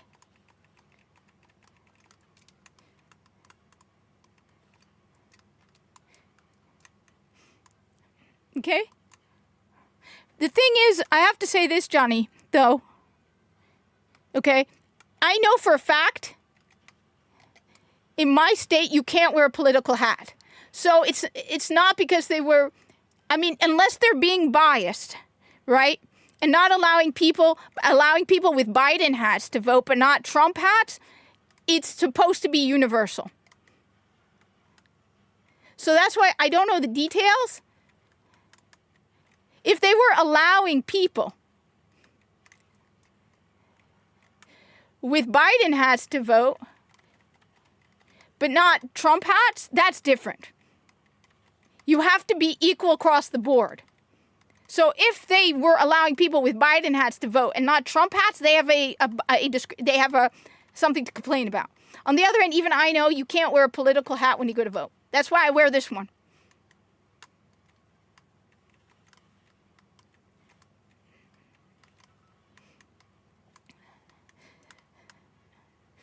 That's why a lot of stuff went wrong at Bungie. A lot of stuff. That's why I keep comparing Bungie to Digital Extremes. Because Bungie Okay, Digital Extremes is a woke company, 100%. But they also know who their audience is. Okay? They know who their audience is, and they know to sell those sexy-ass skins in Warframe, because that's what people buy. You don't like it, that's not their problem. They have to report to Tencent. Whether they like it or not, they sold themselves to Tencent. And they have to keep making that money. Bungie, on the other hand, was not making smart decisions. They made a lot of dumb decisions. And I think people also just didn't flat out care. Once they got sold to Sony, they were like, all right, well, we just need to make our bag and then we're done. Okay? That's it.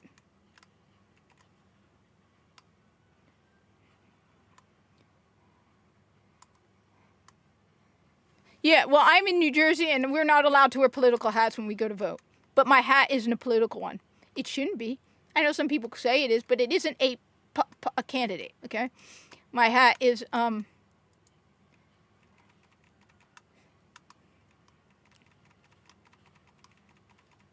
it's common sense. That's what my hat is, okay?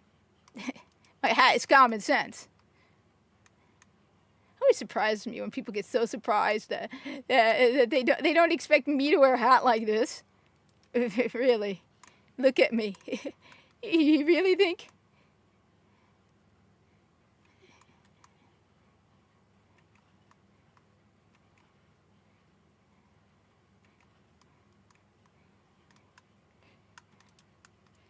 But I think a lot of really, I think one of the main other things that we need to keep in mind, and this is what happened with Disney as well. I think another big thing to keep in mind is Bungie thought Destiny 2 people would keep coming back.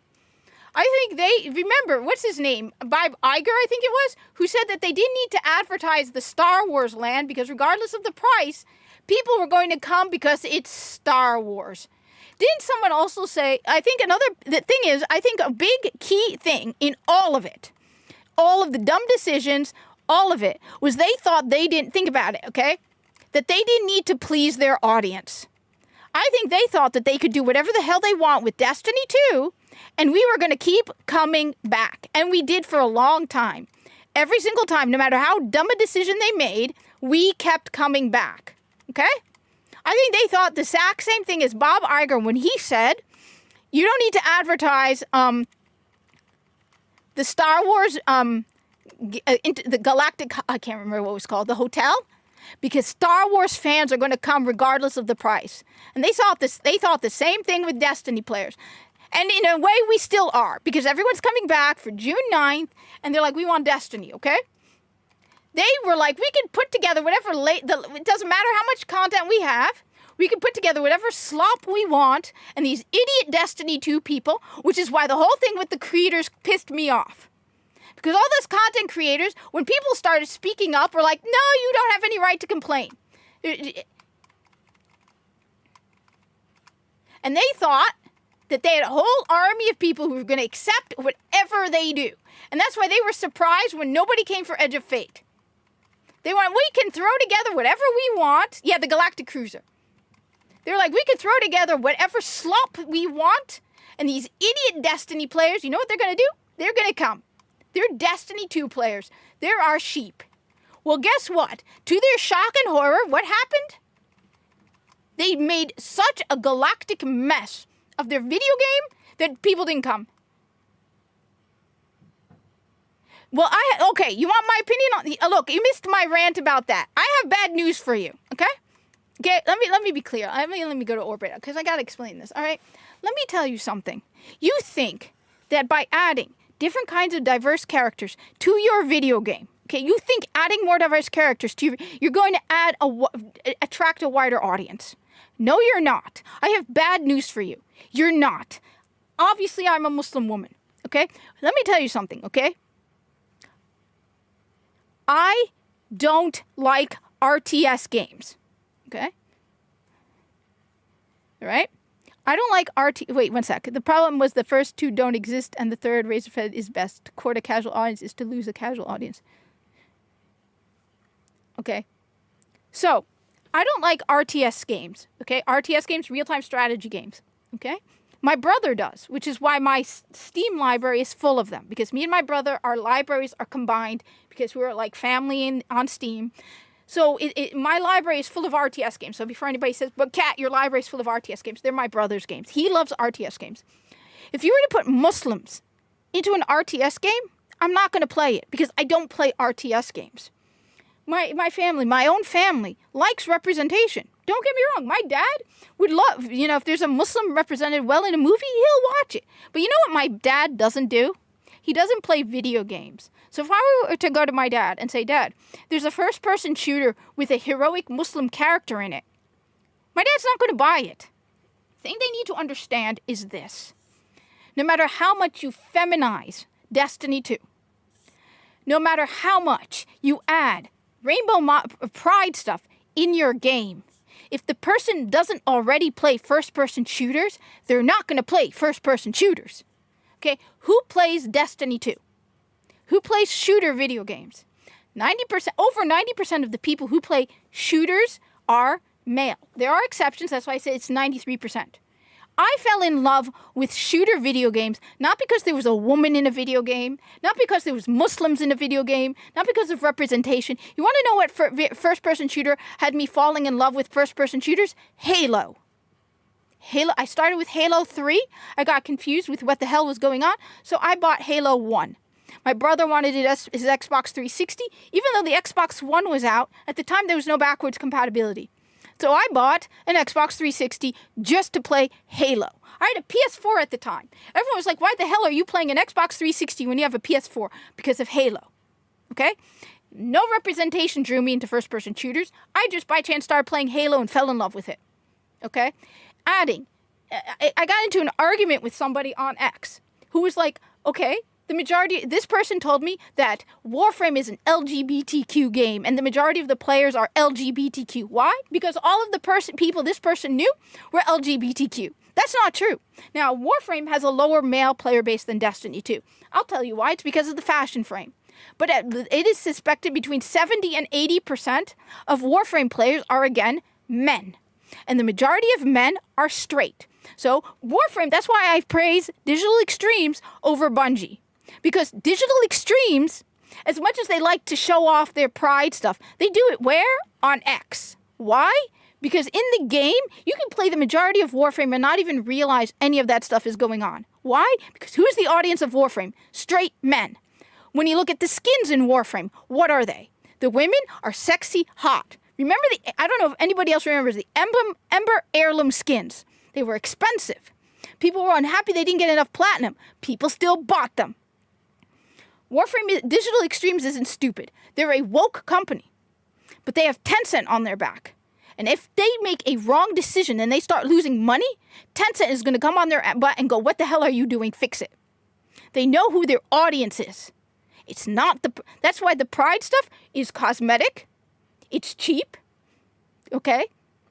And the majority of it is on X. You want to avoid it, just don't follow people on Warframe because some of the people on X that follow Warframe are batshit nuts, who are constantly pairing and slashing and causing relationships between Warframes that doesn't make sense at all. Okay? They know who their audience is. That's why even though I'm blocked by by Warframe, and I'm going to tell you, I have more respect for Digital Extremes because they know who their audience is. Adding that stuff to your game is not going to add them to your game. People play certain genres of video game because they like certain genres of video game. I don't like dating sims. Throw in cats into a dating sim, I'm not going to buy it. I don't like dating sims. Okay? There are certain genres of video game, I don't care what you throw in it, I'm not going to play it. Telling me, hey, cat, there's a Muslim in it, you're represented. I'm going to be like, I don't care. I don't play that genre of video game. And that's why the whole thing about the DEI representation thing pisses me off, because the people talking about it the most are people like Alyssa Mercante, the liberal white woman who thinks somehow she's a marginalized victim and that she's speaking for people like me. You don't listen to me.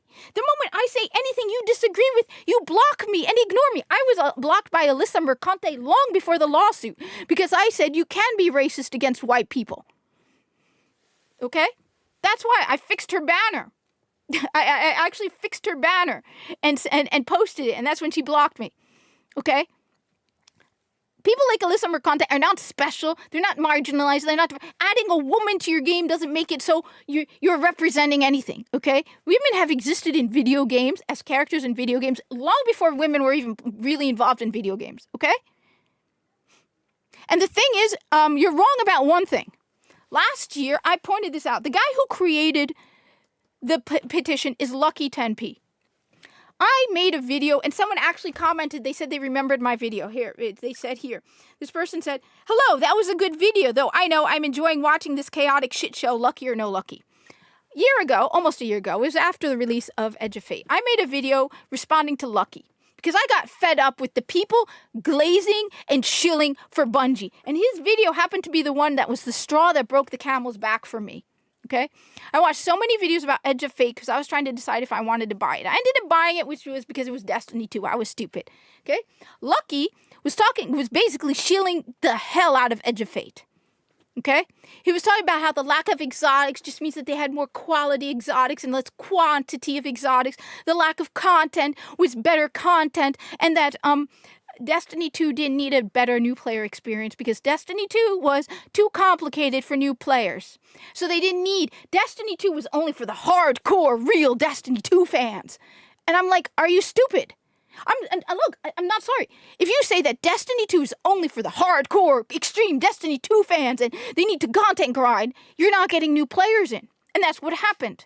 So I find it hilarious and ironic that the guy who was going on about how Destiny 2 doesn't need a new player experience is now begging for Destiny 3. And the thing is, you can say here, you said because those people play what fans tell them to play. That's not true, because the contents in the replies, the comments to his video that I responded to were all criticizing him. Numerous big Destiny 2 content creators back then who were shilling for Bungie and Edge of Fate, their comments were full of people saying grinding isn't content. People were angry at them. So honestly, all of the Destiny 2 people who got fed up, who got really angry at content creators shilling for Bungie are getting vindicated. Because I mean, how do you sit there and say that Destiny 2 doesn't need a new player experience because it's too complicated for a new player experience, and Destiny 2 doesn't need new players, it's for the hardcore, true fans of Destiny 2. So it's like, first of all, okay, you're basically insulting a huge part of your audience, because most people can't be like Lucky and play Destiny 2 for 8 hours a day, okay? Most days I come home from work, I don't even pick up a controller, okay? So you come here like only for the hardcore true fans, okay? No, you need a new player experience. Even Warframe knows this. And while it isn't perfect, at least they are trying to improve their new player experience. And look, so no, I find it ridiculously vindicating that the very people who were shilling for Bungie last year are now crying and begging for Destiny 3. Okay? We warned you when Edge of Fate came out. We told you, the players told you, this was not content. This is garbage. We warned you, and you still kept shilling for Bungie. So the very guy, it's so funny that the very guy who made that damn petition, who has me blocked on X because I pointed out he was lying about something, okay, is now begging for Destiny 3. Because that's the only content he makes. I agree with you. I was just playing Destiny 2. By the way, let me be also clear about something, okay? I don't like Marathon. First of all, I don't hate Marathon. I don't like Marathon. But I think the big problem is Bungie are a bunch of morons. Oh, I agree.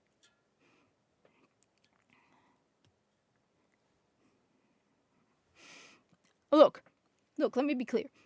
I think Marathon is in the position that it's in because Bungie are a bunch of idiots.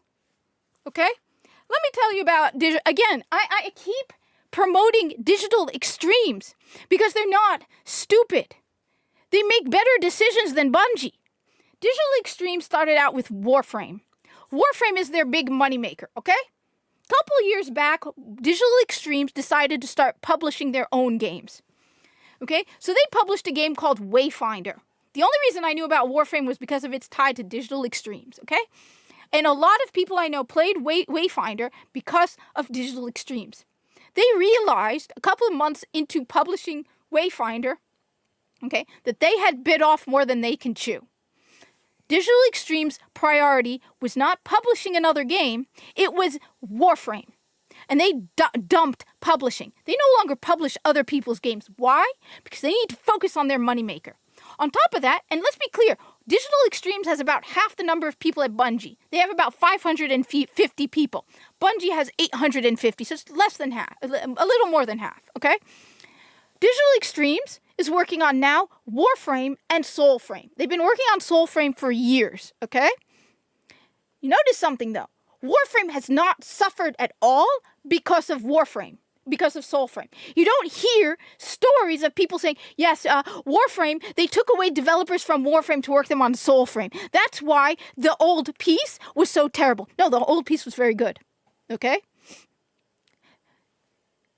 I'm not a fan of Marathon, but the reason is because Bungie were a bunch of idiots in how they handled Marathon.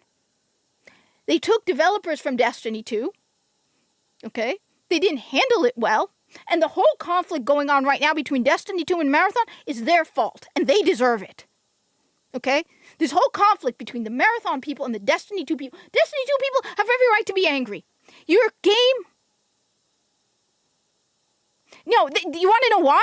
Because they removed it from the game. The whole beginning campaign is gone. The Red War is gone. Okay?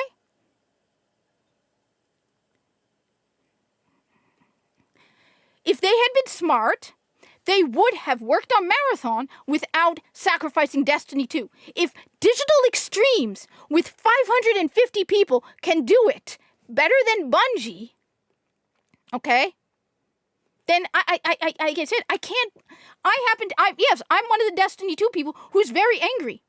Okay? Because I also know people who like Marathon who aren't batshit lunatics with pronouns in their bio screaming their heads off every time you tell them the player counts are off.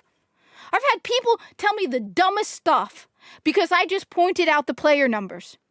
I was called a PDF file and poor and all these other stuff that and fat for just pointing out the numbers. Okay? In fact, if Destiny 2 had not suffered because of Marathon, I might have even given Marathon a chance. But because Destiny 2 is being shut down over Marathon, because Destiny 2 has suffered for years because of Marathon, I'm not going to play Marathon.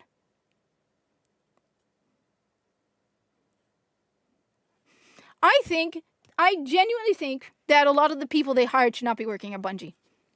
I really think that a lot of the people they hired should not be working at Bungie.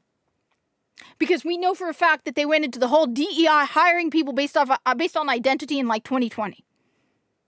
That's why I said, you want to fix Bungie, the first thing you do is you have every single person reapply for their job. Okay, every single person at Bungie should reapply for their job and prove that they deserve it. Because I think that there is some excess bang. How the hell do you have over 400 people working on Marathon and you couldn't even launch it, a free-to-play week, and launch it? On top of that, successfully, you destroyed your free-to-play week because you couldn't even launch it correctly. How the hell do you do that? Please tell me, how the hell do you not have it fully prepared? How the hell is it that every single update from Destiny 2 is broken? You have over 800 people working at Bungie, and every single update from Destiny 2 has a broken problem. The fact that at one point, apparently, I didn't have the problem because I'm not playing on PS4. If you had certain armor sets on your Guardian, you couldn't log in on PS4? Why is it I keep getting people telling me they can't log into Destiny 1? I'm sorry, I don't care how old Destiny 1 is. If you're selling Destiny 1, the game should work. I think Bungie as a whole, like I said, first step, you bring in someone who's not afraid to cut costs. You need somebody who's strict, who doesn't care about fee-fees, who's going to be willing to make difficult decisions. Period. You need someone who's tough. And second of all, okay, you have everyone reapply for their job. Because at this point, Bungie needs to fire several hundred people. So you go in there like, all right, we need to fire several hundred people. What do? You have to reapply for your job and prove to me why because there is an excess of video game developers right now. Thousands of video game developers have lost their jobs. So you know what? Any little thing that pisses you off, okay? Oh no, we got rid of women at Bungie, the club. You're angry? Okay, there's the door. You don't do enough work in a week? There's the door. You're going to be laying off hundreds of people. I agree. Current day Bungie cannot make Destiny 3. I don't want current day Bungie making Destiny 3. I don't. I would rather have NetEase make Destiny 3 than Bungie. Okay? Because apparently, I think there was a game showed off. I haven't watched the Summer Game Fest yet. I started to watch it. I remember seeing one game advertised, promoted. I can't remember which one it was. I was watching Hypnotic's replay of it. And I remember him saying, and I haven't watched it because I stopped, that, oh, this is a game NetEase is making. So if this is true that NetEase can make single-player games,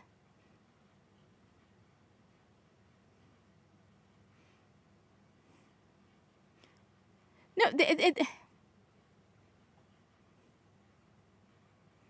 so okay. They need to bring somebody who, because when it comes down to it, let's be clear. The situation Bungie is in is terrible. And I'm telling you, the next finances meeting is at the end of July. Okay? There is no way they're not going to lose even more money before the end of July. Because even if so the latest numbers are, right? The latest numbers from Marathon are what? 1.5 million sales. The battle pass for Marathon is $10. Okay? That means $15 million if every single person who bought Marathon buys that battle pass, and you know they're not. We're talking, they are not going to make enough money in the next 2 months to fix it. They're going to lose a lot of jobs, and they're going to lose a lot of people. So you go in there, like you said, you need someone who's an efficiency guy, who goes in there and goes in front of everyone at Bungie and says, we're screwed. We're about to lose a lot of people. We messed up big time. Okay? And you all have to reapply for your jobs. You can do that. Be like, okay, prove to me that you deserve to work here. That's it. Show me that you deserve to work here. Because there's just no way in hell, okay? They are in a very, very bad position. And the thing is, you need somebody to go into Bungie and say, hey, Bungie, we don't need you to make Destiny 3. As much as you like Marathon, okay? No matter how much you like Marathon, Marathon cannot sustain Bungie. Not in the position or state it is in. It cannot. Whether you like Marathon or not. If Marathon was the way to sustaining Bungie, I would have said it, because I'm one of those facts doesn't care about your fee-fees people. As I said, like my hat says on it, okay? I'm one of those people who facts don't care about your fee-fees. I can be really harsh at times, okay?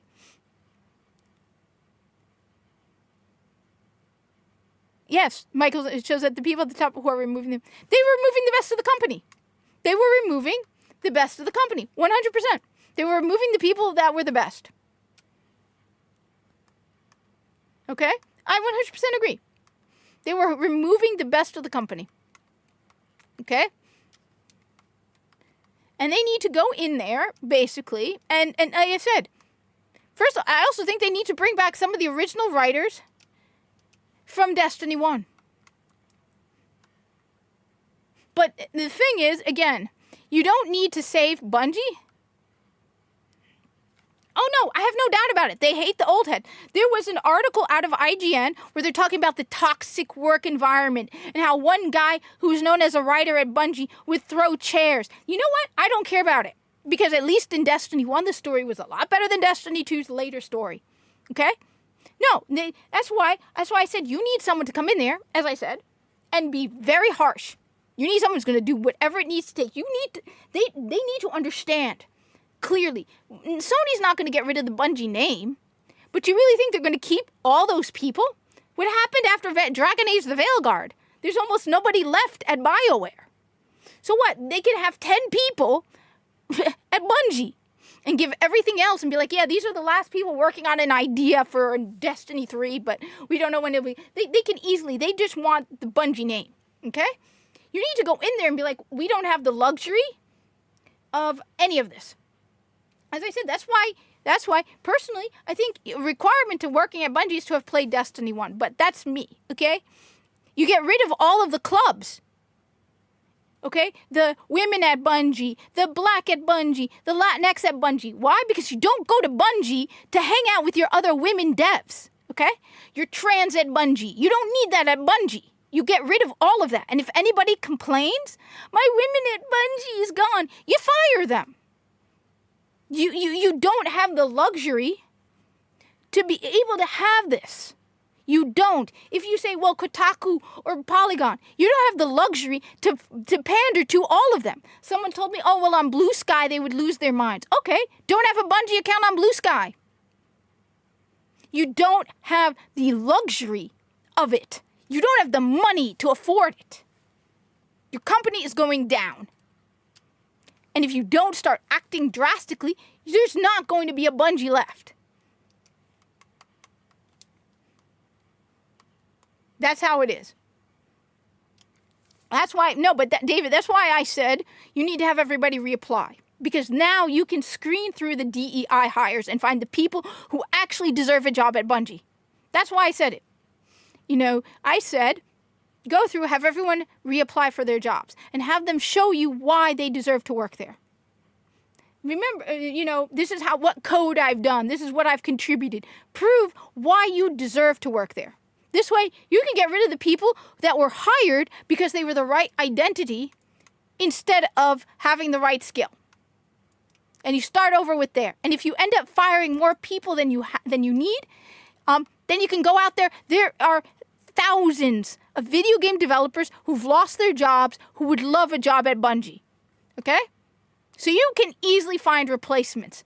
You have right now, the one luxury you do have is having very strict hiring standards because you don't have enough money to hire as many people as you want. You have to hire the best of the best because you can't afford 10 people when you can get one person. You cannot afford it. If you can find one person who does the job of 10, they're better because you can't afford it. They might expect a little bit more, but they're not going to get the salary of 10 people. That's how you fix Bungie. The thing is, again, you don't need Bungie for Destiny 3. Okay? You don't. And that's the mistake people keep making. No, you do not need Bungie for Destiny 3.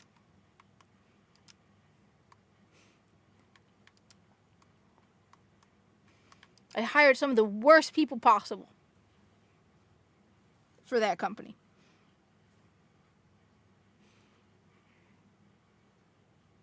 I mean, honestly, I thought before they should be hiring people for Destiny 1, for Destiny 2, who've only played Destiny 1. Because to me, it doesn't even make sense how you were applying for a job at a video game developer and you didn't play their games. If I were applying for a job at Ubisoft, do you not think I would prepare for an interview with Ubisoft by looking into their video games? And even trying to play it. Even if it's their most recent. Yeah, I know it's Assassin's Creed Shadows. So I'd be like, yes, I played Assassin's Creed Shadows. I have the Platinum Trophy for Assassin's Creed Shadows. This is why I want to work at Ubisoft. But no. One of the main writers on Edge of Fate specializes in tragic love stories. And no, and that's the same thing with the latest in Destiny. I agree with you. It feels so, and you know what? Destiny 2 doesn't feel like Destiny anymore. It isn't just that it feels soulless, it feels like...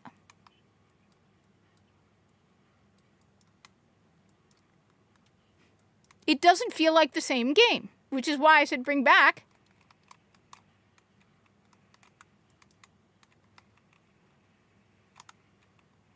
Bring back some of the old school people. You need, again, I said, when I bring up digital extremes, okay? At least you need to know who your audience is. But you living in this denial where you're like, okay, well, if we add more female-led stuff, more women are going to play a first-person shooter. Right. Yeah. You know, because they're going to suddenly jump genres into a genre they never play because woman character. Yeah. That's... One sec. I think because I have...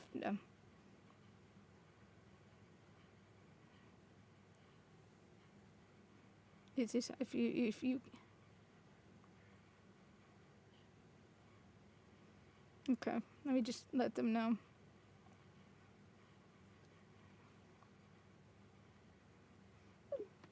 Okay. That's why I like Destiny 1 more. It's not just the player.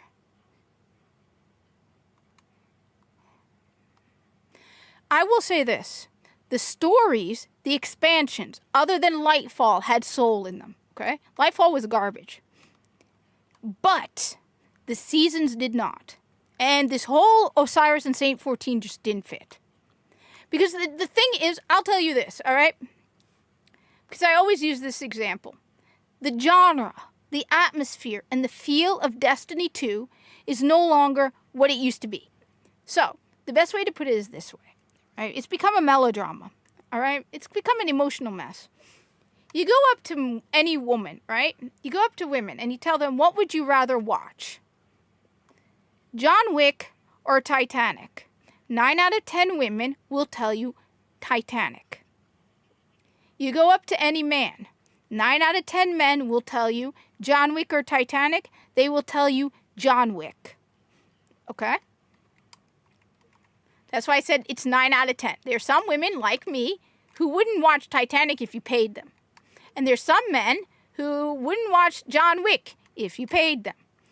Destiny 2, for the last couple of years, feels like Titanic and not John Wick. And Destiny 2 is supposed to be John Wick. I've seen numerous people talking about it. The male fantasy is very different than the female fantasy. There are some women who prefer the male fantasy, okay? There's some men who prefer the female fantasy, but it's only about 10%. That's why 90% of first-person shooter players are guys. Destiny used to be a male fantasy. And I can't remember all the details how they described, but I remember listening to multiple people talk about it and going, yeah, old Destiny, where you're a god slayer, okay, and a hero, okay, with big guns, killing big bad guys, is a male fantasy. Dying heroically is a male fantasy, okay? Bringing Osiris and Saint 14 back together again? That's a female fantasy. God of War game.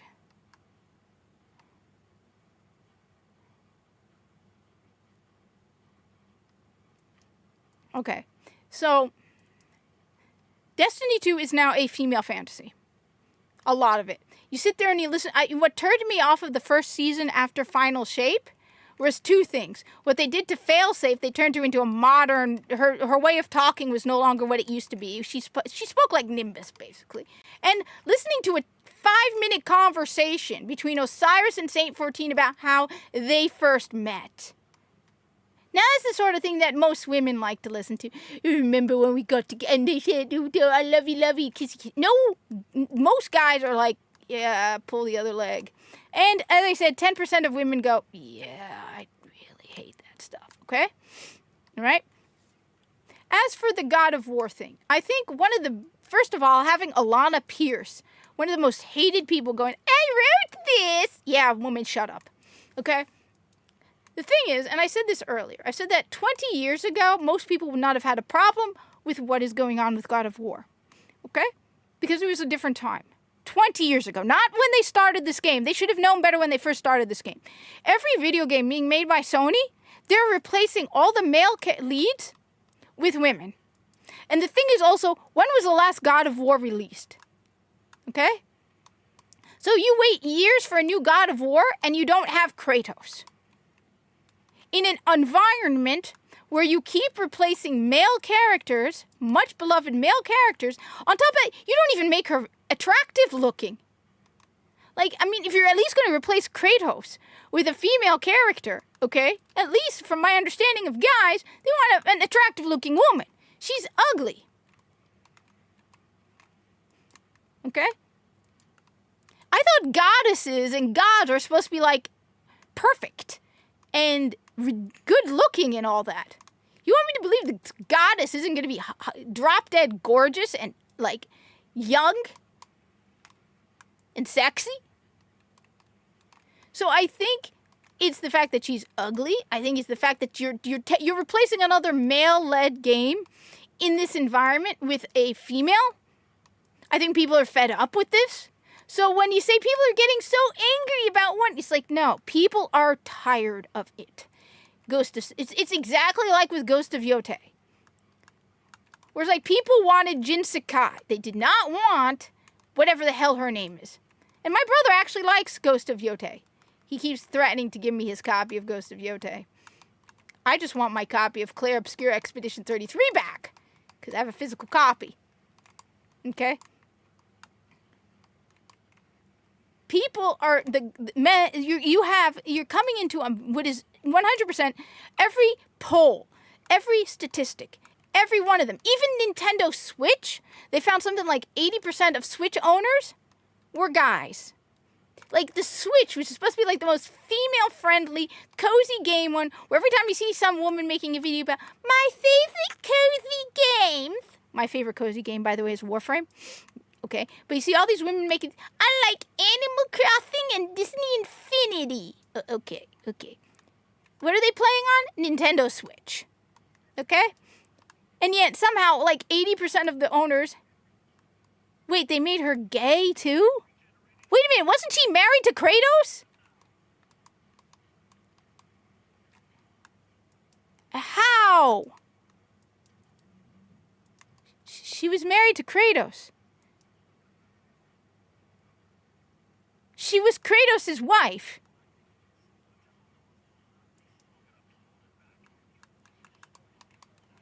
I hate to break it to you guys, but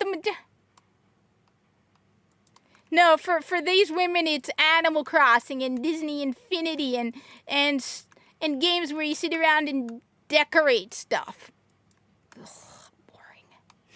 And decorate stuff. And Pokopia, which I'm not sorry. Okay? Pokopia's Baby's World, first Pal World. Pfft, I didn't like Pokopia. I got bored ridiculously fast with Pokopia.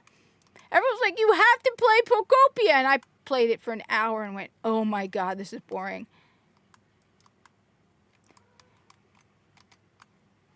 Mimi?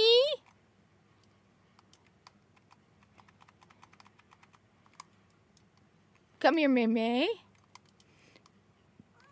Come here, Mimi. Come here, Mimi. Come here, Mimi. Come here, Mimi. Yeah. Yeah, Mimi's a girl. Mimi's a pretty girl. Mimi's a sweet little girl. She is. Yes, she is. Who's a sweet little girl? Mimi's a sweet girl. Okay?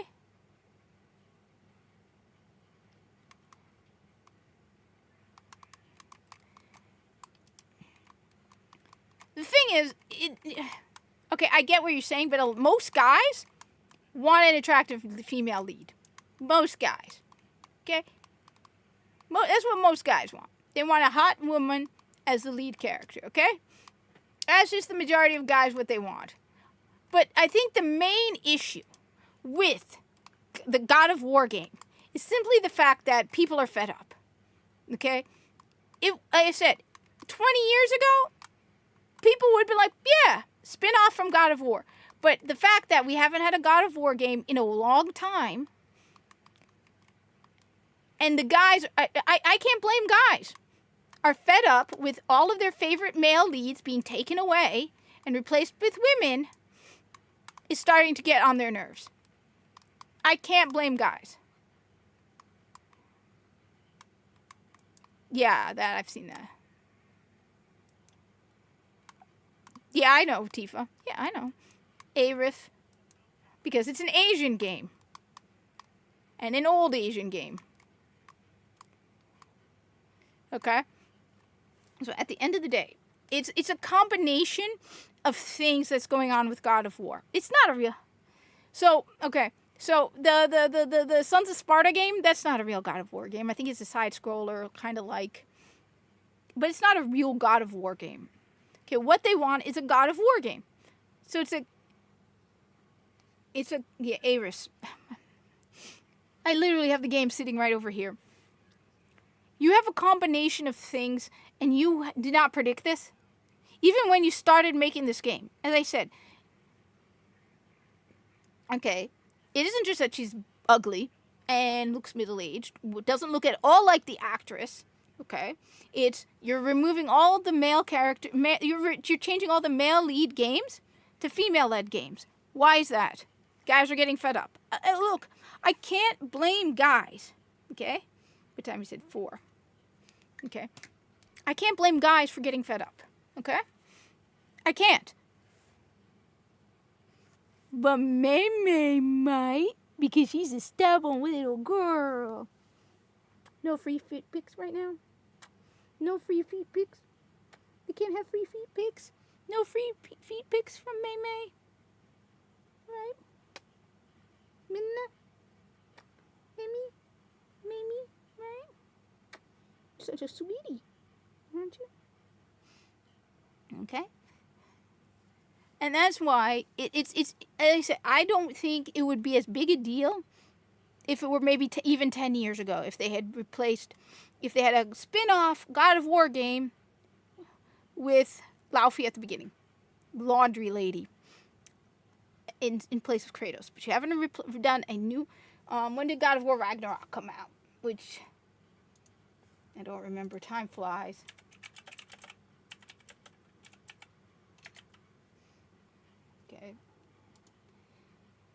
Okay, God of War Ragnarok released in 2022.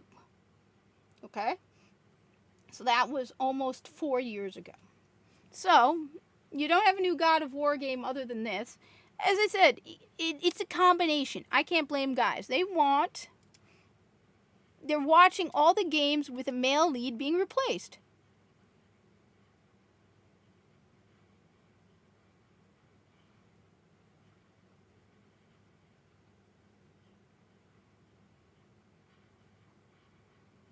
Yeah. Well, the thing also is this, okay? I think a lot of people are just also fed up with the whole, if you don't like Laundry Lady, you're a misogynist, okay? People are, I'll admit, I'm fed up with it. We're all fed up with, if you don't like something, you hate this, okay?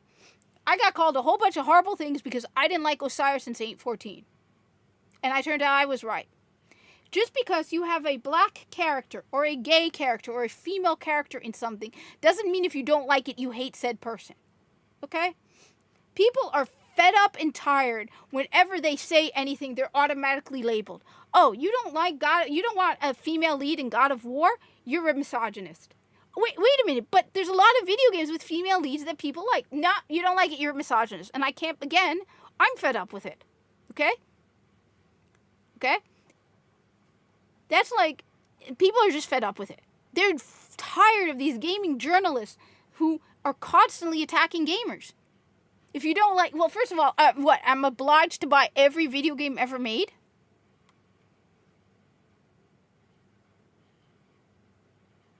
No, they attach it because they can't stand on their own. And it's easy and convenient for them. And again, it's this whole, somehow you think more women, seriously, so, do you really think more women are going to play God of War because the main character is a woman? Seriously. Because I don't. I don't think women are sitting on the edge of their seat going, oh my God, God of War. No, they're not. Most women don't play God of War. I started playing the first one. I want to play them. It's on my massive backlog, okay? But as I said, I'm not the norm, okay? I want a remaster of the old games. Okay? But I'm not the norm. But the majority of women aren't sitting on the edge of their seat going, oh my God, female character in God of War. They're going, it's God of War, I'm not going to play it. They're going to say, I don't care, it's God of War, why do I care? Because that's the thing. You think throwing in representation into a video game means people are just going to accept it. No. People don't accept a video game and play it because of the identities of the characters. They play a video game because they like the genre. And if it's a good game.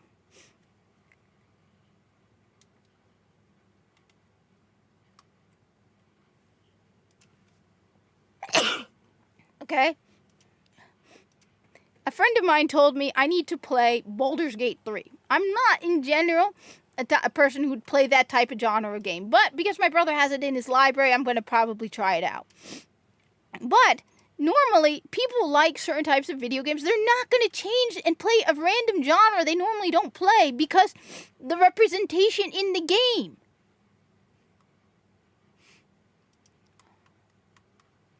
So no, making God of War led by a female lead isn't going to have women on the edge of their seats going, oh my God, I now have to play God of War. No. It's so dumb.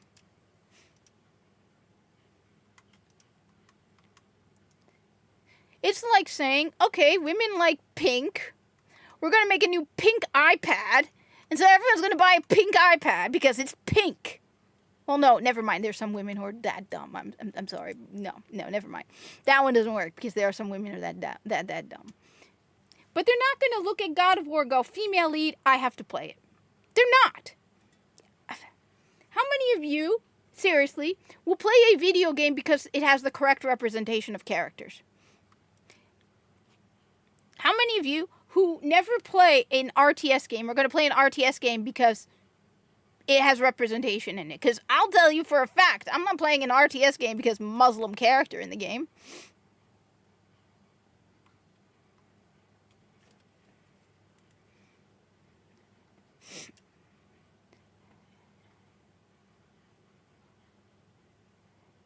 Of course they would. But the other thing that we know for a fact that's been proven is these people don't buy the video games. Let's not forget Xvada 13, whatever the hell it was called. That we got the best proof. Oh, you baby, you want the pets? Okay. Oh, you baby, don't. Okay. Mimi wants pets. What's the matter, Mimi?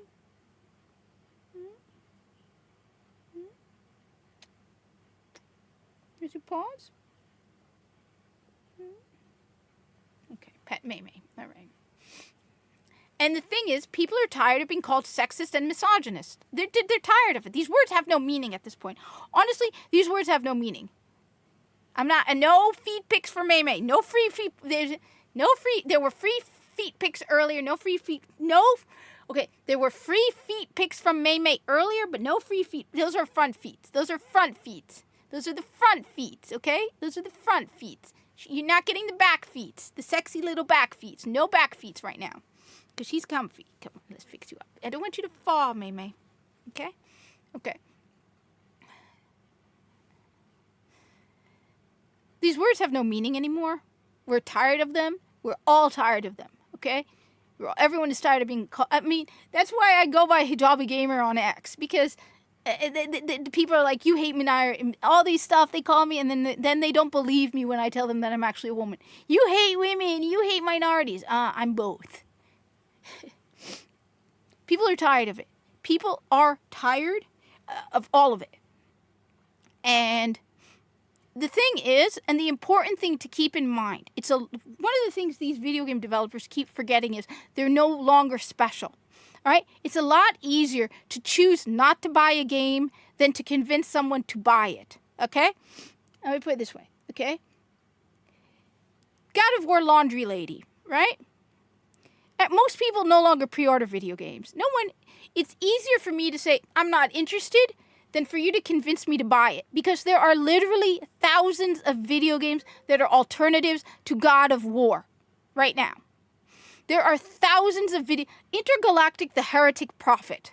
I've never seen such arrogance. You think because you're Naughty Dog that I'm going to sit on the edge of my seat and buy Intergalactic the Heretic Prophet, and that somehow, if I don't buy it, because I didn't buy the newest Naughty Dog game, I'm going to suffer and struggle and it's painful. No, it's a lot easier for me to choose not to buy it, because there are so many alternatives out there.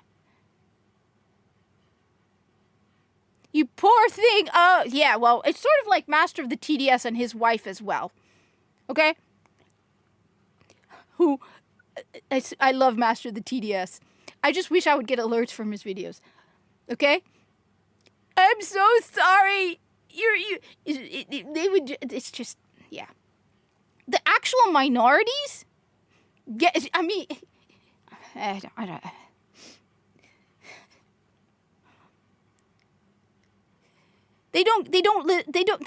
know. They act like everyone's tired. Everyone is absolutely tired. Okay? Everyone is fed up and tired of it.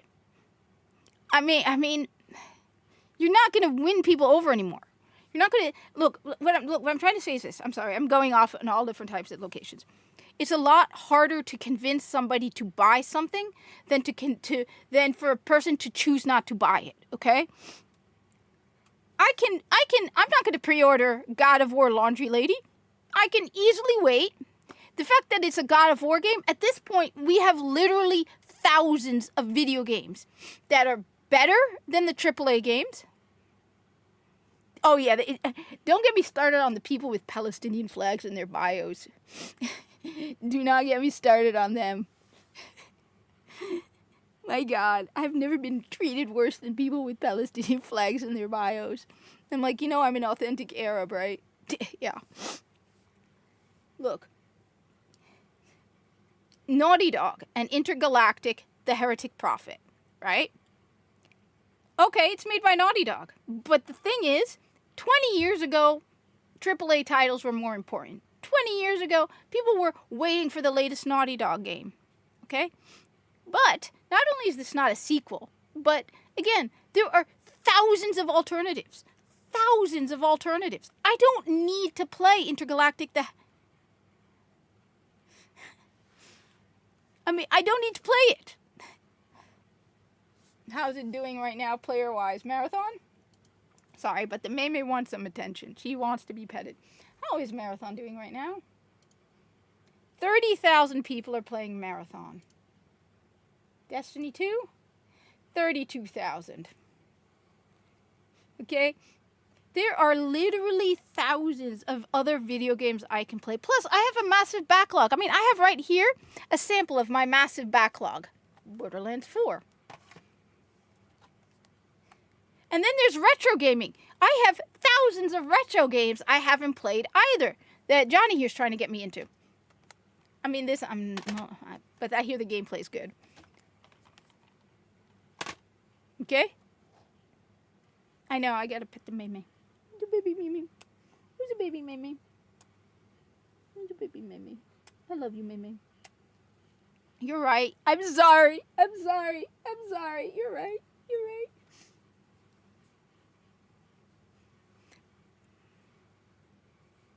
Must check it out. Oh, I know that game. I've played it. I think I have it on the Switch. I think I have played it.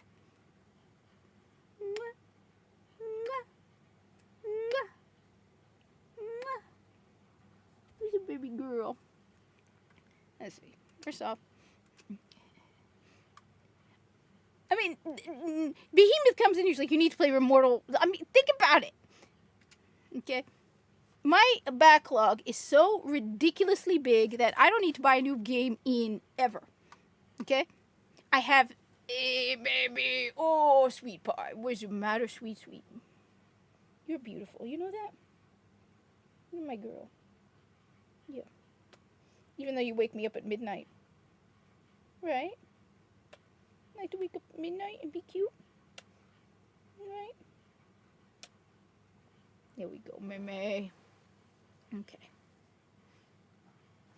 Alright, let's see if it's on PlayStation. I know I have it on Switch. I'm pretty sure I have it on Switch.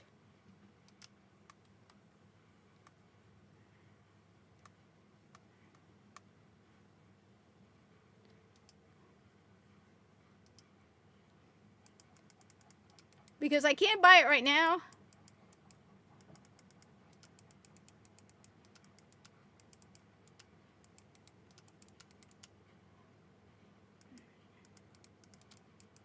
Yeah, I think I see it. Who's a baby May? Here it. Ooh.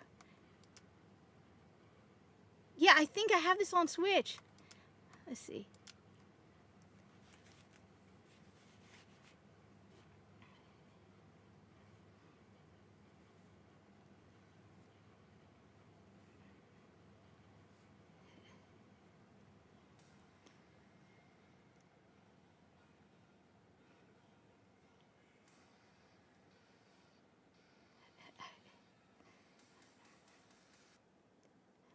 Okay.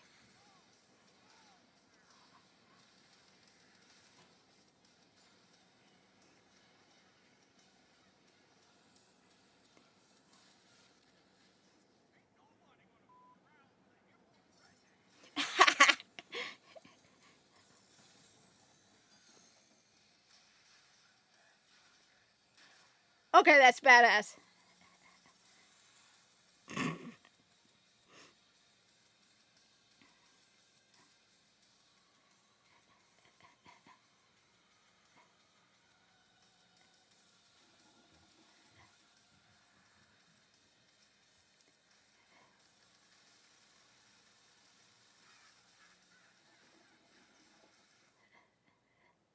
All right. All right. One sec. All right. All right. One sec. May, you're such a sweetie.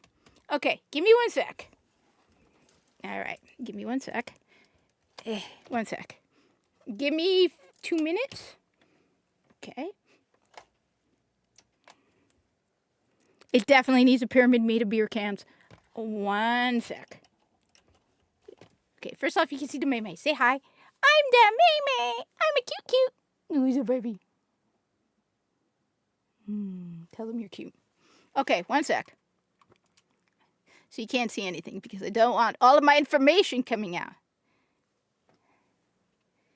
He does. He does have a playable. You can't see anything. I don't want my password being seen online, then I'm going to get hacked. Damn it, Behemoth. I was going to be more smart with my finances this month. Okay, 1 sec. 1 sec. All right. 1 sec. Okay. Ow.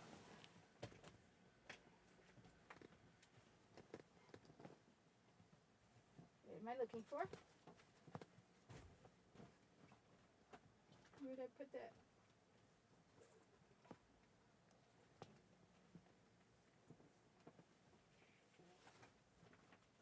Here's my Destiny, huh? I was looking for that.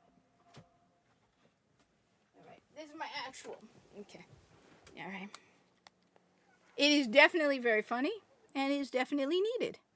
A sec. So you see, my old phone, right, still has all my information in it. My new phone just has a SIM card in it. So I have to carry around 2 phones because I upgraded. Okay, 1 sec.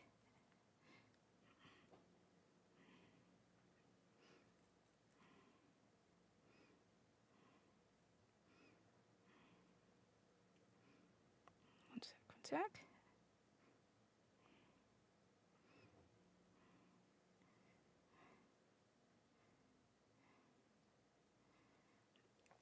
Okay. All right.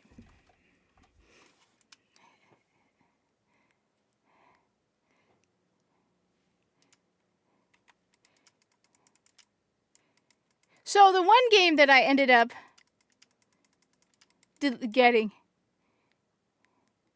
deleted was Chronos: A New Dawn, which, by the way, I'm going to let May play with the stickers. Okay? That's because the game is a slow-paced horror game. Okay? Okay. Okay. Now I can do this and this. See, I have things set up in this crazy, ridiculous way, but it's efficient. I have a lot of these. HBI. Okay, view error. What's that? What's that? View error. No, so basically I need to go into... So I've had this mistake happen, and apparently it's because the game actually needs more than the memory it claims it needs. So I need to go under storage. Okay, and... Oh, I have a lot of free space. So we're going to go like this, and this. Okay, okay. And we're going to move... select items to move. This one, and this one. Okay.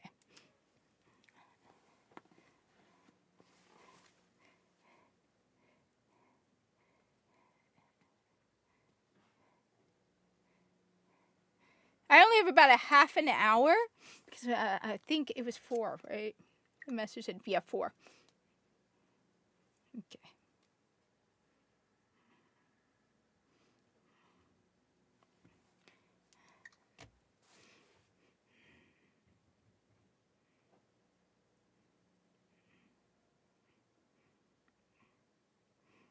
Come on, come on, come on, come on!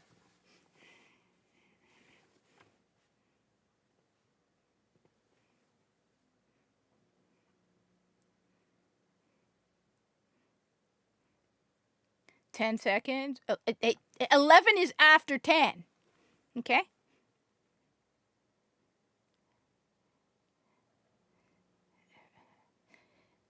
I've seen it. It's beat 'em up. Okay. See? Now it's installing. Whoa.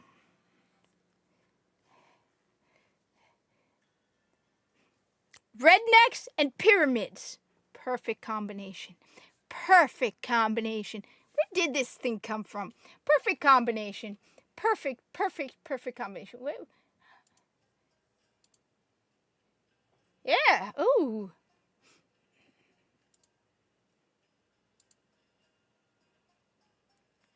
That's just sad.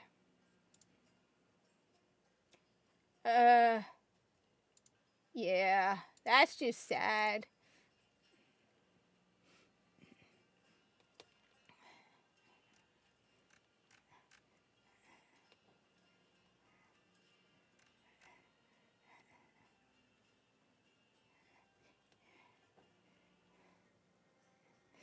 It's your fault, okay? But it just needs to hurry, because I have very limited time, because I'm going out at 4. So I need to, like, log off at, like, 3:45-ish, so I can at least, you know.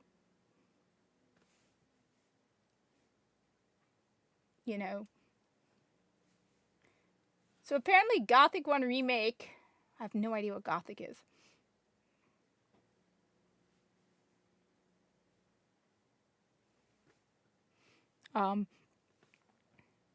It's taking forever. So while it's downloading, this is my alternative to Destiny 2 that is not Warframe. One of many. I hope to make a whole bunch of them. I should make videos, because everybody says, "Oh, you don't want to play you don't want to play Warframe, but you want an alternative to Destiny 2?" This one, okay? I beat the game, but I still have stuff that I need to finish in between. So, Zone 3. Okay, which one is it? Melee damage. Nah.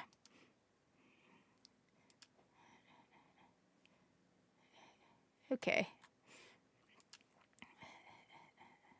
I think the concept sounds awesome, funny, and brilliant. And if I don't get to play it today, I will definitely play it. This is Dead Zone Rogue, okay? I've beaten the game, but not all the missions. So you know how you can do the whole story mission? I got it all the way to the end, and I haven't beaten the added Apophis mission. But I'm looking forward to Dead Zone Rogue 2, which apparently they're coming out with a free demo soon.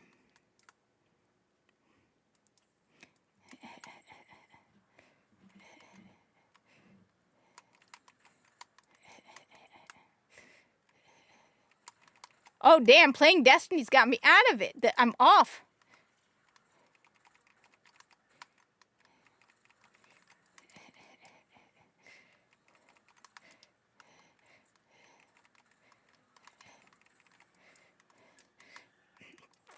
I have noticed that Destiny throws me off my game on anything. So this game is fun, okay? Because you get to choose different guns, abilities, really weird enemies.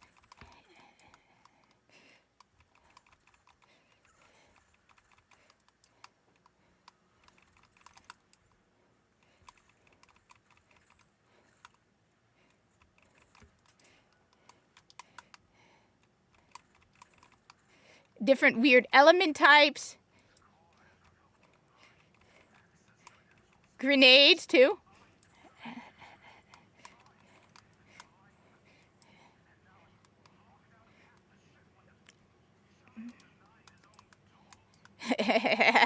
They got missions going. Okay, we got... baby.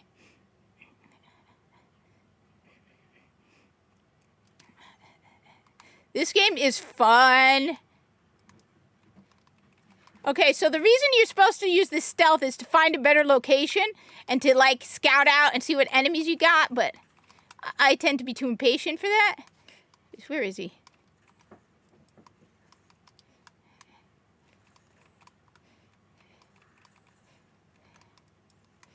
And is fast.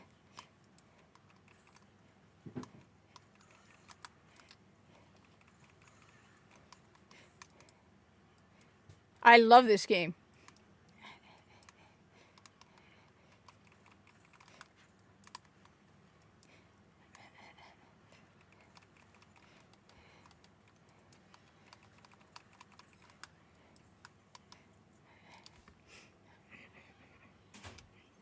You have elemental abilities too. And then you have here. Okay. Now my favorite isn't... No. I keep re-rolling because I want to find my favorite. Okay. Okay. And my favorite is the one that has like rockets that automatically launch. Upgrade. Do I have anything? Nah. Max all.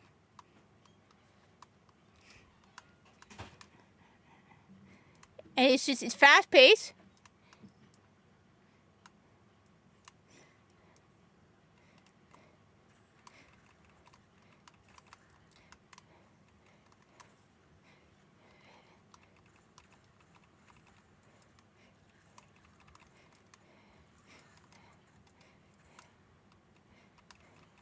And it's just fast paced.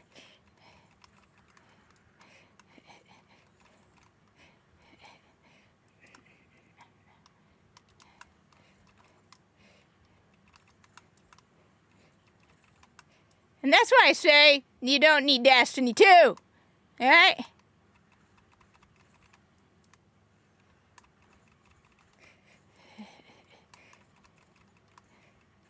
And this is just normal difficulty. I've been playing higher difficulties now. I always go through every mission first in normal, and then I'm going to go back and replay them on higher difficulties. Because I want to get the platinum trophy on this game.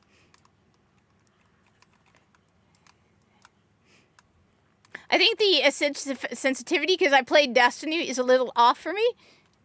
But I'm going to give it time to get back. I'll get myself back on track. To see, you go through invisible, so you can be like, all right, what's a good spot for me to, like, hunker down and be like, all right, good defensive position. All right? Like, right, say, over here. Be like, all right, I know there's someone over there. Gotcha. All right. I've also basically maximized all of my perks. That's why I like my shields go up real fast.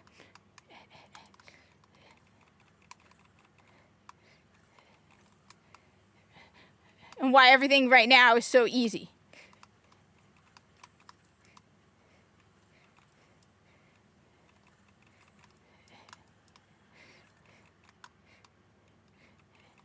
And it just is really weird where you find out you're like, I'm like, you're trying to figure out who you are, and then you look in a mirror at one point and you're like, I'm just a brain in a robot body. I'm a cloned brain in a robot body. Oh my God.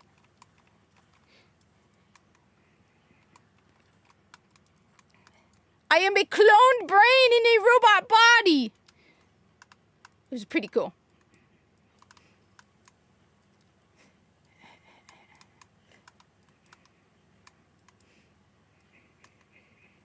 Ah, to hell with it.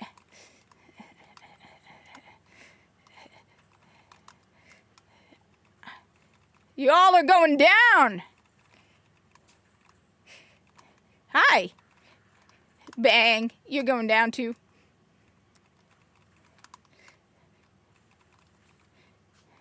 And no aim, I turned off the aim assist, all right? Let's be clear.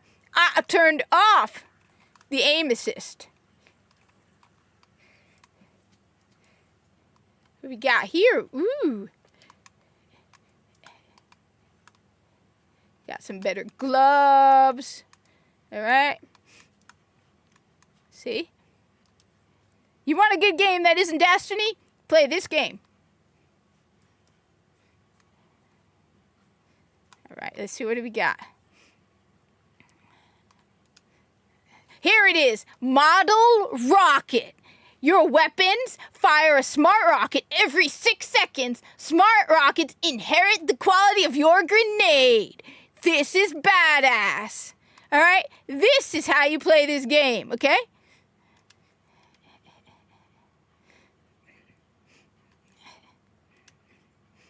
Okay? This is how you do it.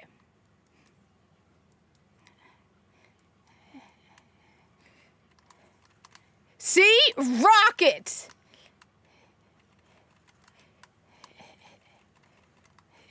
Nice.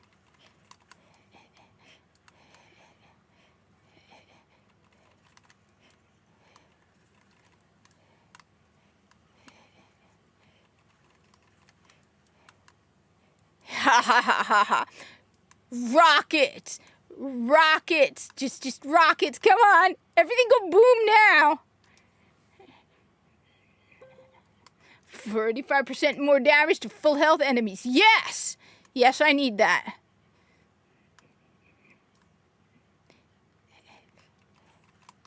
See that rocket? One.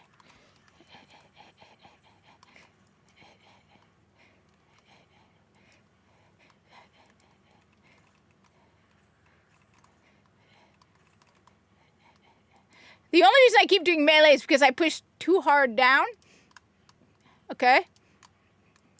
On the right thumbstick, which is a habit of mine. Did you see that rocket?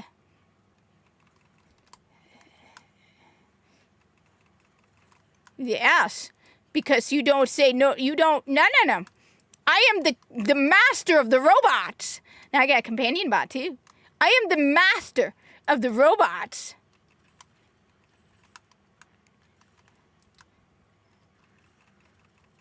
These guys, on the other hand,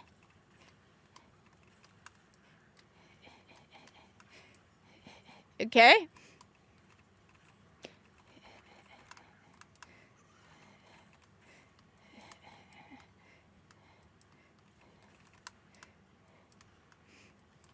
Okay. So these guys, see, when you kill them, they let off the little ball-looking guy. He lets off these little explosions. Little turret kind of things. Ooh, nice. Nice. Very, very nice. I don't have any chest gears. Let's go up with that. Okay.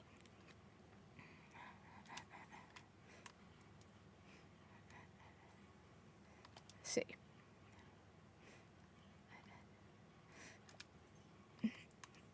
Okay, now we go here. We go, all right. Yeah, I'm good. You know what? You know what?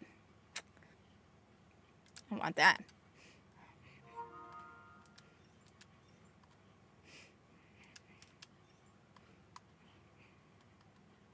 Okay.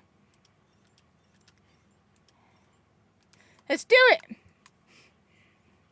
I'm at 9 out of 20.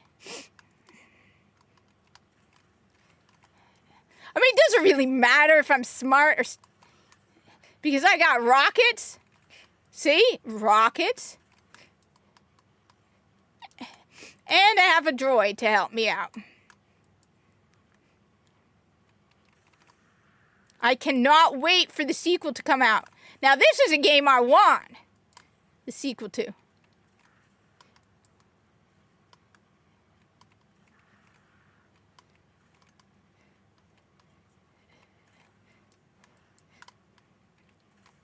See? Slugs of death. Ooh, rockets. The robots have like... Now I want to... Yeah, wait.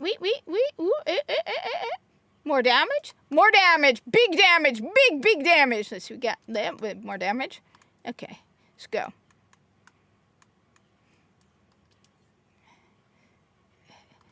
Do I need another bot? Yeah, I need another bot. You could have like an army of like 4 bots just following you around. It's so funny.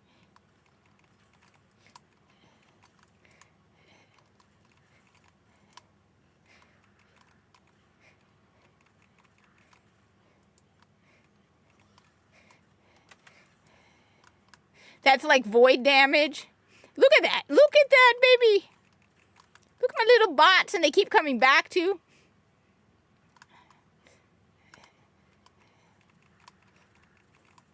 They also proc abilities, right?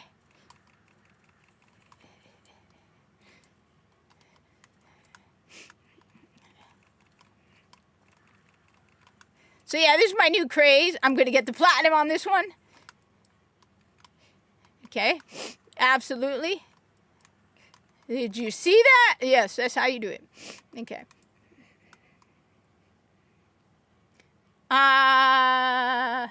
Let's go with that one. Why not? What was that?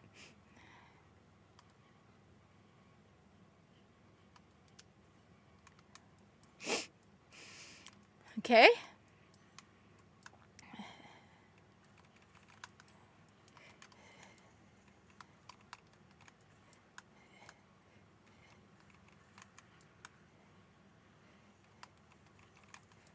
Whoa, that was me being dumb. Yes, it's ready to play. But I gotta finish this.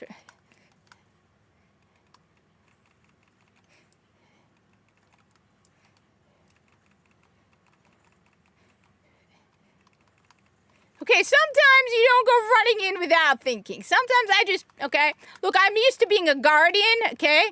And in the guardian, we just, okay? Sometimes you gotta be smart. Okay?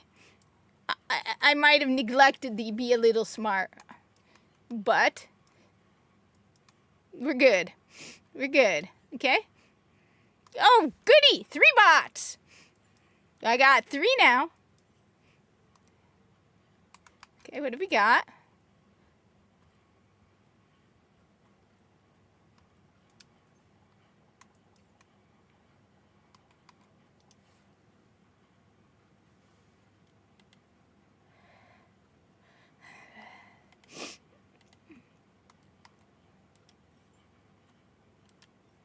Okay.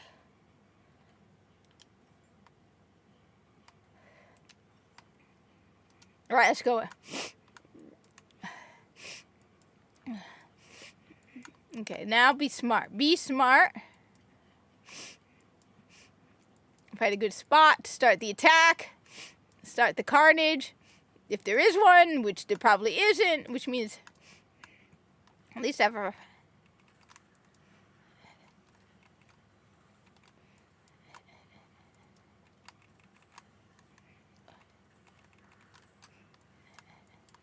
Okay.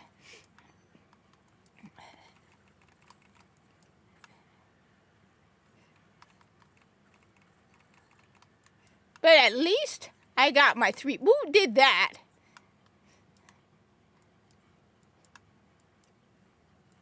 I mean, it is pretty easy because I'm like, oh yeah, I forgot. The guys in the ice are people you have to kill. Forgot about that. Forgot about that. One of my favorite perks is also, in addition to the one with the rockets, is the one that gives you a second grenade. So you could, or a third grenade. I've had like times where I've had 3 grenades, which is badass. Where you got 3 grenades going at the same time, which is just awesome. Definitely helpful. You don't have to, see, plus grenade charge.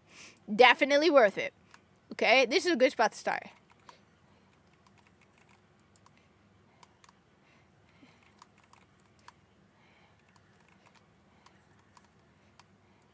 Those are ghosts from these guys that you kill them.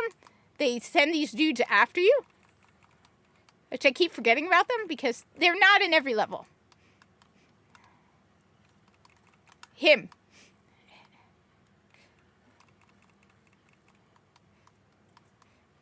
But they only are temporary?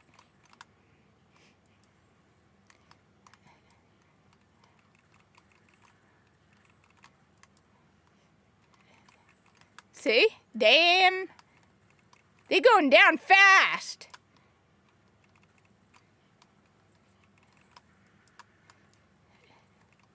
I'm at like over 30 hours in this one.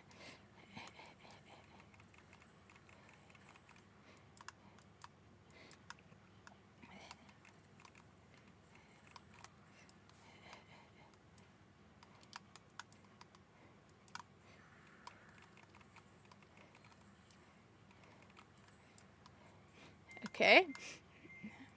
That was, okay. Let's see, I think I upgraded, okay, level 8. Okay, yes, got more damage. More damage. More damage. We need more damage. We need more health, too. That sucks. Okay. I mean, and the game's got this just, another robot. So now I got 3.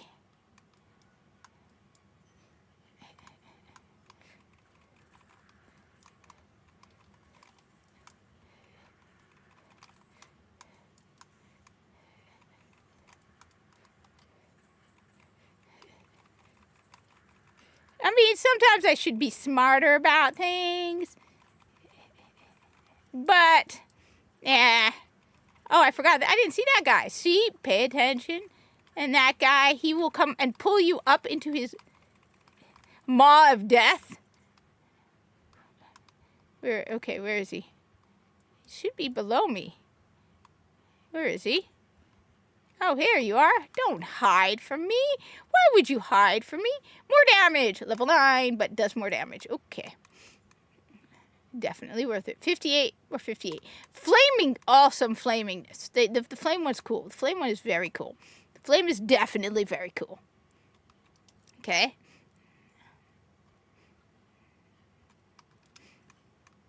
Okay, now ooh, peak synergy activated.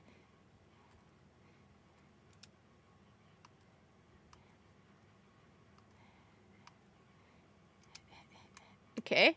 Now we go over here.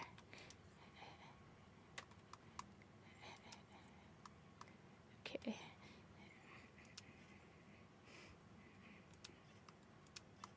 Okay. One sec. Let's do it. Okay, we're at 15 out of 20. And instead of being smart, I go in all guns blazing because I'm an idiot guardian.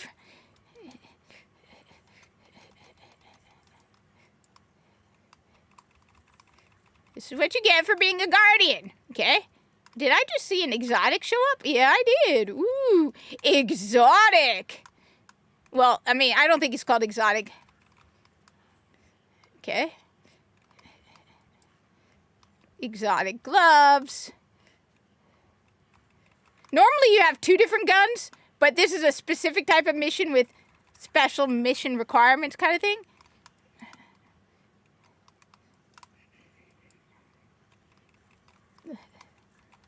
Oh, right, poison. Poison, bad me, poison.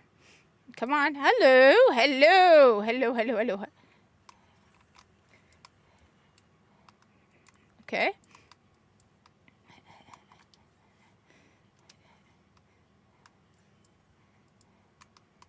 Yeah, I'm not going to stick around here. I'm going to find a better spot. All right, you guys go over there. Oh, boy, this is not going to be good. It's going to be rough. Let's do it. Bam.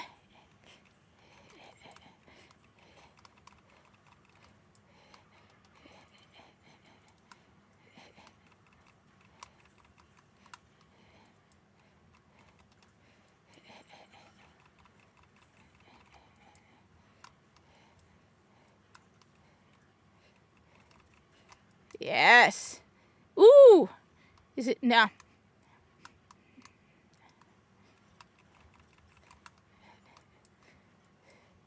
All right, so I got another exotic, but is it better than the one I have? 60. I'm gonna go with the solar one. Just gonna go with the solar one. I mean the flaming flames of flaming awesomeness one that does flaming flames. Okay. All right, let's go. Bigger explosion grenade radius. Look at this. Look at this. There are so many of them. Okay, I'm gonna die horribly, aren't I?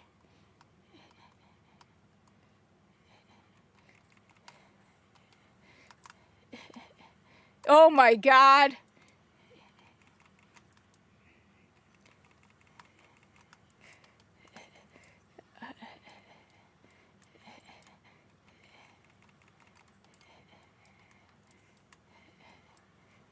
Oh my God, I'm being, yeah, I deserve that. All right. Okay, so now, okay. No, damn it, I gotta go. I gotta go. But I will play. I will definitely play. Let's see. You know what? It's just 5 minutes. 5 minutes. 5 minutes, okay? Okay? 5 minutes.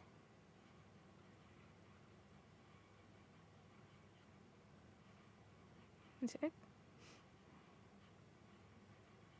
See my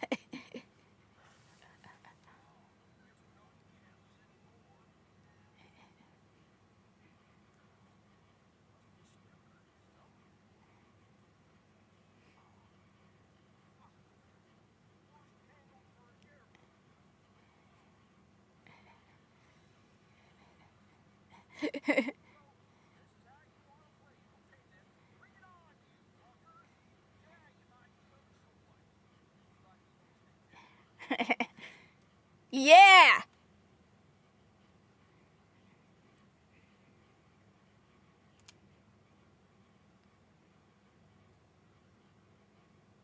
When you hold the shoot button. All right. Let's do it.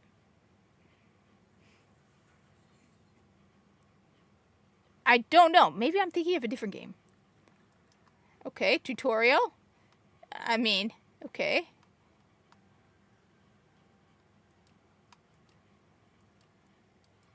I mean, I'm guessing that's what I'm supposed to do.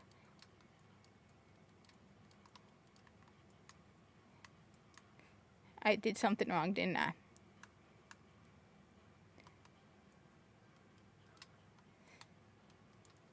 Okay. Wait, there's no double jump. Wait, there's instructions right over there. Okay, okay, wait, what does this say? L2 plus X. Okay. Okay, that's interesting. What is that? Okay. What do I get here? Is it more guns? Okay. Okay. Well, let me shoot something.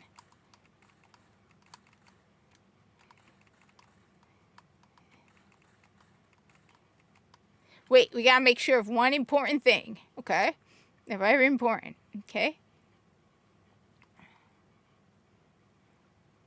Okay.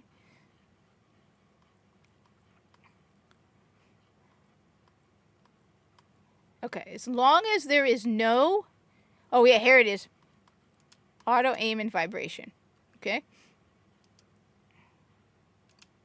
I do not like auto aim, okay? I hate auto aim.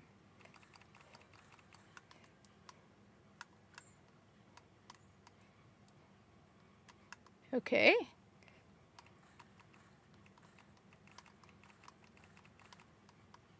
Wait, am I supposed to do something specific? Hold R2. Okay. Okay. Gimme. Is that ammo? Okay, okay, okay, okay!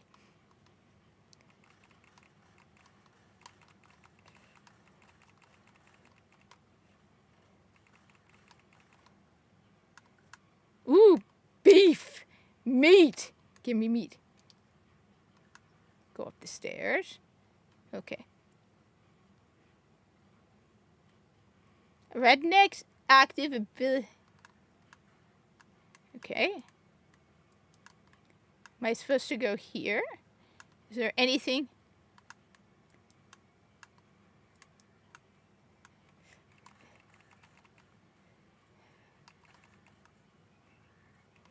What did I do? Is there a different gun? Why are there frogs? I hear frogs, and I'm kind of creeped out. How am I standing here? Am I supposed to kill the froggies? Die, froggies of death! Froggies of death must die. You're dead? Okay.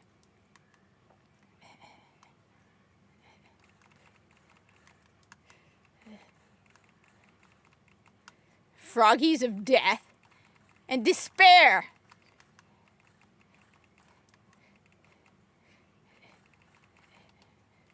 Oh. Maybe I should have paid attention to the tutorial. Okay, maybe I should have. Who cares? Okay. Who else wants to die? Come on. Look, I have shotgun now. You want to die? Hi, do you want to die? You want to die. Habibi want to die. Yalla, Habibi, you want to die? Come, you want to die. Yalla, Habibi, you want to die?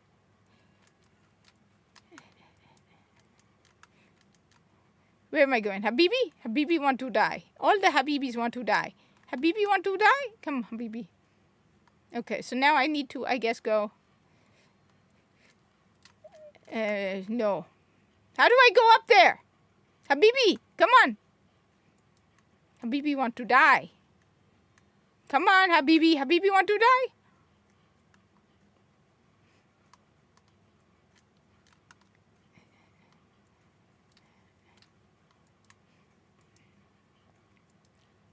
Where am I going?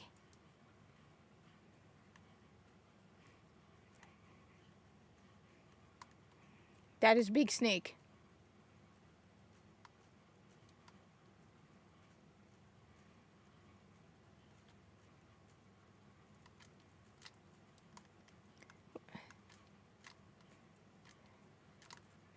Okay, I gotta figure that out.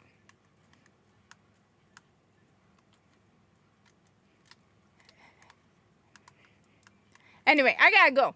Okay? It's late. Okay, I gotta go. But this game is cool, and I'm definitely gonna play more of it.